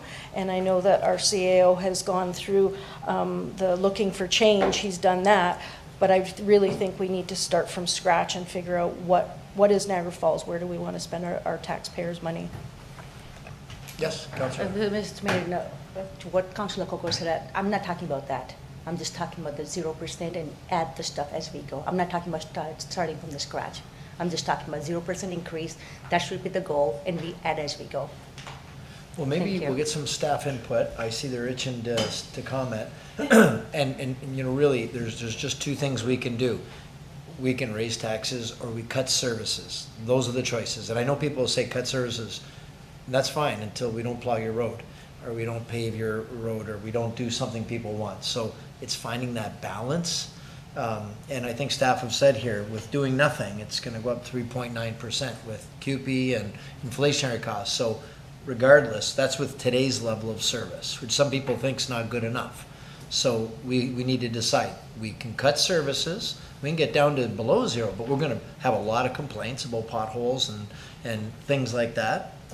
So that's where we got to find that happy medium. So I'm going to open it to staff and get some input. I'll start, and staff will do as council directs. At the end of the day, a 0% increase is really a 4% cut. So just because of inflationary gains, you then have to, if you want a 0% tax increase, you're really cutting by 4%, which is a service level discussion. Really, you don't necessarily need to do zero-based budgeting. What you can do is just look at service levels. This year, we're trying to do a new budget format that will highlight the service levels. And we'll try to position the budget slightly differently. But as you'll see in the next report on, or maybe 2 reports down, on the $1 million challenge, the reality is, most of the cuts are going to come from discretionary services, which is rec and culture. That's your biggest area if you want to make cuts, because you have certain legal obligations on road maintenance, you have certain legal obligations on winter maintenance, you have the fire budget takes up, you have debt obligations. You start taking all the ones that you have no choice in, you put that out there, you really don't have that big of a discretionary pile of money to make an amends. We can go back and reposition that, but you'll see in the $1 million savings, to get anything material, you're talking about dropping a hockey arena. I've done that in my prior employment. It's not easy to do for a municipality, but those are the types of things that you need to take a look at. We've operated 5 ice pads. Do you need 5 ice pads? We operate 5 swimming pools. The debate around this council table around closing one swimming pool was quite heated. We have more outdoor swimming pools than anywhere in southern Ontario, and we're going to get to that situation pretty soon that those 50-year-old pools are going to come up for it. So I have no problem, quite frankly, taking $5 million out of the budget. But I'm not the one facing the public. I can do the math and I could set the service level standards. Council needs to set the service level standards that they want to have for the municipality. So we can go and present a budget. If council wants to come back and say, give me a 0 budget, I don't mind doing that as long as it's a serious consideration, because it is significant work to come up with these different scenarios. But if it's just put a 0 out there so that we can have a 0 out there, it's a lot of work for something. What we did try to present is the biggest part of this issue is you got 3.5% inflation, and we have an asset management requirement from the province that that we have to figure out a funding plan in 2 years' time. So we are trying to pile away some capital reserve, to start addressing that issue. There's very few new initiatives. And then we are presenting a budget, or we are presenting a report with some potential cuts. So you can give us any range you want, we'll come back to it. But I just want to caution, if we do start at that, then there needs to be changes. If you want to look at service levels, tell us which departments you want to look at service levels on, and we'll take a look at service levels. The other string we have to take a serious look at, frankly, is our income, not just taxes, but what can we get out of some of the other assets we have? How can we drive income to the municipality? Through our holdings in Holdco, how can we maximize some of that income to make some investments here? So I think that's going to be part of the debate also. What my suggestion was, 0% should be target, and we add like social service, like just for explanation for people to understand. If you do 0%, services are going to cut, but if you're going to do, for example, if you want social services, it's going to add 5%, like just explanation to the whole budget, because no matter how much we explain, it's hard for people to understand what we are doing. Yeah, no, I don't disagree. It's the transparency purposes, that's the way. Yeah, and I think we've tried to communicate it out a bunch of times. At the end of the day, people see an increase and they don't like it. It doesn't matter how many graphs I show, they just don't like the increase. But we will take a different view of it. I think what we're doing is, for the big items, you'll see a different presentation in this year's budget on, the aquatics program, for example. Here's how many hours of service we give for the aquatics program. Here's how many kids get, swimming lessons. That's your service level. For social, for the social services, this is how much you're spending. This is what you get for it, right? Here's the KPI measures. It won't be great. It's our first year. We don't have as much time to fine tune it, but we will be presenting the budget a bit differently this year, in a bit more simplified format. With KPIs attached to some of the major spends, and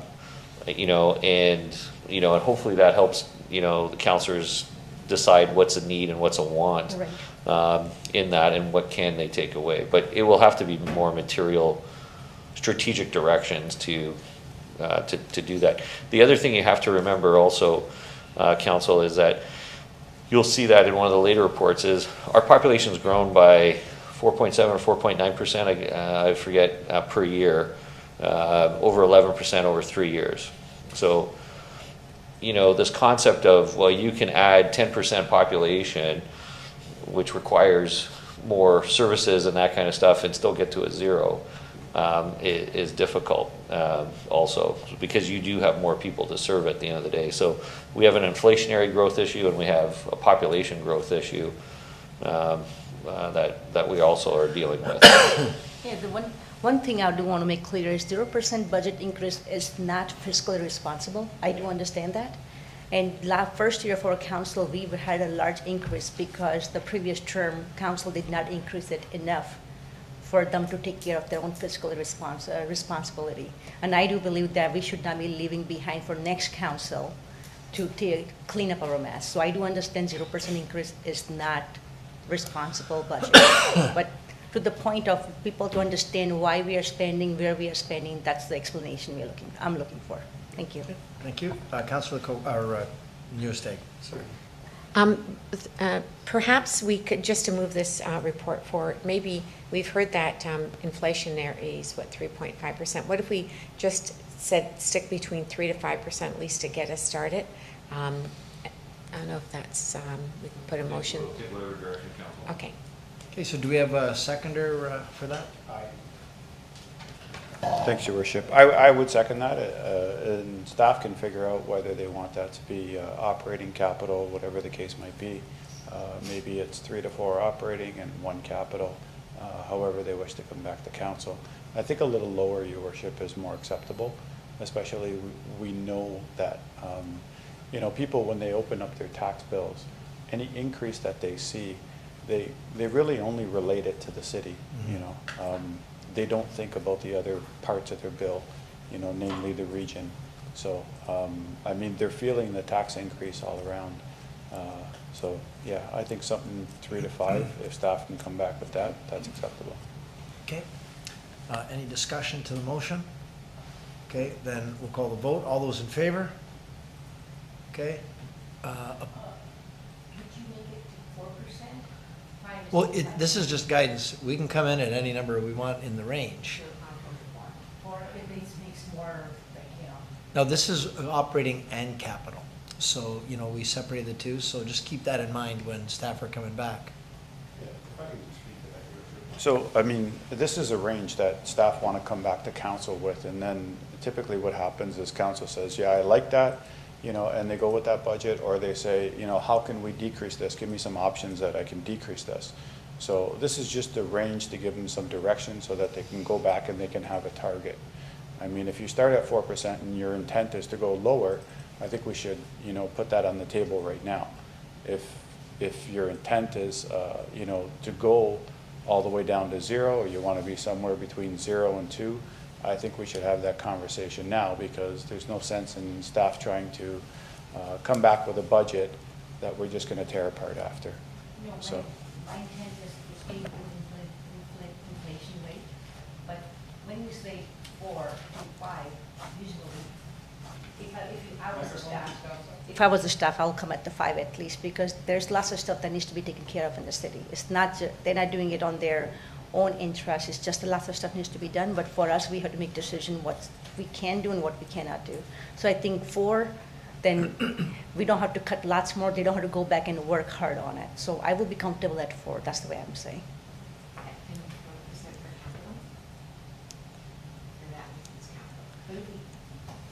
Yeah, Mr. Wick, what if we did 3.5 operating and up to 1% capital, so we're at 4.5? I was going to say 4.5. I was Okay, meet so in the we're middle okay of with 4.5. that? That's what Okay. I was going to say, yeah. Okay, so you're going to amend your motion. You okay with that as a seconder? Okay. Okay. 3 to 4.5. 3 to 4.5. Yeah, 3 to 4.5, yeah. Pardon me? That was part of the original motion. Okay, we're ready. Call the vote. All those in favor? Okay, opposed? Okay, so that's approved with 1 opposed. Okay, we got there. Okay, where are we? Okay, 8.4, looking for change, city review. There are 3 recommendations there. I don't know if anybody wanted to explain this or just a short abbreviation. Yeah, very abbreviated.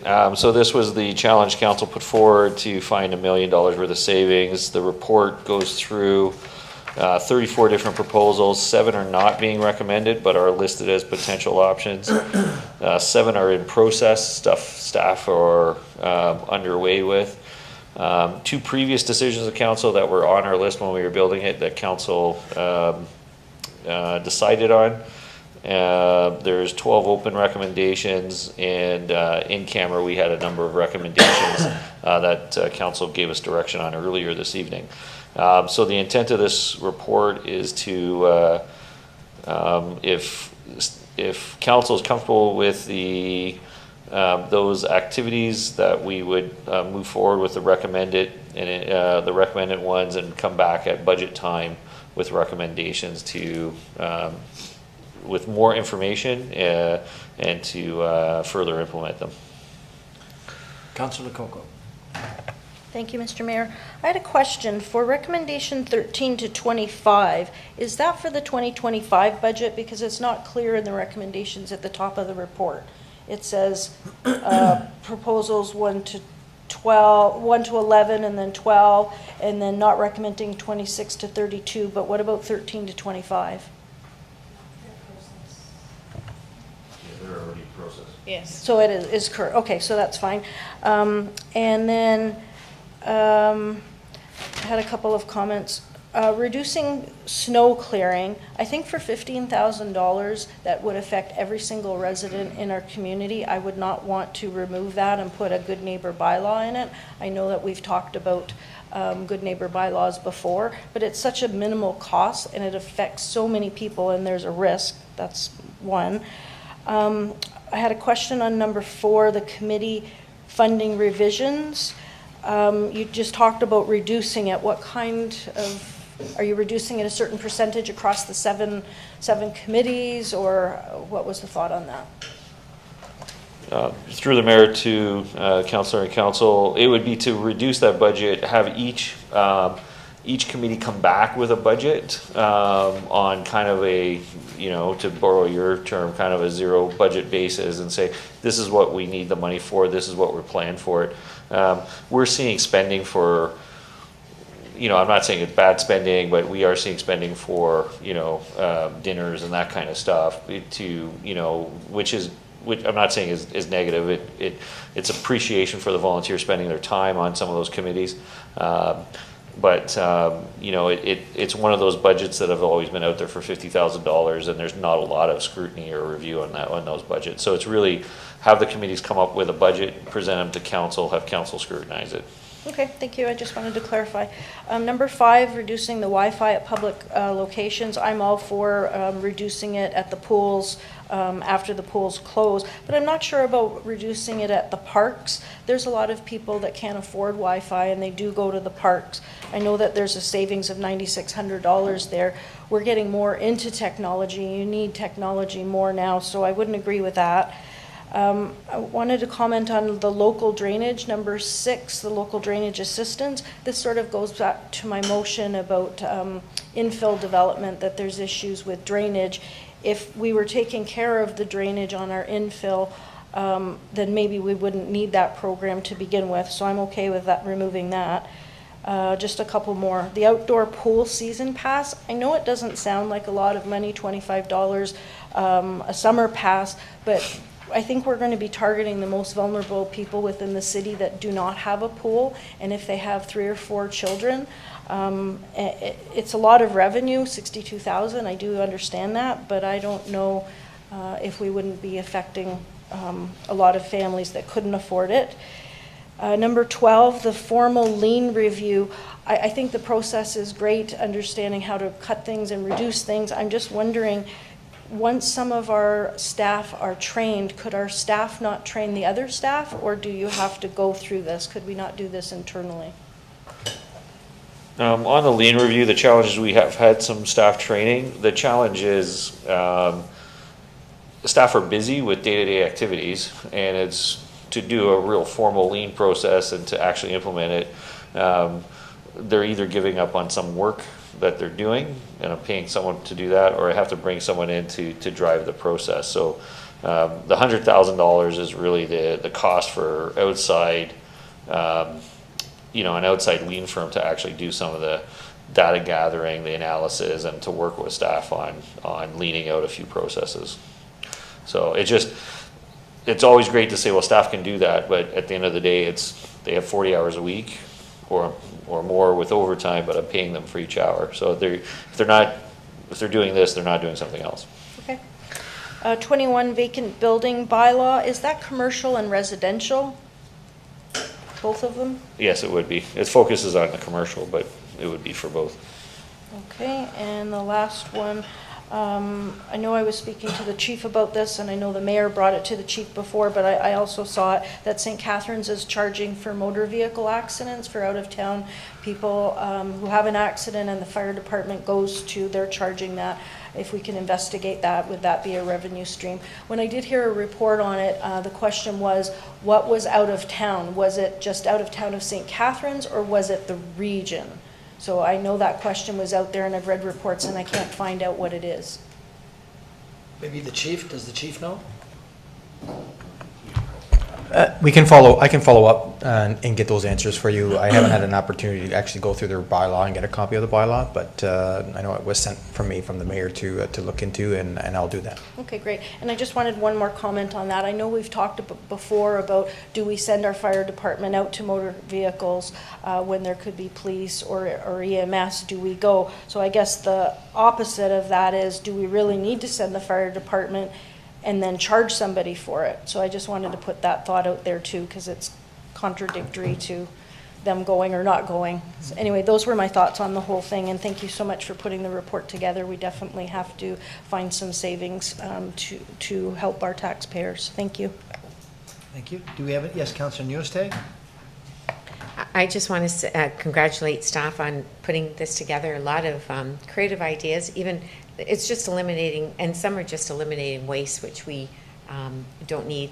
The only one that I do have concern, and Councillor Lococo mentioned it, is the swimming pool. If it's okay to charge it, but for the children that absolutely can't afford it, if there's some way that we can make sure that those children are able to swim without paying that $25. Maybe another thing is maybe citizens can adopt a swim pass for a child, or do something else that's over and above the taxes, but I just don't want to see those innocent children hurt. They can't earn money, so it shouldn't be detrimental to them. Yeah, go ahead. Yeah, on that, there are a number of charitable organizations that do have funds. Jumpstart program, for example, there's a number that the region has. So there are people who fund those activities also. You know, yeah, instead of us trying to set up a program for that, it'd be better just to partner with one of those organizations. If I can, I'm sorry, Councillor Pietrangelo, yep. Yeah, thanks, Your Worship. I'm just wondering how staff wants us to proceed. Do you want our comments on specific ones so that you might not go forward with them? Is that what I'm gathering? Okay. In that case, then, Your Worship, number 2 is the snow. And I know Mr. Burgess always likes to bug us about the fact that Niagara Falls clears the snow off of trails, which is quite nice, actually, for anyone that walks every single day, especially in the winter time. You know, to have that paved trail is something that's healthy for them, both physically and mentally, and a lot of times socially as well, because they go out walking together.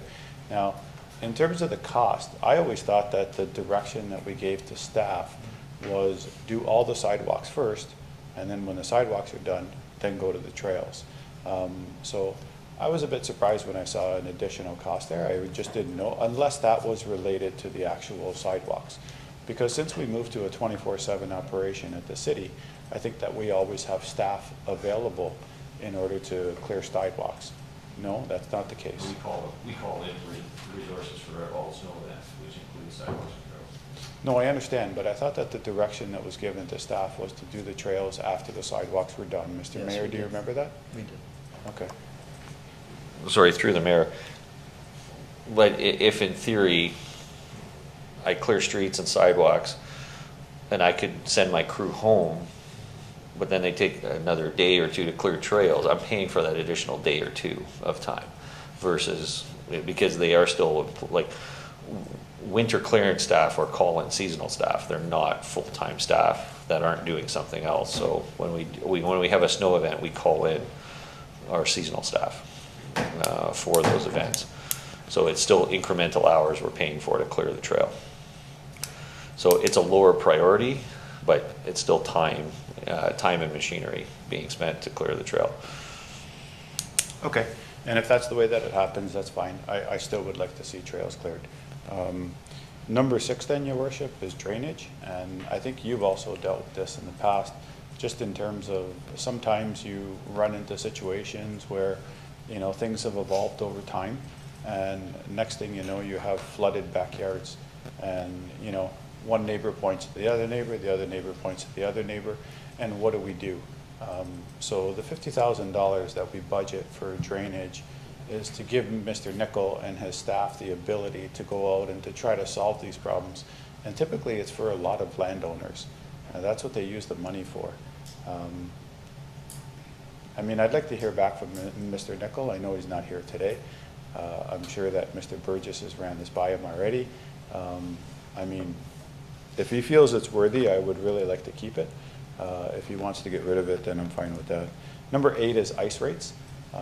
I think we always go to ice just simply because it's one of the biggest costs. But really what we should be doing is looking at a user pay system that is equal in terms of percentage instead of you know, just always looking at ice users.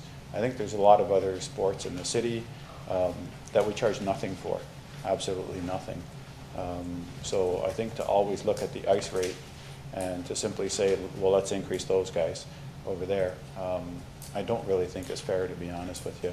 I mean, until we have a consistent charge, whether it be, you know, 30%, 40%, whatever, of the cost that it costs us to perform the service, I'm going to leave ice alone because I think that they've been increased a lot.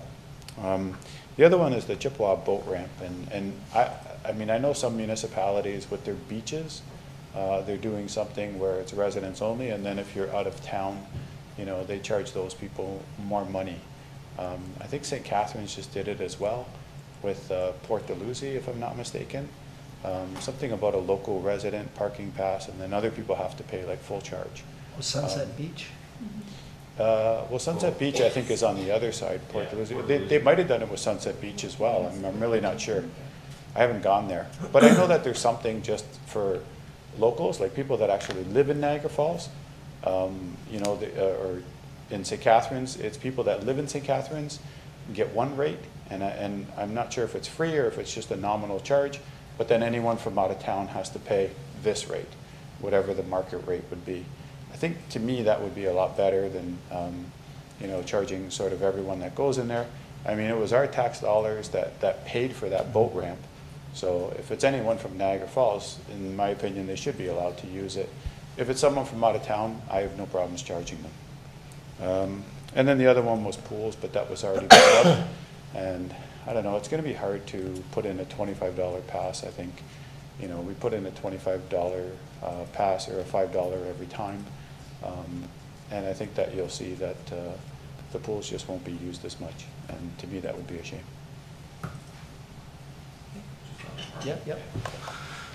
Just with regards to the boat ramp, it was more for the intent is to have a resident pass there for a fee. The issue is we don't charge for a boat launch either. Most places actually charge to launch a boat. And when it comes to need, and then there's been citizen complaints that they can't park anywhere. They park on the street and get dinged a ticket for parking on the street. And the guy who puts his $50,000 boat in with his $70,000 truck and $10,000 trailer parked for free.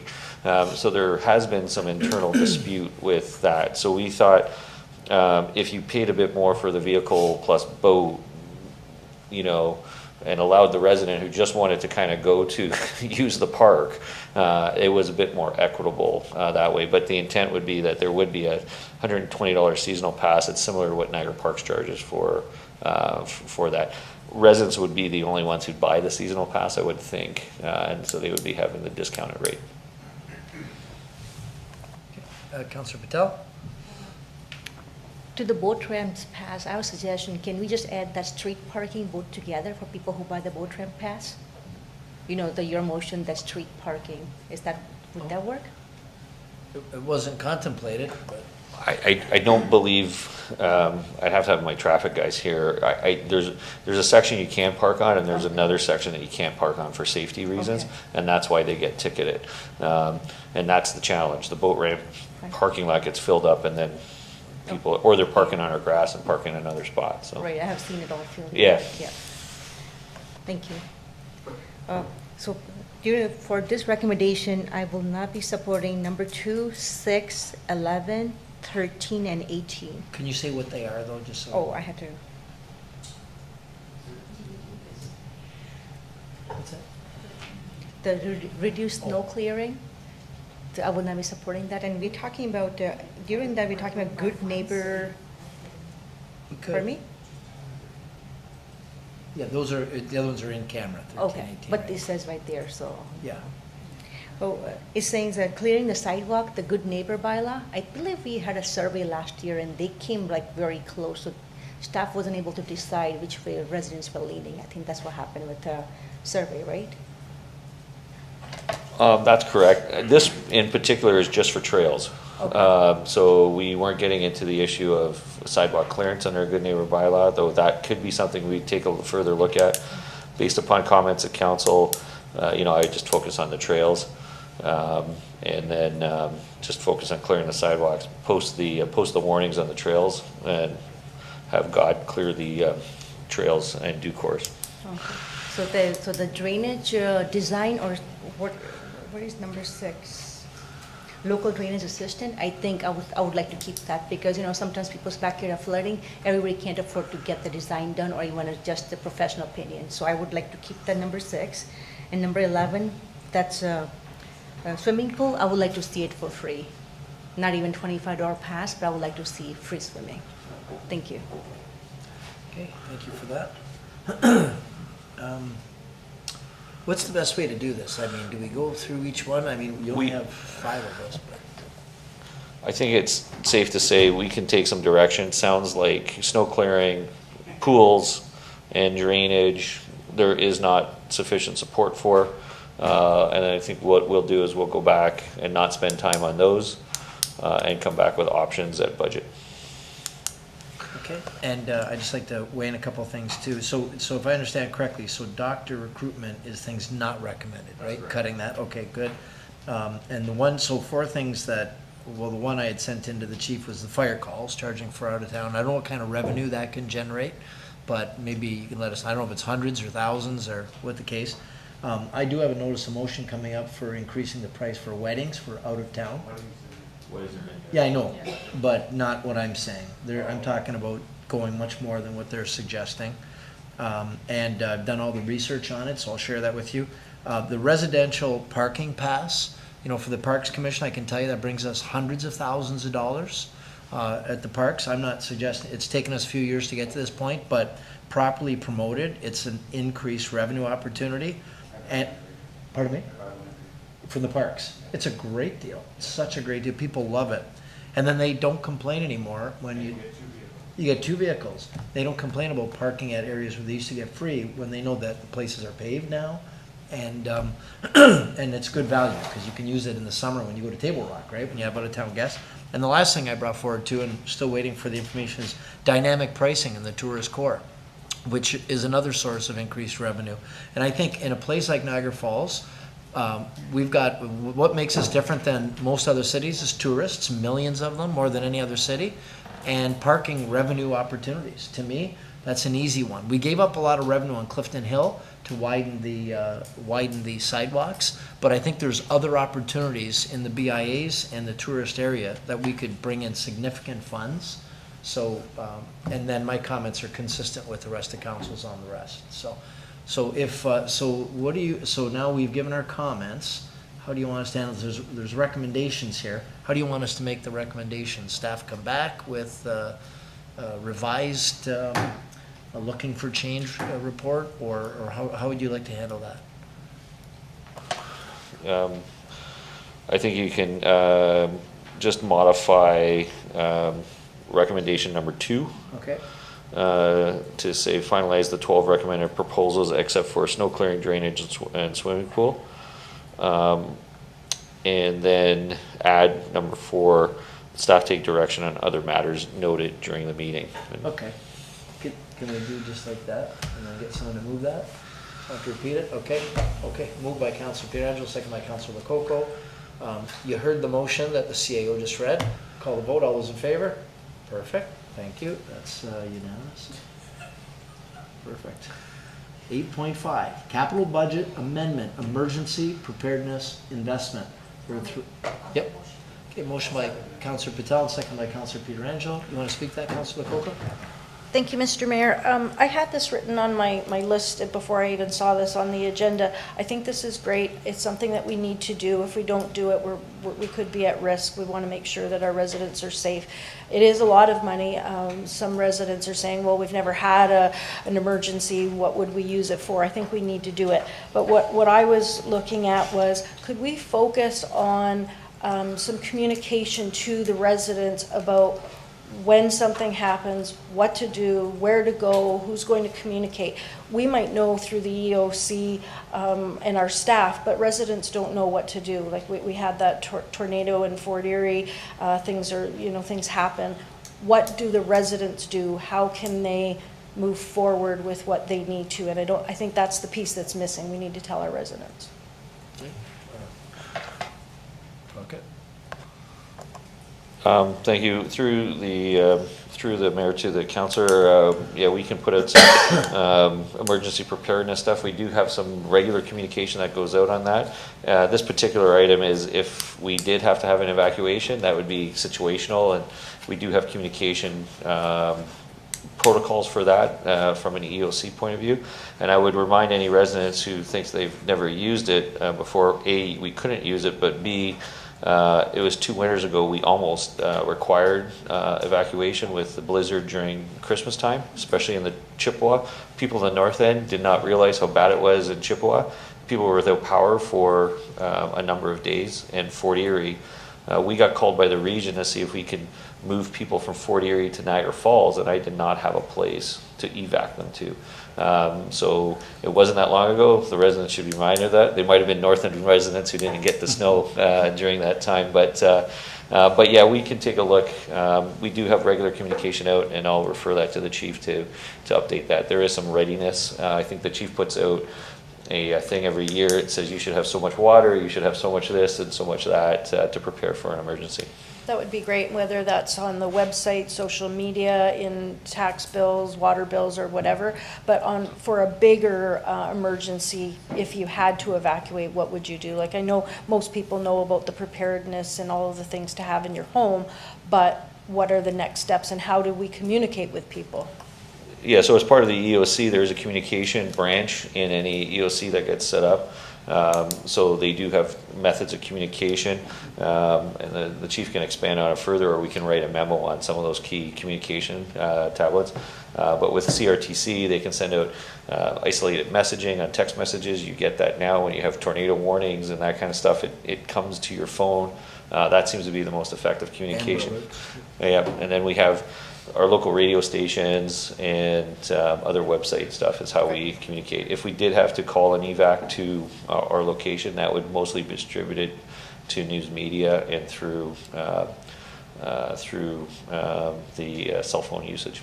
Great. We just need to let residents know, watch your phone, and then once the power goes out, there's limited things. So we just need to get that information out. I know we have it internally, but get that out to the individual residents. Yes, Councillor. One quick question. How many people could the McBain Center hold if we had that type of situation? That's a good question. I want to know. we don't have, other communities have like a stockpile of cots and that kind of stuff. We actually don't have that. Something we need to take a look at in our overall EOC strategy. But my bet is on any given day, there's 500 people in at any point in time in the in there. So if it was an emergency situation, we can probably. It's our easiest building to hold people in. The challenge with the Gale Center is the ice surface takes up a lot of space. So McMain was the best one for total space. But if we are going to have it as an emergency, then we do have to have the other things available if need be, right? I don't. So that would be extra cost coming. That'd be extra cost and something we would take a look at. There are sometimes government funding available for emergency preparedness, and it's something we can take a look at. And the region, or sorry, the chief would agree that the region normally operates as a network within the region, so you can move people to different locations or send other assets to a location. So, but it is something we wanted to start with the generator first. Yeah, no, it's a good start, very good start. You have yoga mats. You're halfway there. Okay. You do, and the hammock. Okay, so there are 3 recommendations here, so are we moving all 3 recommendations? Pardon me? Did we move it already? No, we have Councillor Patel and Councillor Pietrangelo. Oh, they did move it already. Okay, so We just have to call. all those in favor? Okay, that's unanimous, thank you. Okay, 8.6, indexing of development charges. Recommendation for council to waive the 2024 indexing of DCs. Moved by Councillor, are you going to speak to it? I want to support this, and I think this helps us because when we had to have those large increases with the DCs, it was kind of, we sat on the fence, but we knew we had to do it if we didn't want to put it on taxpayers. So this is a good way of helping them, so I support. Okay, motion by Councillor Newestag. Do we have a second for the motion? Second by Councillor Pietrangelo. Is there any discussion to this? Okay, seeing none, we'll call the vote. All those in favor? Okay, that's approved. Thank you. Unanimous. 8.7, motion by Councillor Pietrangelo, second by Councillor Newestag, that we authorize staff to sell surplus lands. We'll call the vote. All those in favor? Okay, and that's unanimous as well. Thank you. 8.8, motion by Councillor Pietrangelo, second by Councillor Newestag, that we award the pickleball facility contract to Stevensville Lawn Service for Kerr Park. All those in favor? Okay, that's unanimous.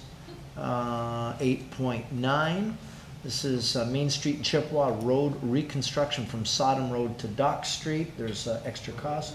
Motion by Councillor Pietrangelo, seconded by Councillor Newestag, that we support that extra cost. All those in favor? Okay, that's unanimous. Thank you. 8.10, Lions Creek Infrastructure Extension Cost Sharing. Okay. Motion by Councillor Pietrangelo, seconded by Councillor Newestag. Sorry, distracted here. Darlington needs to take her meds. Okay. It's her alarm for medication, in case anyone wants to. Okay, very good. Good to know. She wasn't asleep. Well, we'll just give you a minute to take it, and we'll just. So, yeah, we're 8.10. Okay, gotcha. Okay, so we have the motion for the cost sharing for Lions Parkway to Ort Road. All those in favor? Okay, that's unanimous. I need now a motion to go beyond 10 o'clock. Moved by Councillor Patel, second by Councillor Newestag. All those in favor? Okay, that's approved. Thank you very much. How about 11? Do we have to do? We already did that. We did, oh, right. Okay, thank you. See, that Councillor Pietrangelo was on the ball. Okay, yeah. So what are we on? We're on 8.12. Okay, so that's council approve the Arts and Culture Wall of Fame inductees. I'll move that. Okay, moved by Councillor Lococo, seconded by Councillor Newestag. All those in favor? It's approved. Did you want to be put on the Arts and Culture Wall of Fame? Okay. Oh, did you move it? What? I'm sorry. Oh, yeah, okay. Well, all right. Sorry. It's getting late. Okay, 8.13. Development and Housing Report, Provincial Reporting. So there are two recommendations from that council receive it, and that we review the status of current development and housing activity in the city, and we forward this to the province. Yes, Councillor Lococo? I had a couple questions. A couple of meetings ago, I guess the last quarter, I asked to have Airbnb statistics on there for enforcement, and I don't see that on the report. Is that not happening? Staff would, sorry. Yeah, Ms. Dolch? Thank you, Your Worship. I apologize. We will include it in the next quarter. Okay, thank whatever you. we can put forward. Thank you. Right, I understand, yeah. And on there was 20 water supply, plumbing, and drainage complaints. Again, that goes to what we're talking about, drainage, and my motion later on for infill. I just wanted to bring that, and that was it. Thank you. Okay, did you want to move that too, Councillor? Okay, motion by Councillor Lococo, seconded by Councillor Newestag. All those in favor? Approved unanimously, thank you. 8.14, Fire Services Labor Update. There's a recommendation that we receive the report. Motion by Councillor Patel, seconded by Councillor Pietrangelo. All those in favor? Okay, and that's approved unanimously, thank you. Consent agenda. Okay, moved and seconded by Councillor Newstag. Yes. I wanted to pull 9.4. Okay, so let's deal with that one first. Oh. CA, University of Niagara Falls, Canada, August update. Thank you. Thank you so much for the information. When staff agreed to my notice of motion at the last council meeting, I asked that that a few of the people be contacted, like the University Project Share, Soup Kitchen, Salvation Army, Third Space, the school boards, the ministers. After reading the report, I don't believe that any of these people have been contacted, have they? Mr. CAO? Yeah, through the chair, I took staff direction to gather some information. Some of those other things, to contact a minister, I would need council approval to go and reach out to a minister.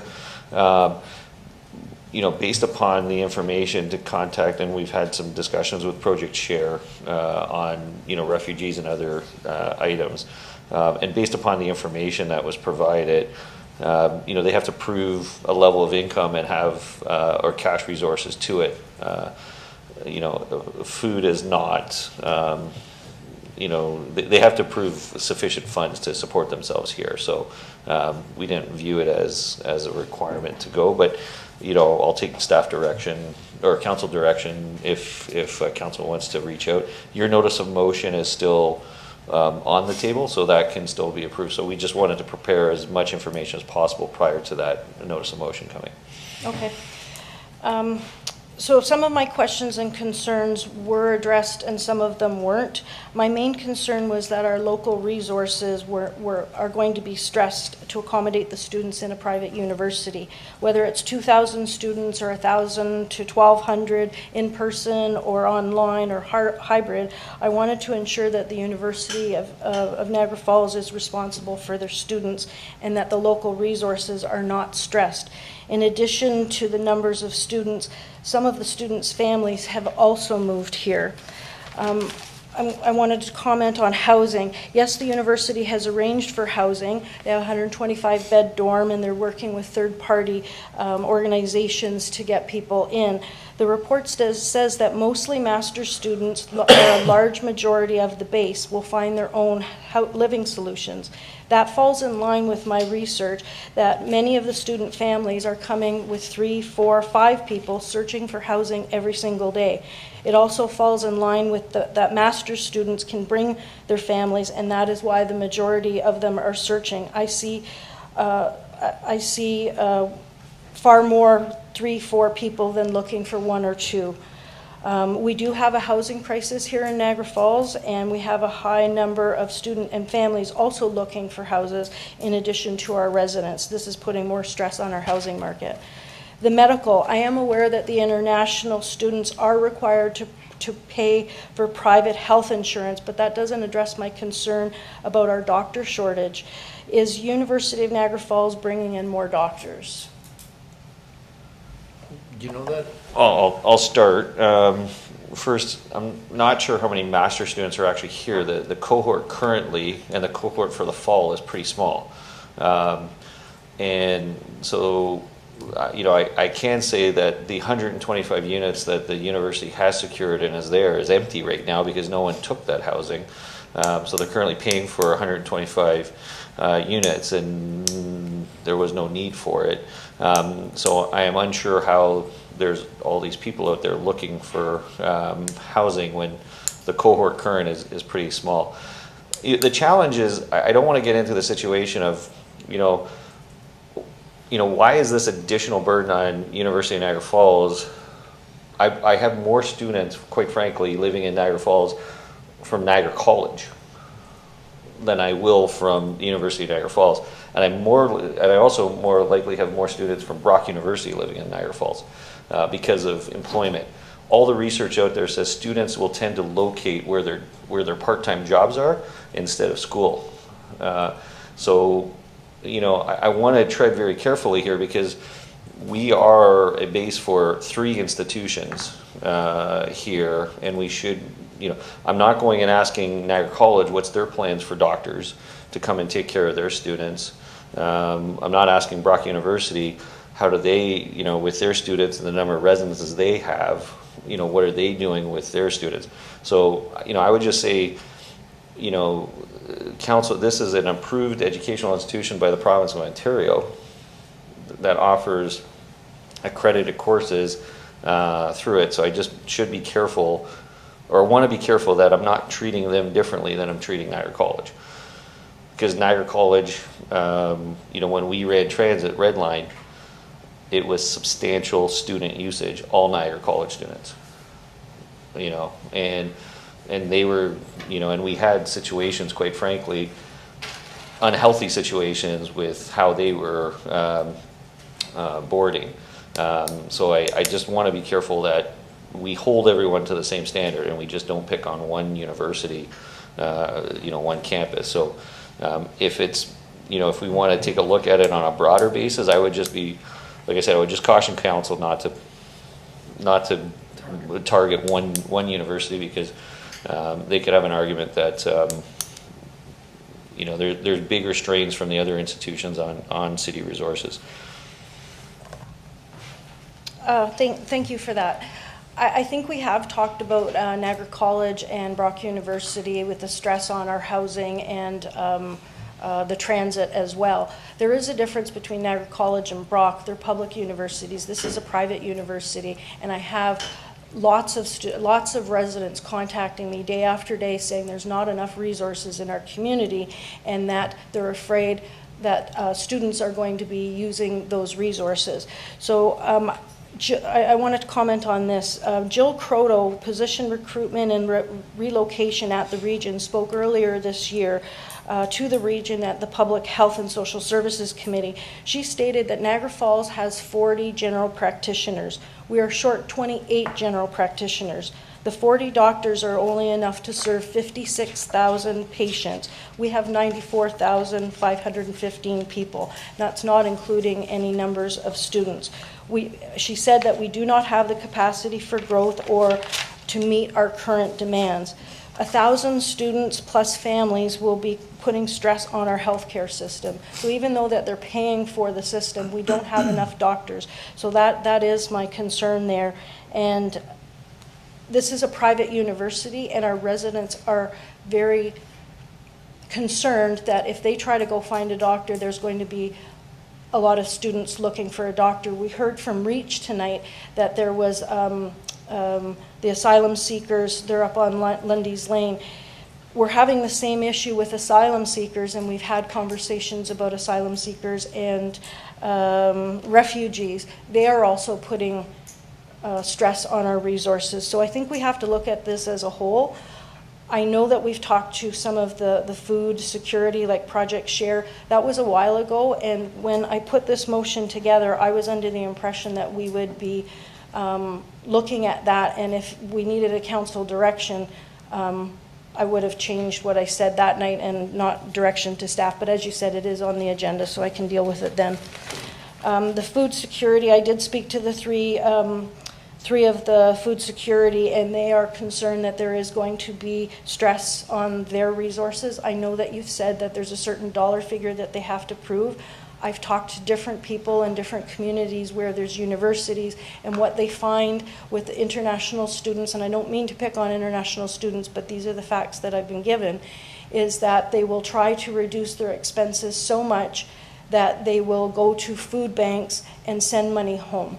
So I don't think that's going to happen with everything, but the food security organizations in our community are quite concerned about it.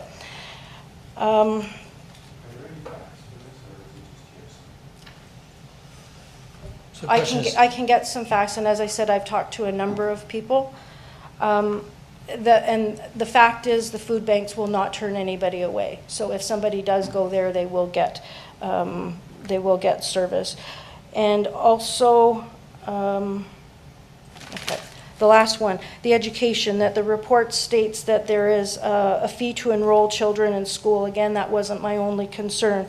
We heard about the challenges with the refugees and asylum seekers. When the children went into schools, we had overcrowded classrooms, and the students that were in the classroom were not able to learn as well with cramped classroom sizes. Some people were in closets. Some principals brought in extra desks to accommodate. Again, it's stress on our resources.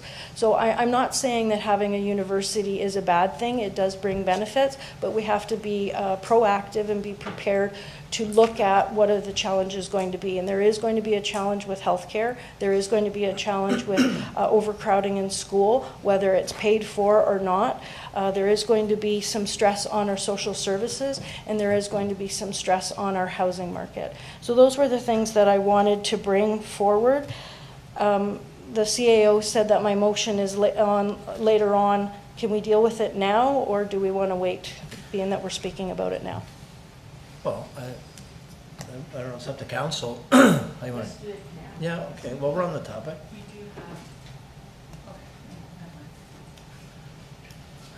If it's easier, we can do it later. Well, the first thing is, we haven't voted on this one, so we need to receive this report, and then maybe we might as well, we could do the two at the same time. So sure. Why don't we receive this? It's not asking us to take any action, right? Just to receive it.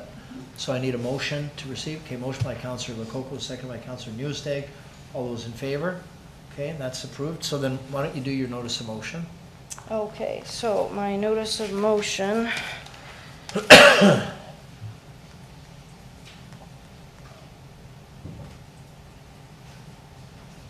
So my notice of motion is at 16.2, and it was basically asking that the city contact the university, and it outlines with some of the specific questions: project share, soup kitchen, Salvation Army, third space, regarding food security resources, both school boards to find out if there's about the number of children, Minister Sylvia Jones, Minister Jill Dunlop, and Minister Mark Miller. And again, the reason why I put all of those in was because that the university was supposed to guarantee guaranteed housing for the students. And as I said, I see every single day, there's one Facebook group, it's called University of Niagara Falls, Canada for Filipinos. And every single day there are multiple posts saying, I'm starting in September, starting in October at UNF, I need accommodations for 3, 4, or 5. Very rarely do I see for one student, it's multiple. So anyway, that was my motion, and I'm not asking to change anything, I'm just asking to contact these, and let's be proactive and ensure that the resources, the limited resources that we have in Niagara Falls are going to be used for our residents. Okay, so we have a motion now, it's a motion? It's a motion or notice of motion? It was last time, okay, sorry, I wasn't at the meeting. Okay, so we have a motion by Councillor Lococo, do we have a seconder? Okay, do we have a seconder for the motion? Okay, we don't have a seconder for it, Councillor. Okay. Where are we? Okay, motion by Councillor Pietrangelo, second by Councillor Newstag, that we pass the balance of the consent agenda. I'll really quickly say them. Throwstone Road water main crossing for budgetary for the service center parking lot. We Go Blue Line maintenance responsibilities, University of Niagara Falls, Canada update, which we just talked about, official plan zoning amendment for lands west of Allendale, south of Main Street for a 20-story building, and lastly, the 2024 Sports Wall of Fame. We'll call the vote. All those in favor?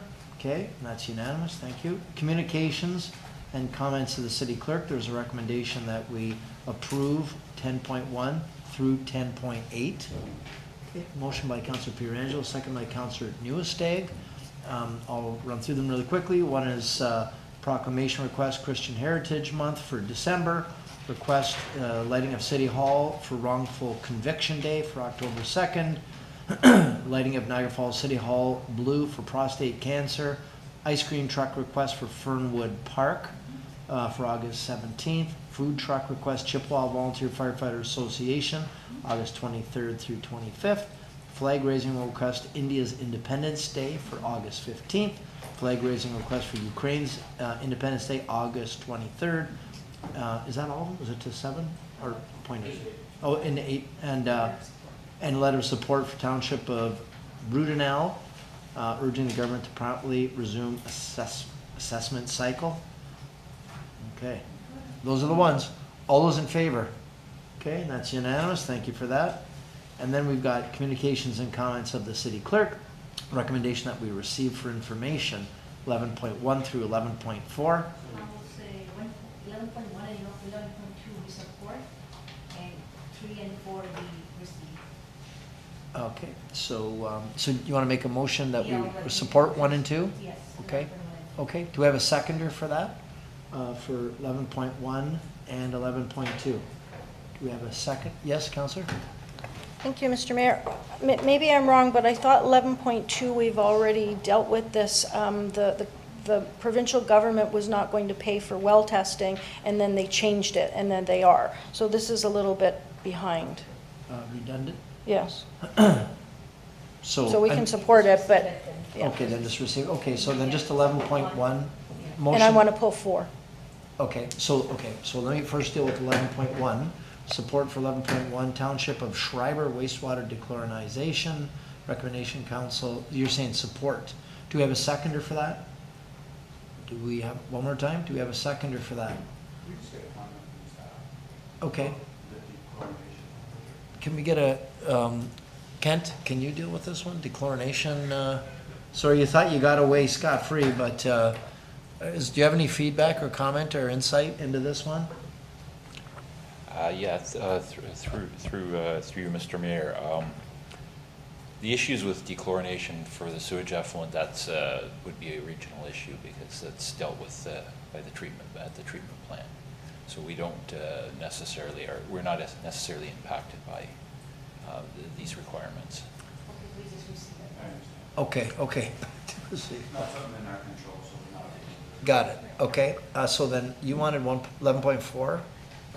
Yes, I wanted 11.4, but I'll just read something about the dechlorination because I did ask about it. So Adam Alcock said, yes, it was a regional issue, but what he did say was that the City of Niagara Falls did not face the same onerous challenges. However, we are legislatively required through our drinking water license to dechlorinate any potable water we are intentionally discharging to the environment, primarily from flushing our fire hydrants, in order to have the detectable amounts of chlorine that could potentially impact fish and wildlife. We achieve this through sodium bisulfate pucks that we purchase by the bucket at an annual cost of less than $500. So anyway, I was interested, so I asked.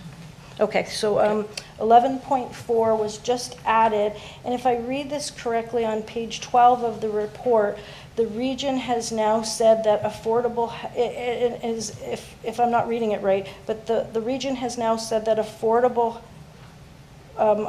housing price for a single or semi-detached home is $319,800.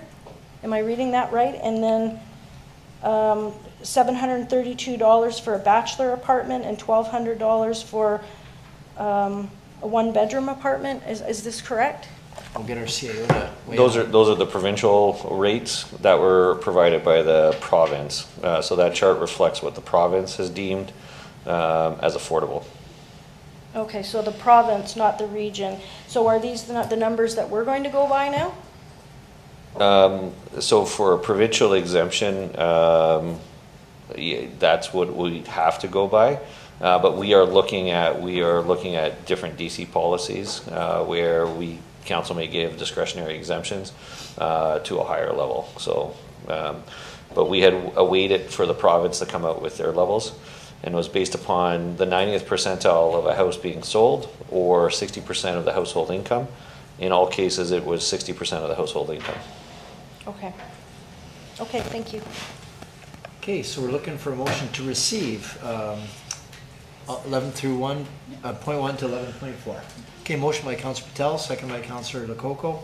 All those in favor? Okay, that's unanimous. So we're on 12.1.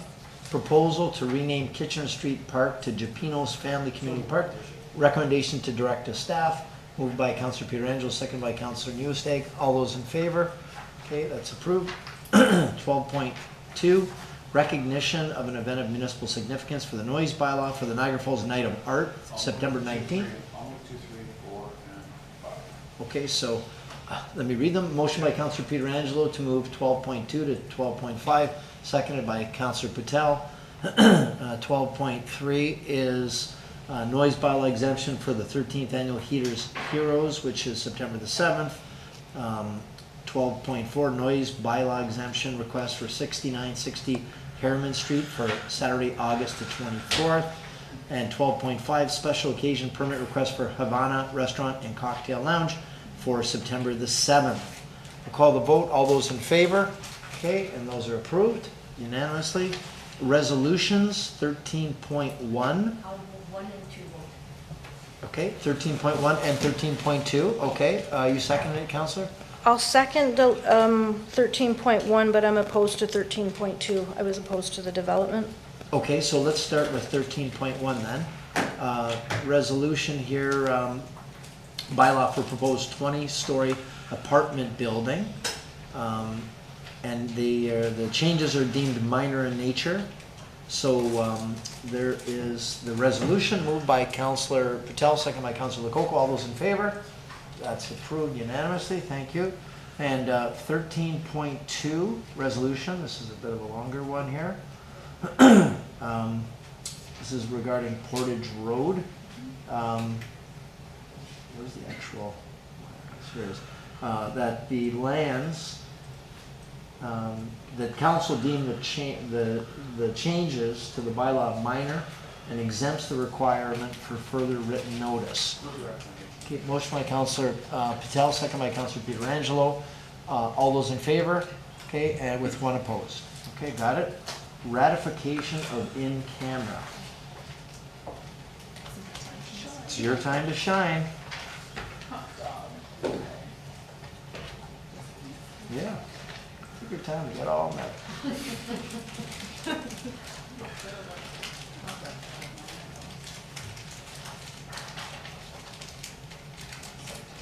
Yeah.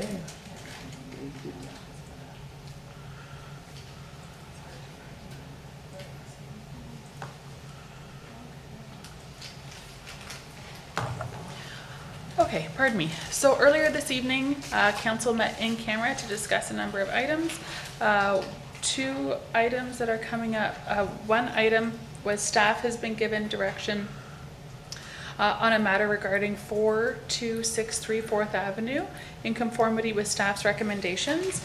And the rest of it is that we have one recommendation in front of council regarding that council approved the sale of 5734 Glenholm Avenue to the St. John's Ambulance Association for the price of $1, and that council directs staff to delegate the general manager of Recreation, Culture and Facilities to execute a purchase and sale agreement to the satisfaction of the city solicitor. Okay, motion to ratify in camera, moved by Councillor Newstag, second by Councillor Patel. All those in favor? Okay, that's unanimous, thank you. Now we go to notices of motion.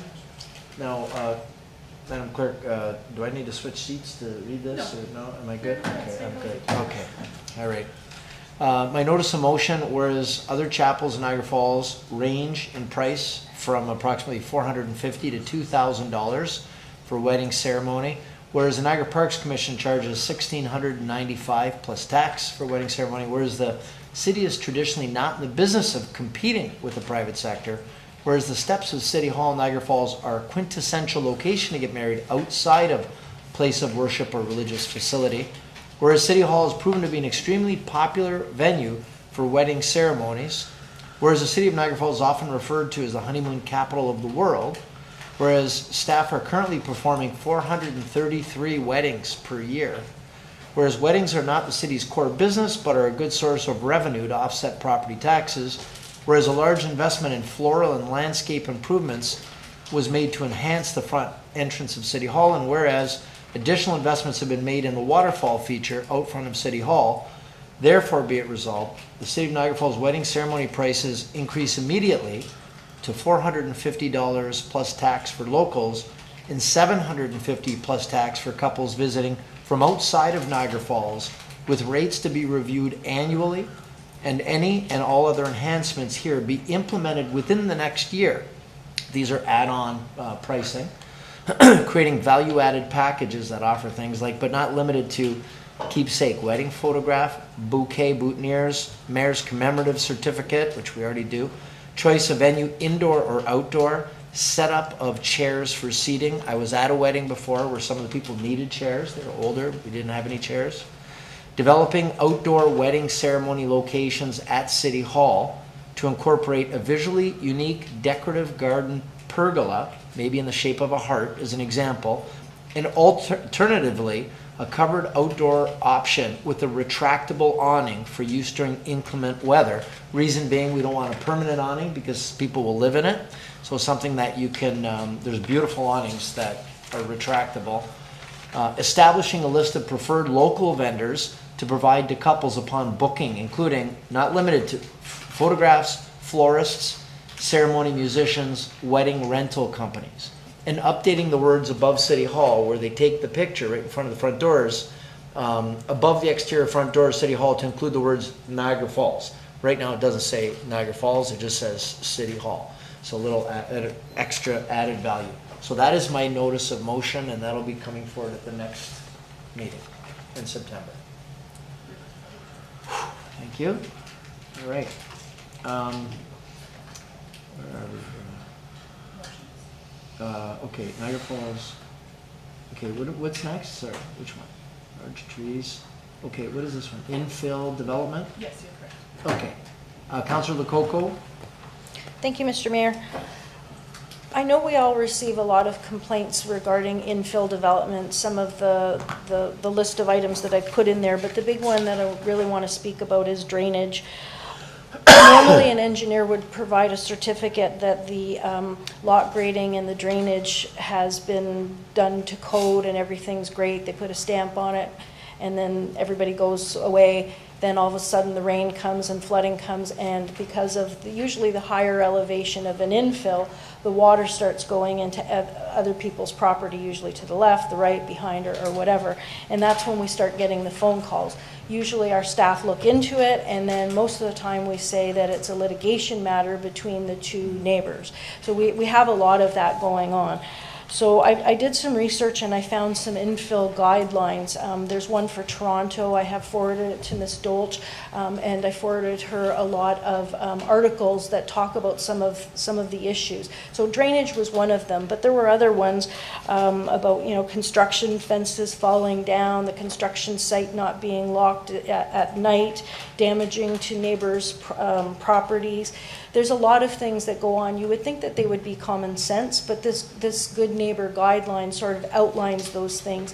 And what I was looking to do was to have staff come back with a report on how to mitigate some of those. Some of it is just awareness and letting the developer know that maybe here's some of our expectations, not necessarily enforce them, but if you give it to them at the beginning. And the other part of it could be also when there's issues, who does a neighbor contact, what process do they go through. So that was my motion, and let me see if I missed anything. I want to go back to the drainage about the certificate. It's a great thought that should work, but in theory it doesn't necessarily work. And I talked about Toronto, common sense, And so my motion is basically that the city of Niagara Falls investigate ways to mitigate those issues. There could be other ones, but those were the ones that I've had some major complaints on. Okay, any questions? Yes, Councillor Newstead? With this new issue of intensification, we are encouraging intensification. Definitely there's these issues that will arise, and I think that's prudent that you're bringing them to attention. It really shouldn't be the homeowner that's currently there. Perhaps it could be as simple as in our building department, just when they go for a permit, that here's guidelines that they are paying attention to, that this is your responsibility if you are going to build, and be a good neighbor, basically be a good neighbor, not cause undue expense to other people. A checklist, a good neighbor guideline, whatever it's called, but there is lots of research out there about things that people can do, and some of it's just common sense or thinking about other people. Some of it is enforced by bylaw, like our noise bylaw. I've had people have a beeping truck backing up at 5 o'clock in the morning, and then they call bylaw. So there's some basic things, and I know we always say, oh, this is covered by bylaw, this is covered by the engineer's certificates. It's good in theory, but until it happens, people don't know what to do with it. And I think we just need to enforce the expectations, not enforce, but make the expectations a little bit more aware. Okay, yeah, Councillor Patel.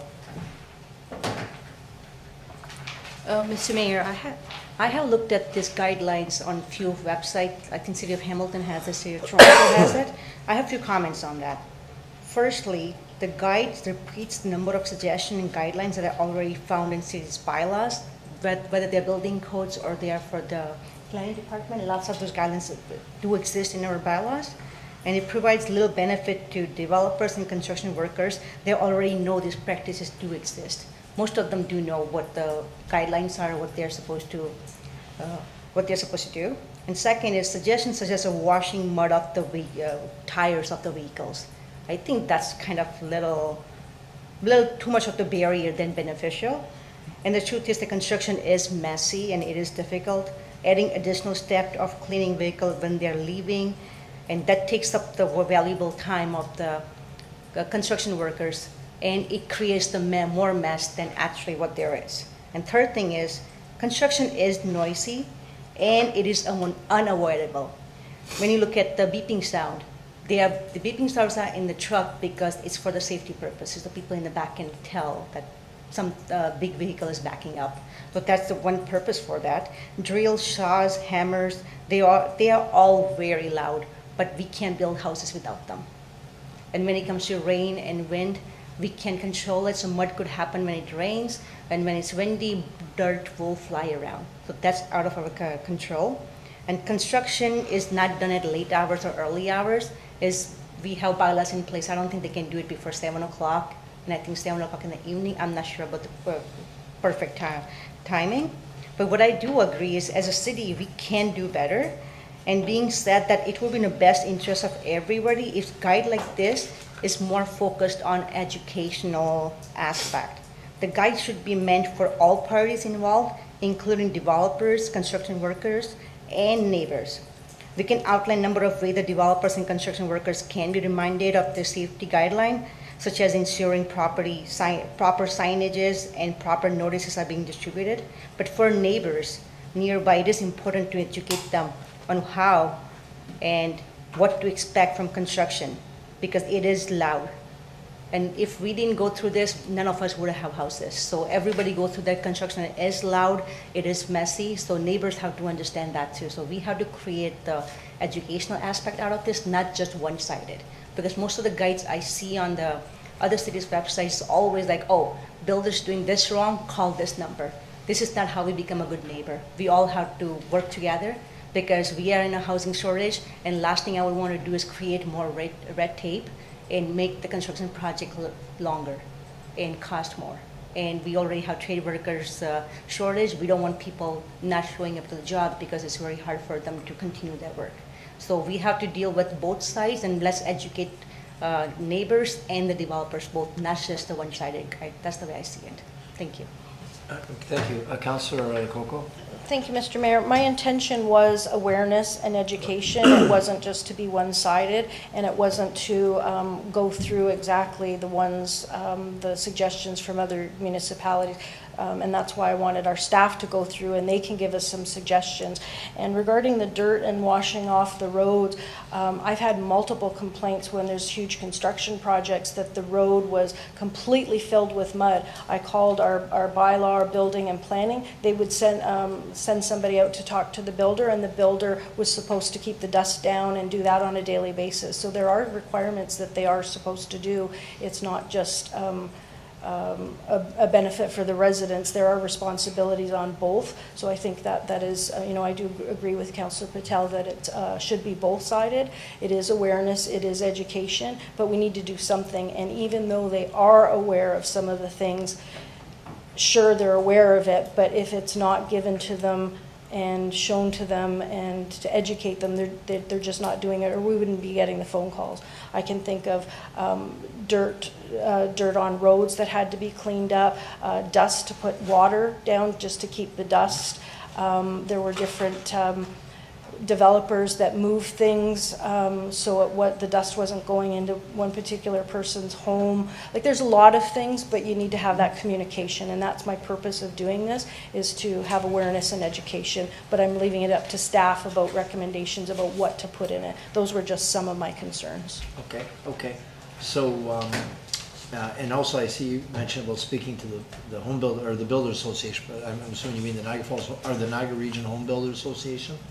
You said the Builders Association. It can be whatever we think. Niagara Falls Builders Association, yeah, sure.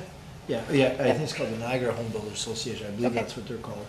I leave it up to staff. They know the process, they know the players, and I would just like to see a report that would mitigate some of these issues that we see. Like the one lady called me just a little while ago. They ripped up her front lawn to put utilities next door, and nobody came back and put sod down on her property. They ripped up her driveway to do that. They didn't fix her driveway. So these things happen on a pretty regular basis, and that's the reason why I put them down there, was because I've dealt with residents who had these issues. Okay. Okay, so you've read the motion. Oh yes, I'm sorry, Ms. Pignarti. Thank you. Through you, just a quick comment on some of these requests, because the motion as worded asks for staff to investigate ways to mitigate. Pretty much all of these items are already covered by existing bylaws, so it is a matter of the enforcement process. And bylaws also have to be enforced reasonably. So there is generally a conversation that takes place. Staff go out on site, they talk to the person who's causing the issue, give them an opportunity, and then they would take more severe steps if needed. But certainly, and also health and safety legislation that construction sites have to comply with. All of our city contracts with contractors also have detailed provisions requiring contractors to comply with that legislation and the bylaws, and to indemnify the city with respect to any third-party losses caused by construction. So there is already a set of systems in place, and the city just has to make sure it's not very draconian in its approach of enforcing, but there's certainly bylaws already in place as opposed to reinventing the wheel. I just want to make that quick comment. Through the mayor, thank you so much, Ms. Pignarti. Again, it's awareness and education and knowing what's there, because if all of these things were already in place through bylaws and building code, we wouldn't have these complaints. So that's where I'm going with this. A lot of them are about infill developments. And as Councillor Newestig said, we are intensifying, and this is what we're going to be doing. We have a huge section of our housing population that will be either torn down because of the age and stage of the house, or major renovations because people are expanding or whatever. So we're going to see this a lot more, and I just want to ensure that people are aware, educated, and know the expectations, and then what do they do. Okay, thank you. So we've got a motion by Councillor Lococo. We've all heard it. Do we have a seconder to the motion? Okay, Councillor Newestag. Okay, is there any discussion to the motion? Okay, we'll call the vote. All those in favor? You have a question?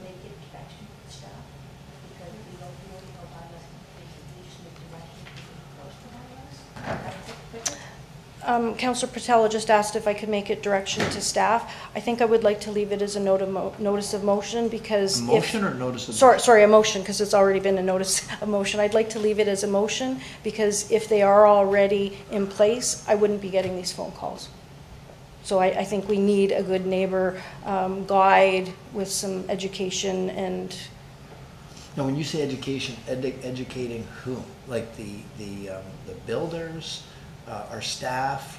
Oh, educating the builders and the neighbors about the expectations about noise, building, dirt, dust, educating both on the expectations of what it is.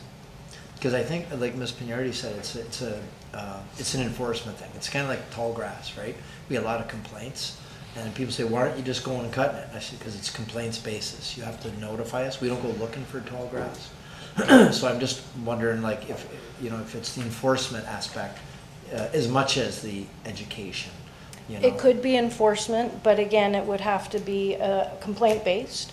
But again, reminding the developers about the expectations, about what's in the building code, what is in the bylaws, and maybe cutting down some of the expectations of the neighbor who has the infill development beside them. It's just a thought, and again, because I don't know how this is going to go, but maybe we have a communique put together for the builders and developers. But that's what the good neighbor, the good neighbor guide is.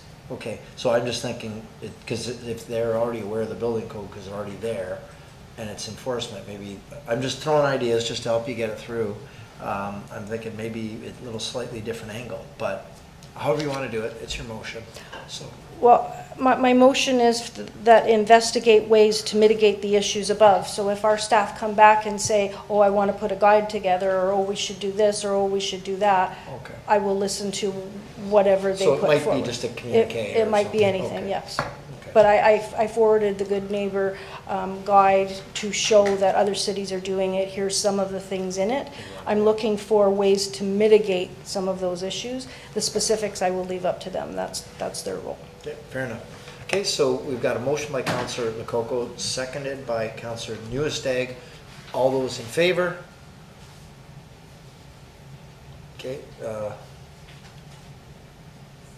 I'm okay with supporting it. I think that's reasonable. You did put your hand up? Okay, all right. And then we'll let staff come back, and they're going to tell us what's reasonable. So, okay, good. All right, new business. No new business? Okay, so only new business I'm going to mention is one little detail. We have our mayor's charity barbecue at the Serbian grounds on Saturday the 14th. Is that right? Saturday, September the 14th. We have been having meetings. This is a fundraiser for the hospital and our hospice. And all 100% of the proceeds go to that. It's going to be fun. It's going to be a lot of food, a lot of entertainment, a lot of surprises. And I just want to remind everybody, put it in your calendars. We have we've increased our parking strategy so that we're not going to have as many issues, hopefully, as last time, because it was there was a lot of cars, a lot of people. But anyway, so if there's no other new business, then we're going to do the bylaws. Motion, yes, we got a, oh wait, I got hands coming up all over the place. Hold it, I can start with staff. Ms. Dolch, did I forget something? What did I do? Thank you, Worship. I hate to mention this at this late hour at this point, but I do want to advise council, I did get a text message from the consultant from the 688 Drummond Road. She's confirmed with the architect that the actual height of that building would be 20 meters. I just want to put it out there to council. 20, not 28. Not 28. There was a mistake there, so I just wanted to alert council. Obviously, we could just continue with the bylaw as is, or... Oh, well, we should amend it, right, and make it 20. And good thing Detective Pietrangelo picked up on that, so... I asked it that. You asked several times. You just were not accepting that number, yeah. Well, but that did seem like some high ceilings, so... Okay, so, and yes, Councillor Lococo, you Yes, I wanted to oppose 2024-067 and 068. That was the Portage Road Marine Land. I was opposed to that development. Okay, so we have a motion by Councillor Pietrangelo, seconded by Councillor Newestag to approve the bylaws. And we know that you're going to be opposed to those two, 067 and 068, is that right? Okay, give the bylaws a first reading, I'm sorry. First, second, and third. But I am opposed to Drummond Road. Okay, and he'll be opposed to Drummond Road. Which one's Drummond Road? Even at 20 meters? Okay, so which one is that? 067 or 068? Okay. I'll give them all for second and third then. What's that? Oh, no, he still wants to do it. He's not giving that up. Okay. So so we're going to call the vote with the exception. Councillor Lococo is opposed to 067, 068, and Councillor Pietrangelo is opposed to 074. Okay? Let's call the vote. All those in favor? Excellent. And we're looking for a motion for adjournment. Wow, the hands really moved quick that time. Councillor Patel and Councillor Newestag, all those in favor? And we are adjourned. And thank you, everyone. Thank you to staff. Thank you for everyone acting like you're awake. Appreciate that.